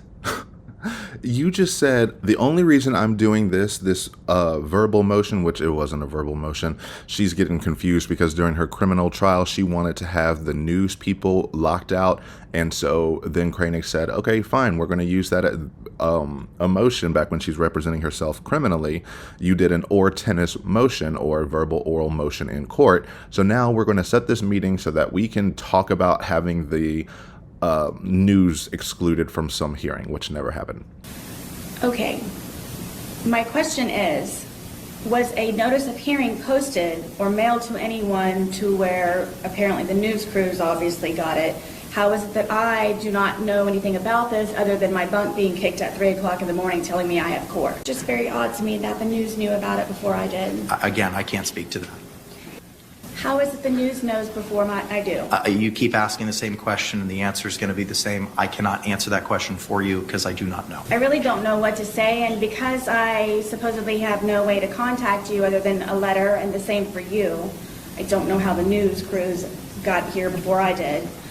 I've already explained. Ask the news crews how they got here? No, ma'am, I'm not going to let you do that. They're not under oath. They're not a party to this action right now. It's wrong and it's unfair. So now she believes if I just speak up, I can just use that as my verbal motion and that'll be everything. No, you do have to actually write said motion, especially if you want this type of request. The or tennis motion she did before was a motion to set a hearing to discuss whether she can legally keep the news crews out or not. Normally, you can't go to a pre-trial hearing, especially not in civil court, and just verbally say any motion you want. But whatever. She's like, oh, I said it January 7th, 2025 at 11:18 a.m. and I did it over 111 times. She thinks that makes her look good. She thinks, oh, wow, you've been trying so hard and still nothing has worked. You mean you harassed him 111 times and you never once thought to actually submit a motion? No, you just harassed again and again and again. The first few tens of times, even if you get to 50 times, still excessive. But then you say, you know what, I'm going to take this to the judge. I'm going to write it and force you. No, what did you do? Relentless, saying I will message as many times as necessary to get a response. Do you really want me in your life so much to make me contact you every day, every day, every day? I ask as many times as needed to finally get an answer. If not this way, which would be more simplistic and less time consuming, especially for you in Gainesville? Then in court, where you can answer everything when the judge asks you or orders you to answer. Don't you think? The reason for a very needed court date is simply over you not cooperating. You understand that, right? Then with all my paperwork, messages, requests, concerns, questions, etc., I'm going to submit Everyone will see it. It's simply you taking up everyone's time. You. So simple. Please be part of the solution this year, not the problem. Cooperate and just work together, Brian. I will make it as uncomfortable for you as possible until you answer me. And then the worst thing, and I'm like, I hope you didn't actually say this. Well, she just said she did, but this completely shot her in the foot too. Not really, but it would have in my mind of my son has been asking him too. I have my son ask the petitioner on my behalf so that I can hear the reasons why he won't submit it, so that he is aware of the reasons. She says, what do you mean? I said, I have asked him 112 times on the tablet and on the phone about him doing the visitation applications, and he has a whole bunch of different reasons. And I said, it's one thing to lie to me, Your Honor, but it's another thing to lie to my son, and my son has started to ask on my behalf so I can hear the reasons that he gives me, petitioner gives me, so he can have an understanding of what the new excuse is. My son has started to ask on my behalf so I can hear the reasons that he gives me, petitioner gives me, so he can have an understanding of what the new excuse is. So she said, when was the first time that you started asking for the visitation privileges? I said, January 7th, 2025 at 11:18 a.m. Yet again, you are doing anything you can to bring your child into the middle of your mess. So you're going to force your child, you're going to ask Brian on your own 1,000,000 times, ask him 111 times, but you're now resulting, because you have to keep amping it up, you're getting your son directly involved saying, Judge Dean, after coming back from an outside medical appointment for my cancer and surgery, I really wanted to call my son to hear his voice and brighten my long, arduous day. In doing so, he was checking the mail, telling me I had a letter from you and wanted to be helpful and read it for me. When my 11-year-old was finished reading, his response was, I'm sorry, I don't know what Dad's trying to do now. I myself am trying to figure out what new underhanded terror he's attempting, so I decided to call him directly and ask him in front of me why he won't submit the visiting application, using the son as an emotional manipulation tool to get Brian to resign and give her whatever she wants. Now she says, so that he understands the reasons, because he wants to see me, and now he's lying to both of us. That is a disgusting manipulation tactic a parent is pulling, and every court sees through that. I still just will never get over the fact that she is the one who brought up the fact you're not supposed to bring the child, you are not supposed to bring the child into this situation whatsoever. In the parenting plan, it says that you are not to use the child as a ploy or a mode of communication. How else am I supposed to communicate with you if not through our son, through the letter, a tablet, or a telephone call? And she submitted this in the text too, which is wild that she kept wanting to submit them. Please respond. Please do not have to make me go through my son when I call to have him ask status of everything. Yet time after time after time, she admits to asking for 13 weeks, getting him to ask his father this, getting him to ask his father that, getting him to read these letters to me. Dad says you're annoying and beg all the time. Son told me after asking him to ask former husband if he finally ordered a book and hot meal after being made to call daily to check for 13 weeks. Bringing him into the court process as much as possible. The only time Brian has ever mentioned trying to get their son involved is, I'm going to have our son talk to the judge in his chambers without you there. So that way he can actually give his opinion, not what you are going to force out of him. Because she's definitely the witness intimidation type of, if the son was on the stand saying stuff and he said stuff she didn't like, oh, she would exhale the, oh my gosh, really? No, I'm going to look as sad as possible, as defeated as possible. No.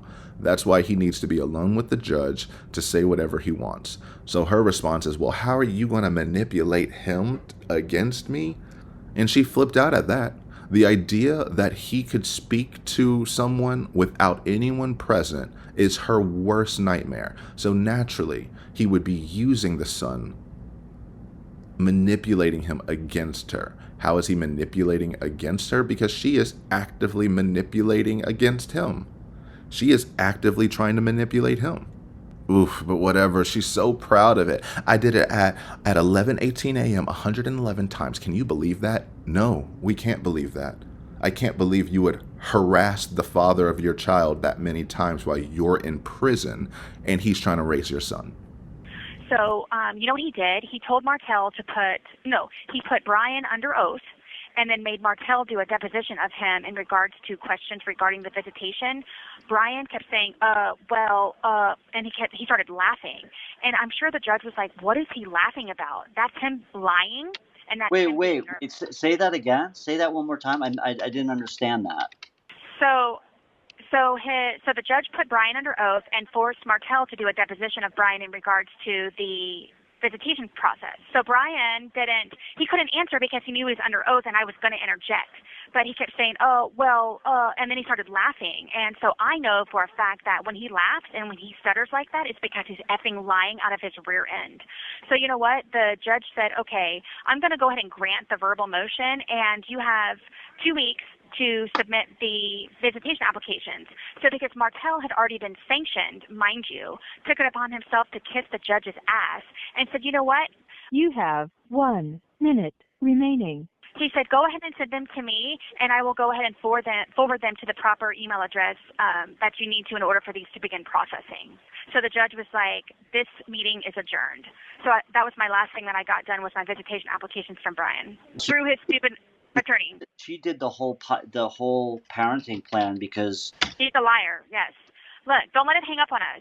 I'm going to try and call you tomorrow, and if you can answer, great. If not, just know that I'll try you again another time. Okay. But keep an eye out, okay? And all right. Just keep an ear out, and I will Godspeed tomorrow, okay? Okay, sounds good. You know you're wonderful. Thank you. Take care. All right, and that was that call. Took way longer than I ever thought it would, but whew. Also, I love that shady little phone lady. You have 1 minute remaining. Right as she's in the middle of her story. She always knows when to cut in. She's almost on par with Linda, but Linda still got her. And then just more cases of Sarah using legal terms she doesn't understand, but she just heard. She made Martell give Brian a deposition. Depositions don't happen in the courtroom. They happen outside, and that's why they're brought in as testimony because said person could not be there at the time. However, and Brian was stuttering, which is how I know he's lying his ass off. Well, fun fact, we know you're lying your ass off whenever you open your mouth. And I'm sure Brian has stretched the truth here and there at some points, but in the grand scheme of things, his story has remained extremely consistent this entire time throughout years, while yours changes every single day. But mind you, Martell had already been sanctioned, so to try to save his ass, he said that he would forward it. Yet again, Martell was not sanctioned. If he was sanctioned, what was he punished with? What did he have sanctions? Did he have to pay a fine? Did he have...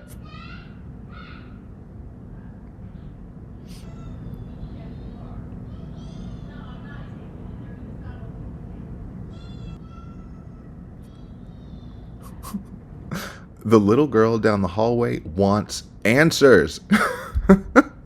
But yeah, that was basically this call. Now, all of that was to build the context for covering the last little bit of the DR saga. It's not going to be anywhere near as long as the call we just covered, but this was to transition because this is her freaking out after she had her surgery and that she's not going to make the deadline in time and that she needs to get an extension and that she needs the judge to know this and that, and it's just a mess. Priority's not priority. Like this pre-trial statement and this parenting plan is. You don't understand, Peter. Listen, I fought hard for this sanction, and I got the sanction, and then I got a DR for it, and I lived through the DR. Inmate was sentenced to 30 days canteen suspension from 6/5/25 to 7/4/25. now I can't even submit what I fought hard for and had a DR for. Inmate Boone Sarah is being charged with 910 lying to staff member or others in official capacity or falsifying records. And I don't want to let the judge down. So I don't know what I'm supposed to do. Like, I literally am gonna go crazy. I think that ship has long since sailed because just too much. This is after she's coming back from her surgery, so she didn't make her deadline in time, or she's not going to, and now she's just stacking this ladder of catastrophe of, I fought hard for the sanction. Incorrect, there is no sanction, you just yelled. Then I got a DR for it. You didn't get a DR for the sanction, you got a DR because you lied and falsely accused an officer. And then I lived through the DR. It was literally 30 days without your blood sugar cookies and extra additional food on top of your free meals. Now I can't even submit what I fought hard for and got a DR for. And I don't want to let the judge down, so I don't know what to do. As if you and the judge have some personal relationship. She really thinks judges are rooting for her. She has this misconception. Anytime a new judge comes on board, I'm so glad to have a new judge. It was an honor to meet you. You're this, you're that. She thinks judges are actually rooting for her. Judges aren't rooting for anyone, or it's not supposed to. And honestly, I wonder how she would have acted if she knew Judge Jackson's background of Judge Jackson's mother killing her father. So Judge Jackson naturally does not have a bias towards killer mothers. The gender bias Sarah banks on and tries to squeeze out of everyone. I had nothing to compare to. I've never been hit by a man ever before in my life. I was raised hitting a woman was wrong and should never happen. No excuse. Get away from me. I'm gonna fucking hurt you. That doesn't work in this context. So when 90% of all of her arguments were, ignore my abusive actions because I'm a mom, she was never going to win that argument. The judge gave me this as a gift, and now I'm going to let her down like I'm going crazy. She built this up so much. I fought for this. I martyred myself. The DR are my battle scars. It becomes this like emotional currency later on. I can throw down the DR anytime I need you to understand that I'm exhausted. The day drained me. I did everything I could, and because I already fought so hard and because I was already punished, now you have to put yourself on the line for me, the person you've known for like a year. Can you imagine doing all this for someone you've known for a year? Wild. Letting someone that you've known for a year talk to you like this, crazy work.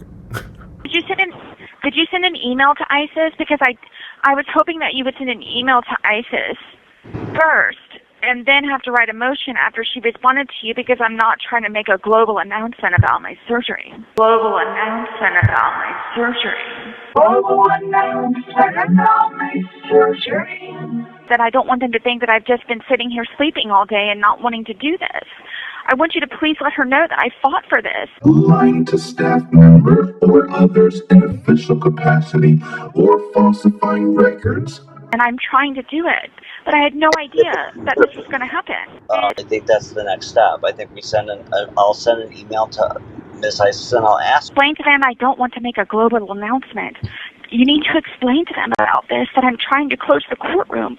Please tell them that I'm trying to close the courtroom for this also. What I'll do is I'll send a letter to, I guess, would it be Kranick? Just send it to the clerk of the courts. I'll send it to the clerk of courts. Peter, please. Please. I'll do it. Sarah, don't worry about it. I got you. I know, but when? I know, but when? I'll try and get it done tomorrow. First thing tomorrow. I mean, I'm traveling right now. I know, but can you write the email while you're on the plane or something, please, to ISIS so she knows she's in the office? They won't get it until next week. Yeah. They're going to get it Monday morning. ISIS will get it today. But when? She'll get the email today. Please, can you just send it to her? She'll get it today. It's still, what, 10 o'clock in the morning? It's still early. Yes, I could. I could probably send it today.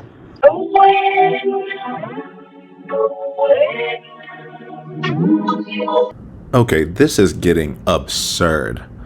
She is cry weeping over sending an email today, right now, versus tomorrow.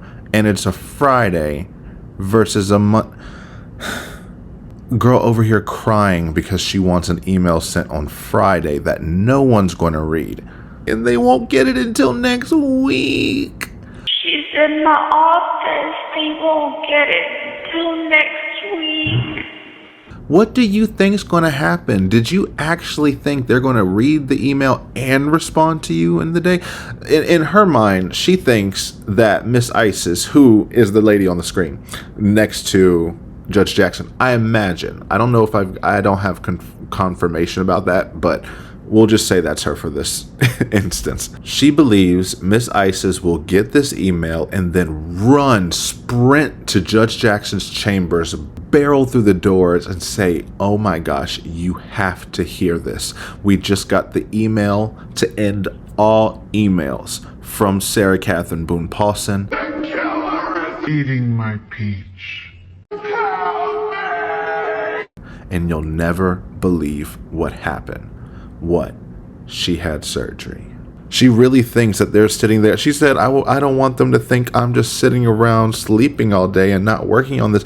Girl, they are not thinking about you whatsoever.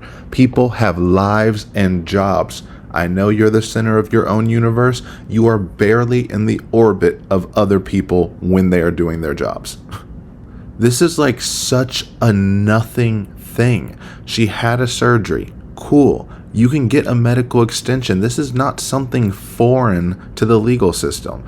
You can get out of work, you can get out of school, you can get out of anything if you have an excused documented absence, especially if you're going through a medical procedure. Everyone understands this. It's no big deal.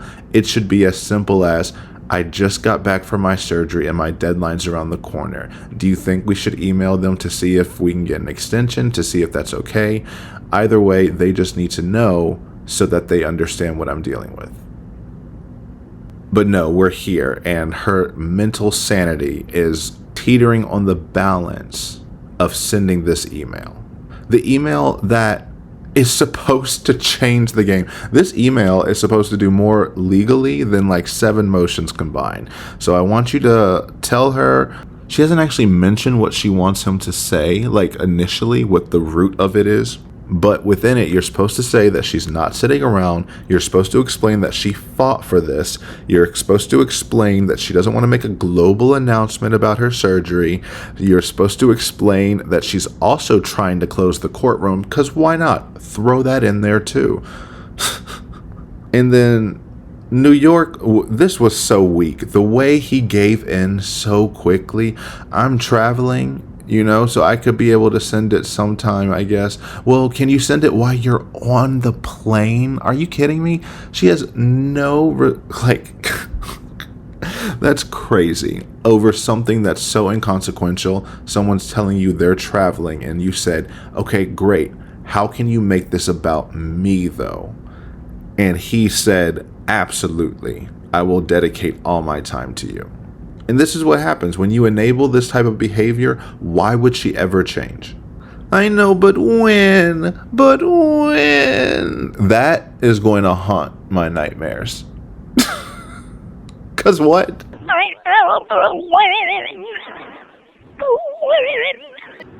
Please, that's priority. I get Wi-Fi on the plane, so yeah, I could do that. Please, Peter.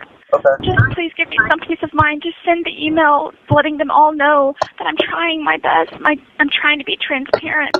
And the whole YouTuber thing, I'm trying to close the courtroom. I can't deal with all of this, and I don't want to make all of this known to the world, which is why I'm sending this email. Okay. Sarah, don't worry. I'll send it today. Don't worry about it.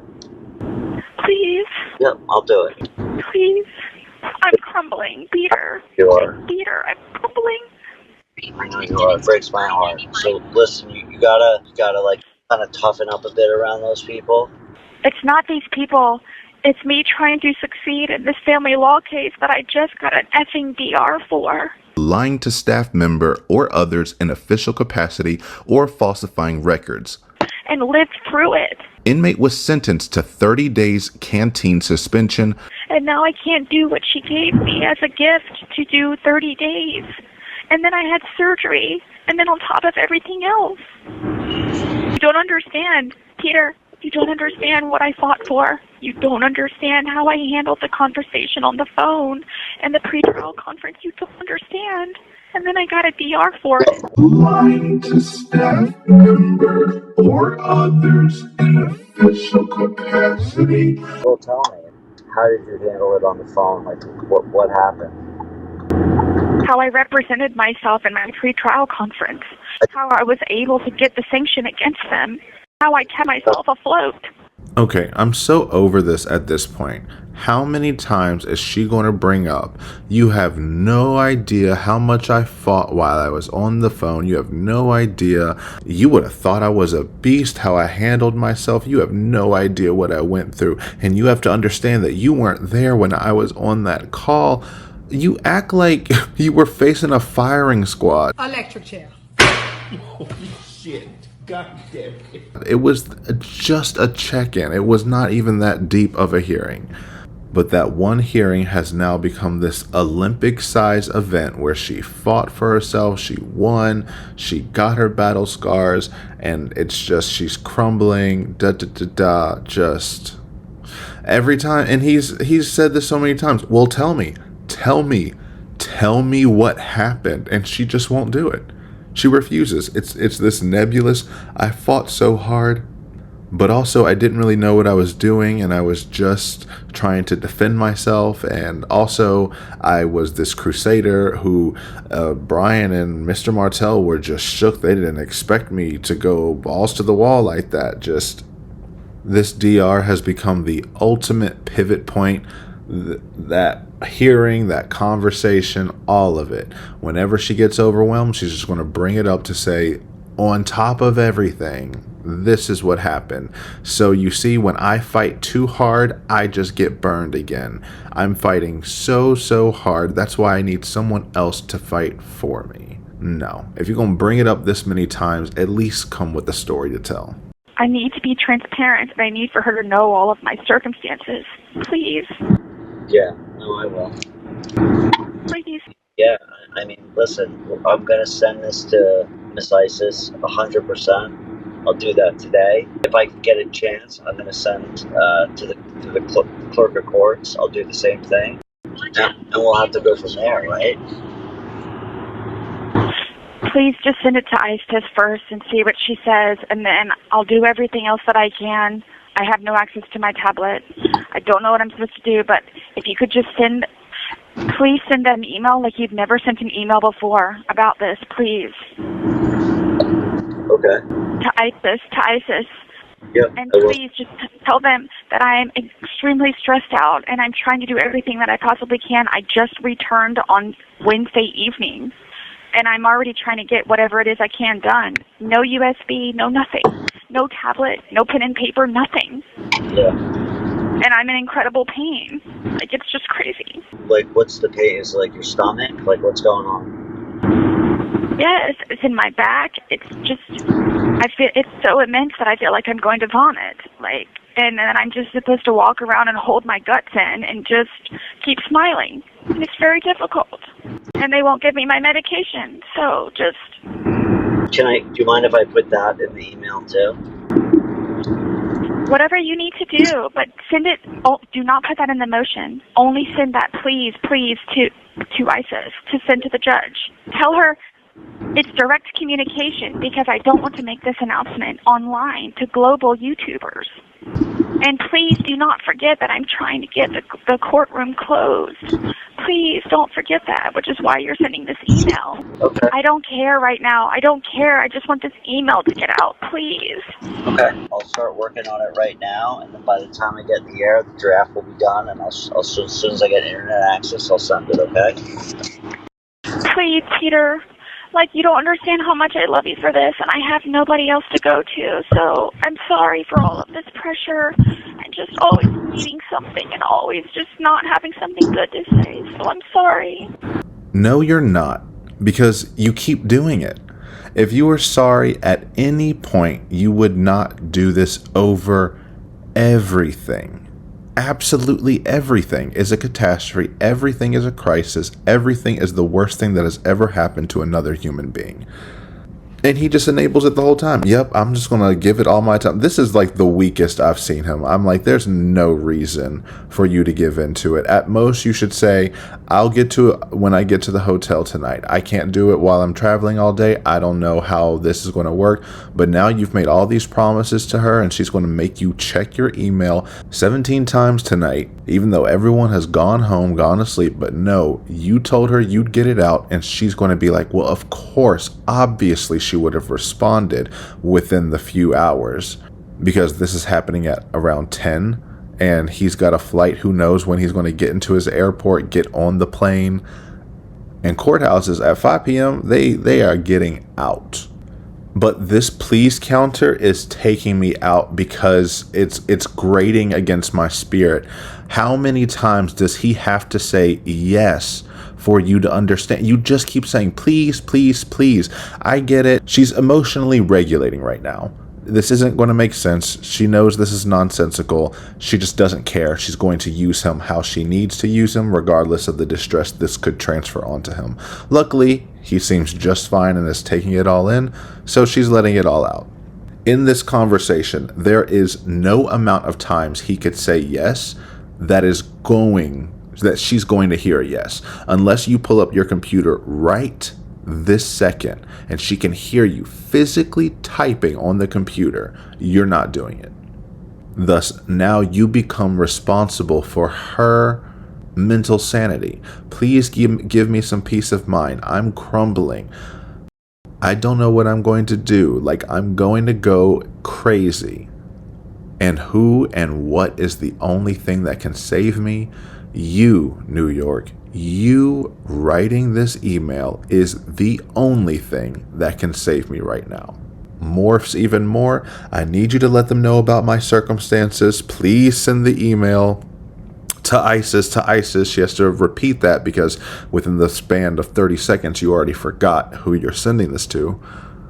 And you want them to know in the email that you're extremely stressed out, that you just got back on Wednesday, you have no USB, no nothing, no tablet, no pen, no paper, nothing, and an incredible pain. Just crazy because you have to keep amping it up. Again, this is just for her to submit this outline. And I can't feel bad for her because how many times did New York try to get you to start earlier? How many times did he say, we are running out of time, please start? And the irony there is once he finally got you to agree, fine, I'll do that first thing tomorrow. Why wouldn't you start right then? Why wouldn't you start right then and there? It's okay for you to push things off until tomorrow, but anyone else? Absolutely not. He can be sitting next to Samuel L. Jackson on that plane, snakes everywhere, and she still would say, why didn't you send it before you got bit? And then she's like, I'm in so much pain and they won't give me my medication. I was like, what is she talking about medication? But she must be just talking about pain relievers that they give you after surgery that they're obviously not going to continue giving you once you're out of the hospital. That can create dependency. You can sell it to the other girls, yada, yada, yada. So I bet she is in pain. Walking around, holding my guts in, just keep smiling. And I think that's the reason the other girls don't like you. Because you walk around with that fake smile. Everyone can see right through it. You're trying to be all high and mighty, like nothing phases you, like you're above it all. You're in prison. Everyone's miserable. Okay, you trying to act like it doesn't affect you, that this is the best moment, greatest moment of your life, only makes you a more unlikable person. So, if you're in pain after getting surgery, it's okay not to smile. It's okay to be reserved. You don't have to always hold your head up high and make this big statement when in fact you are being very rude and condescending to everyone around you, thinking you're better than them when none of them zip someone into a suitcase. And then I'm just trying to be transparent. That's why I'm sending this email, direct communication, because I don't want anyone else to know. No, you're trying to control the flow of information. You also aren't supposed to just have all this secret, one-sided communication. Can you imagine if Brian did this? Imagine if she found out that Brian secretly talked to the judge and said that I don't want this, whatever information it is, to get out to anyone. She would lose her mind. That's the unfortunate thing when you go through the legal system in Florida. Everyone's business is aired out there. And there are exceptions, but none of them apply to her. Just because you don't want it out there doesn't mean you have a legal right to get it kept away. And the same thing is just, don't forget to tell them I'm trying to close the courtroom for the global YouTubers. Well, fun fact, the YouTubers were there and you weren't. Please tell them it's very important to me. Please stress that it's very, very, very important to me, which is why you're doing this. And I'm tired of walking around and just holding my guts in and smiling still. But if I have to do that, Peter, I'm going to do that, okay? Thank you. Please travel safe. And I will. Please write this email like you've never written an email before and tell them how important it is to me. Just tell them. Just tell them. I will. Please. And don't forget to tell them about the whole YouTube thing, and which is why you're sending the email. And I have access to nothing, and I'm in incredible pain. And I just got back from being in the hospital. Tell them for a whole week, because I was.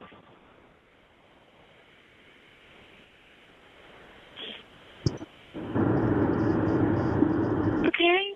Yeah, 100%. I'm gonna do that. Thank you. All right, Sarah. Thank you. Keep yourself healthy. I love you, and I'll call you. I'll call you later, one way or another. All right, please do. Thank you. Okay, bye. Good grief.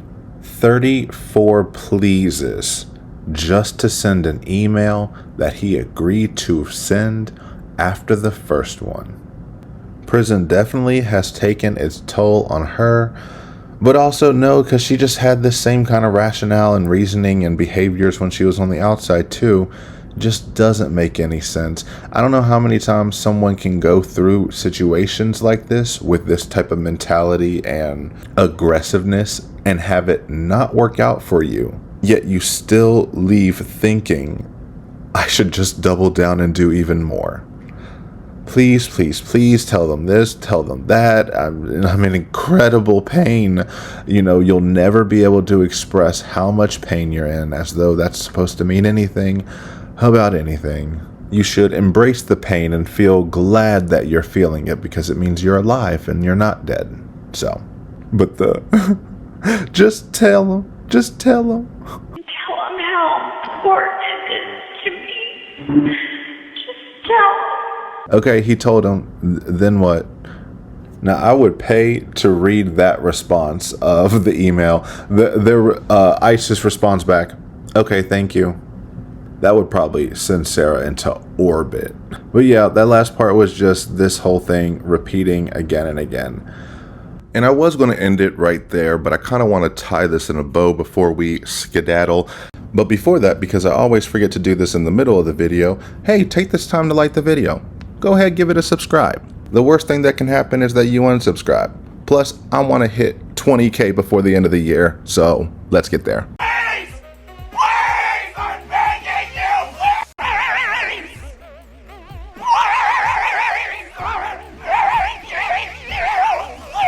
So this has all been culminating in this pattern of behaviors and this pattern of treatment of New York, and no matter what he does, it just doesn't seem to be good enough, because she's still going to ask him anyway.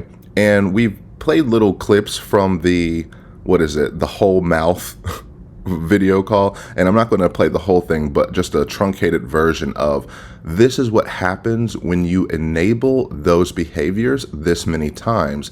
Then she gets to pull this on you. That's fucking incredible, isn't it? How do you think I feel? I've gone down there 4 times and been treated like shit every single time, and the last time I got up and I walked out. Okay, so if you want me to do the guardian ad litem thing, that's probably going to be in like a day or two. Sent you the message on May 8th at 12:05 p.m. Yeah, and Sarah, I've been, like I said, I've been slammed. I mean, I'm trying to keep my head above water here. You know, I'm not like getting paid for this. I'm not like. I get it, but I'm trying to keep my head underwater. So think about that. I can't tell you how long I've thought about this. It doesn't make sense. Obviously, she's just trying to reverse it. He's trying to keep his head above water to not drown under the weight of the things he has to do. You're trying to keep your head below water. So think about that. So you want to keep drowning? You want to be perceived as continuously drowning and always in need of saving. But girl, if you don't get out of here, he's literally telling you, I have a lot in my life. You're not paying me. I know. Well, if you know, temper your effing expectations and act like this help is free like it is. You aren't on payroll. You aren't giving anyone anything but more problems, attitude, and zero appreciation past words. Words don't mean anything when it comes to people like this, because if the actions don't follow it, then it's just continual abuse and manipulation. I sent you the message at 7 at 5:08. She loves to pull them out and oof. Okay? Because that's her, pattern forever of, as long as I made the attempt to reach out, you should do all the work. I did the hard work and let you know. Why didn't you do what I tell you to? I just don't know where the entitlement comes from. Well, I do. I'm not going to say it, though. Sarah, I know. But you can understand, like, I got a family I got to feed and stuff. No, but I just wish you wouldn't have started. That's all. Because then I would have just been able to figure whatever else. Wait, if I didn't... This is why I don't rely on anybody. Sarah, are you fucking kidding me? You know how much work I've done for you? I do. Yes, but I simply... So you wish I never started or did any of this stuff for you? Nothing. You, I wish, would not have taken on so much responsibility, because now I have to rely on you. Ding, ding, ding. And this is what I'm talking about. This is what all of those behaviors had led to. She forces you to, trying to incept you, to trying to take this on for her by saying, my life is so hard, I'm going to crumble, my mental insanity is all over the place, how could they possibly do this? I'm so overwhelmed, my stomach hurts, I'm smiling, and to get you to help. And she'll say, I definitely can't do this by myself. If you are ever going to help me, I need help on this right here. And so then you do it. Well, I just wish you wouldn't have started, because then I would have been able to figure it out. Figure what out? You have said time and time again, Nicole can't help you. You don't like Lana. No one can help you. I have no idea what I'm doing. Well, I wish you wouldn't even have started. I could have just figured it out on my own. That's insane. Do you know how much work I've done for you? I know. I do know. No, you don't. Well, actually, New York, you don't know. She absolutely knows how much work you've done for her. That just doesn't mean anything. That's in the past. What are you talking about? You have to show your value to her right now, today. If you don't, you did nothing. You don't have to. Who else is going to okay. All right. I don't. No, help me understand. Help you? Okay, I'm happy to help you understand. Yes, please. You have nobody. You're saying, like, I wish I wouldn't have relied on you. Okay, so if you're not relying on me, what were your alternatives? Nothing. Okay, so I'm doing everything I possibly can to help you. So that's all gravy for you. So don't look a gift horse in the mouth. I think you're totally, as usual with everybody in my life, misconstruing what I'm trying to listen. Then explain to me, what are you trying to say? Because I'm confused. Okay, I'm in prison with a life sentence. I'm trying to fight for my life, for my son, with my son, and for have any type of money so I can eat something without having shakes and falling off my top bunk. I know that you decided to be as my friend to help me not being a lawyer, and through all of this, for all of this, through all of this. But yes, now that I have, you've given me expectations of things of you and me working together where it's like we don't start something and then it can't be finished. And I understand you have a life on the outside just like Julian does and everyone else, which I myself would like to have at one point also. To life in the Department of Corrections. But at the same time, though, I can't do this without you. But you've had me have that reality check where it's like, well, he's on the outside with a computer, with access to the courts, with, you actually have pen and paper and stamps. I don't even have that in here. So I have nothing. So you have everything. So when you show me that you have something of your everything that I can have, I'm going to try and take it. I'm not trying to look a gift horse in the mouth. I'm just trying to take the whole mouth. That's what I'm trying to do. And she says that like it's a normal or okay thing to say. Like, well, you gave me all these expectations and you've helped me before, so I saw absolutely everything you have and I want it. If you have something that I don't have, that you gave me the expectation that I can abuse you, that I can force you to do whatever I want as long as I put on the pity party and tears, and then you give it to me, so I don't get what the issue is. Help me understand. And then he goes, fine, I'll help you understand. You have no one. You lonely ass bitch. You got no one to help you out, yet you're coming up to the one person for some reason who has put his life on hold, set it to the side. Can you imagine how many arguments him and his wife got into? You spent how much money on her? You spent how much time on her? What? Yeah, no. And then he says, so you just wish I never did any of that. And her response is, I think you're just completely, just like everyone in my life, misconstruing what I'm trying to say. Well, fun fact, if everyone in your life is misconstruing what you have to say, it's because what you have to say is shit, and you're not a nice person. She literally said, I wish you hadn't even started, so I could have just figured it out. No, but I just wish you wouldn't have started. That's all. Because then I would have just been able to figure whatever else. Wait, if I didn't... I don't rely on anybody. Well, what were your other alternatives? Who else could you rely on? No one. What? Then why are you even saying anything but thank you so much for not abandoning me. Please take care of yourself. And when you have time, please circle back and come help me. Well, because then he goes, okay, fine. If I'm misconstruing, you explain it to me because you didn't like what I have to say. Okay, fine. Well, I'm in prison. I can't do this. I can't do that. That's not addressing what he said. He said, I've been helping you this entire time. It's gravy for you. You haven't paid me a dime for any of it. And your reasoning is because you're in prison and you're trying to fight for your life. You're trying to fight for your life with your son and with your money and this and this. You see how it's you. You are a murderer. You don't deserve or need any of these things. And then when people actually try to help you, you treat them like this? Just like everyone in my life. It's insane. And that's what she was like on the Julian call when he's like, you insulted Peter. Don't use my government name. You call me New York. You insulted New York through the email. That's not how I meant it. That's how you all took it, but that's not how I meant it. Everyone's so sensitive. And then in the email, it directly states, I don't care how you feel about what I'm about to say. And honestly, I hope it hurts you. That's in essence what she said. So I just feel like there's things that I can't be 100% honest with you guys about because no, you can be honest. Everybody's sensitive. And you're missing the point. I'm not. No, you are. It's not sensitive. You were insulting, Sarah. You insulted him. That's how you guys took it. That's not how I meant it. Fair warning, you are not going to at all like this message. I am sorry, but not. Over it, and I honestly don't care. I'm used to nothing and no one. Just another day in prison with my illness. Peter, my feelings will not be hurt if a piece of your minds is given over what I said and how I said it. I'm all about face value. Take it or leave it. I wish I could leave it. Honest. Everybody's sensitive. You're missing the point. No, you are. It's not sensitive. You were insulting, Sarah. You insulted him. That's how you guys took it. That's not how I meant it. But you took it wrong. And then there's another clip from another one that I've never played before, but I found that I actually made like a little clip of it.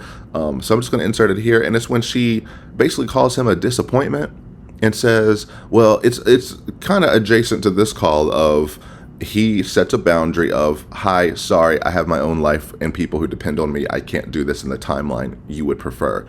And she goes, well, next time, why don't you just shoot me in the fucking head? No.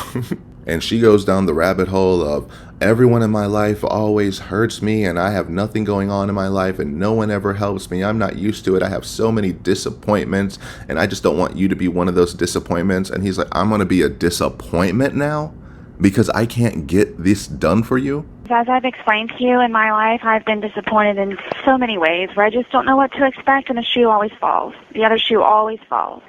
And I just want to make sure with this and everything that I've invested in it that you are not going to be one of those disappointments. And I just... Yeah, double homicide. Bitch. No, I'm sorry. So I'm going to be a disappointment? Hold on. So I look like a Judy Jetson hooker. So I'm Judy Jetson hooker. It was a lot of the same. It was a lot of the same. Like if I cannot get this done, like, sorry, if I have the time and That's why the ability to do it, like, is it an if thing? like, and I understand it's like disappointing, but like if I physically am unable to get this done, I am personally gonna be a disappointment to you. So I like a Judy Jetson hooker. So I'm Judy Jetson hooker. I don't know how you read between the lines so incorrectly. I never said that. And I just want to make sure with this and everything that I've invested in it that you are not going to be one of those disappointments. One of those disappointments. One of those disappointments. It was a lot of the same. It was a lot of the same. Just I don't want you to be one because I love you guys so much that... Again, it's like the whole beaten dog thing where I allow you to pet me. It was a lot. And then it's like, instead of a pet, it's a punch. And I don't want it to be that way. But you're saying I like a Judy Jetson hooker. it's like my fault. I'm Judy Jetson hooker. Going to be a... Where do you get that from? Because you just said it. Yeah. Get it. Where am I getting it? You just said it, Sarah. You just said, I don't want you to be a disappointment. You're like, I'm like a dog. Bitch. No, I'm sorry. I'm allowing you to pet me, and then you're gonna like hit me. It's not me.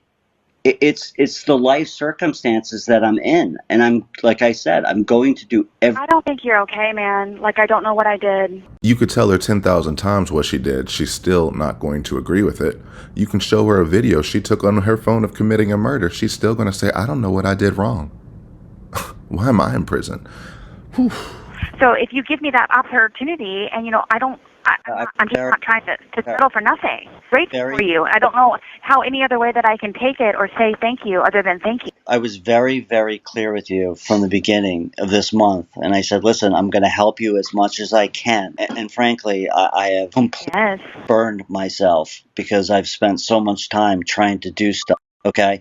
So, and I told you that I was going to help you as much as I can. And I have. I think I've gone way over and above than anybody would ever do. I understand you're in your situation, but that doesn't change the fact that I can only do so much. 1, I'm not an attorney. 2, I'm not getting paid for this. 3, I'm trying to support my own family. And, you know, I got people here that rely on me. I don't know why And I know it might not be enough for you. It's more than. But it's all I can do. It's more than enough. But my thing is, though, but it's I not, can't Sarah, read but certificate Sarah, of services. not, I Sarah, can't do it's anything not- online. Sarah, it's not enough for you because you're complaining and you're telling me that I'm failing you. And Not once have I, and not once did the word fail come out of my mouth. no, you said I set these expectations and that, like, you know. Okay, let me ask you this. Yeah. Can I go online? Can I go online? No, I don't think, no. Can I file anything? No. Can I read anything? Can I even mail a letter? Like, even if I wanted to mail a letter, I can't even do that. Like, if I wanted to mail my own motion, I can't even do that. If I had all the free time in the world, I'm not asking but I can't. That's exactly what you're asking for. But she loves to trivialize and downplay her request, impossible for one person to fulfill, especially within the deadline she gives them.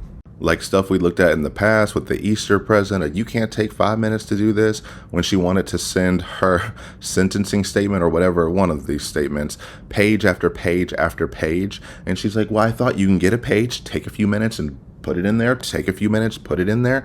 In her mind, she's asking for 5 minutes at a time, but she's asking for 5 minutes at a time 33 times in one day.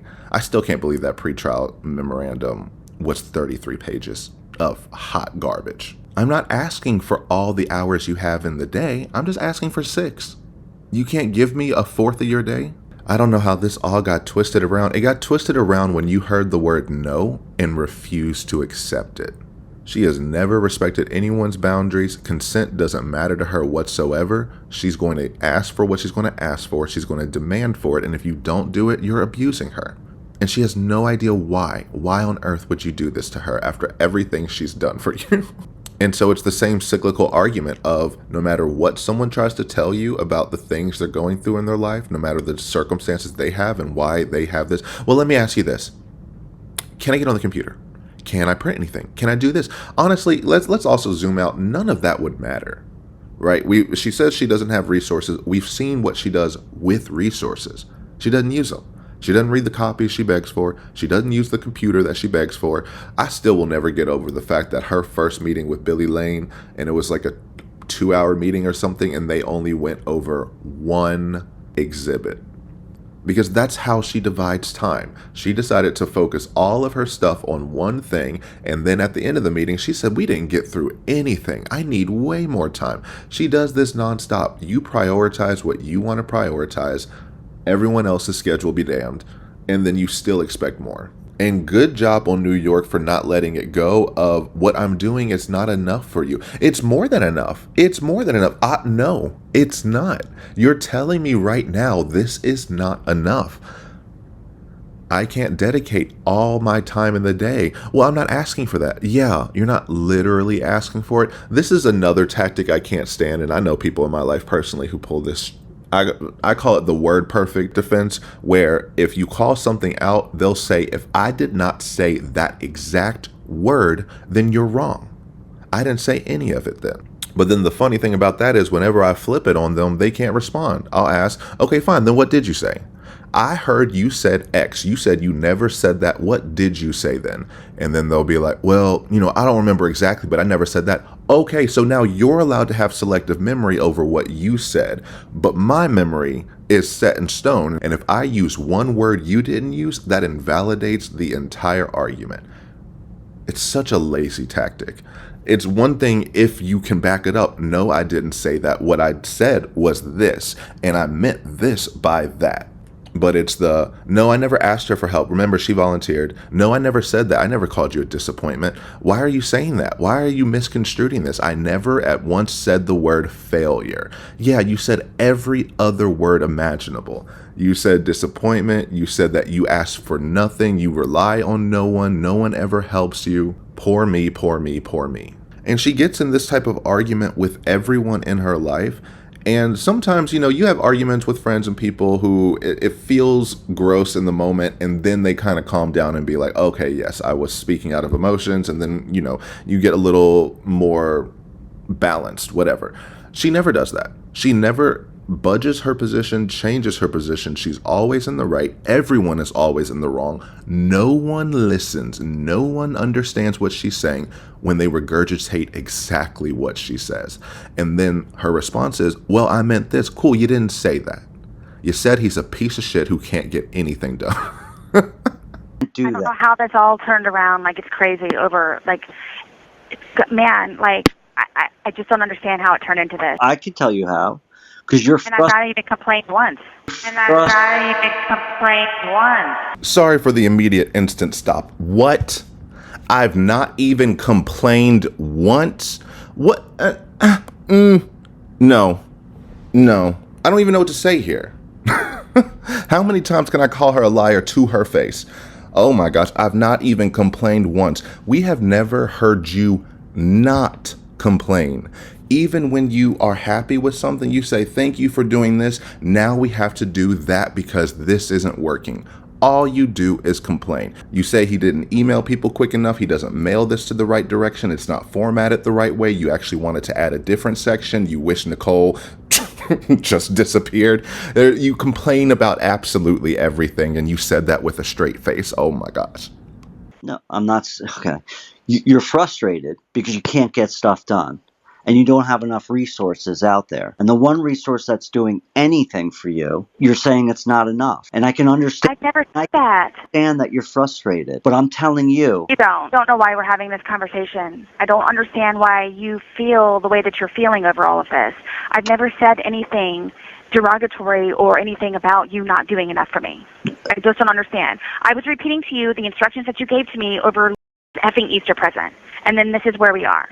You're telling me that, like, oh, you can't take 5 seconds to type, to order this or order that. Say, man, I got only so many minutes in a day that I can spend on this. Okay, fine. Yeah, I'll get in the tie. I'll do that. Don't worry about it. I'll figure out. I'll lose another 5 minutes of sleep. That's fine. But okay, but I would like to please make sure that you understand this. You instructed me about the Easter present. I followed your instructions. I did what you asked me to do. For the guardian ad litem, you instructed me to send my minute revisions. I did that. So I'm following your instructions. So it's just, you're telling me to do these things, I do these things, and then what? okay, well, life happens, and I'm stuck trying to keep my own head above water here, and I'm doing everything I can. I know you are. So, like I said, I'll get the tie thing sent, and I'll get the guardian ad litem motion. I think that you should actually bring that to your pretrial, but if you're very honest, bring a guardian ad litem motion to my pretrial when I'm on a telephone in a dark closet while they're in the courtroom. Okay, like I said, I will get that filed. And, I just wanted to make sure the revisions that are on May 8th that you asked me to do, and I did on 12:05 p.m., May 8th. Okay, I'll look at them.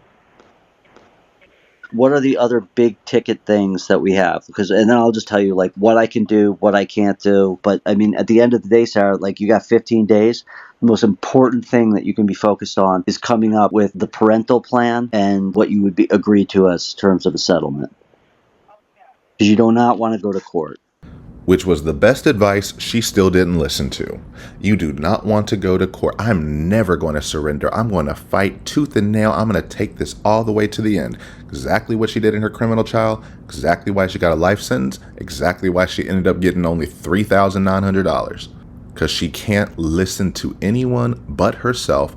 Doesn't matter what they do, doesn't matter how they try to guide her, doesn't matter what they do to try to get her these plea deals and these outs, this mediation.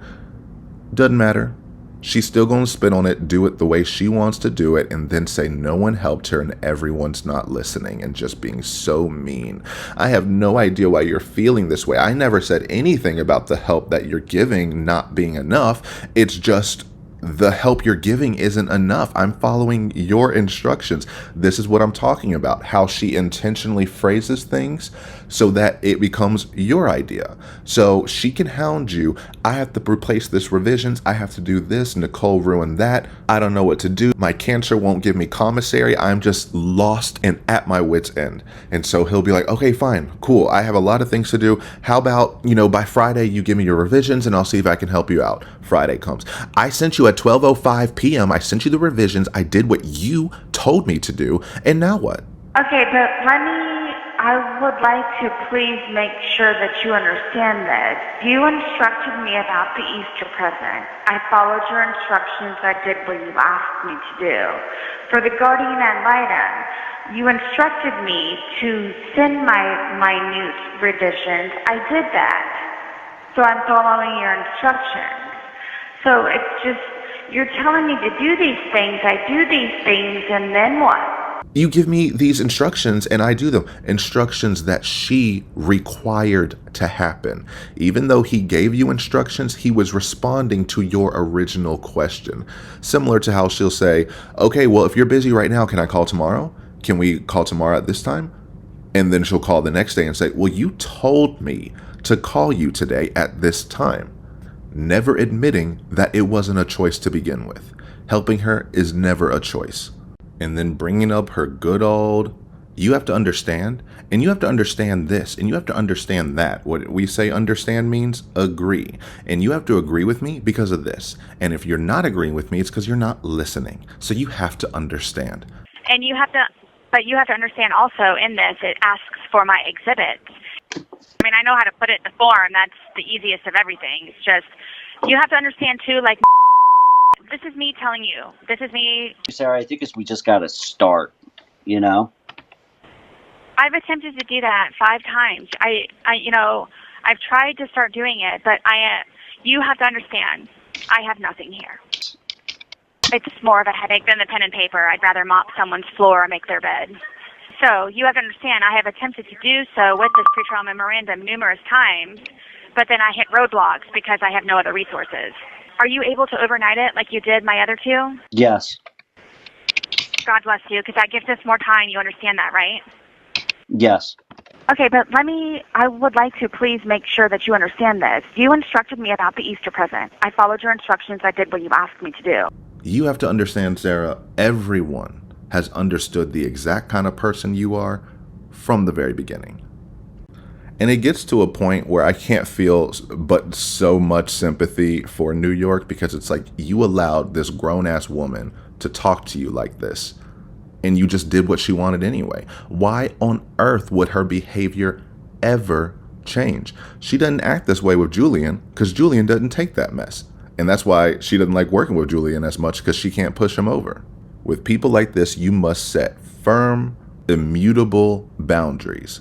Because if you give them even the slightest opportunity to manipulate them, weave past them, or to get you to take responsibility, they will do it every time. She will never be the type of person to go out and say, sorry, I was wrong. It's always, I'm sorry, you're dumb.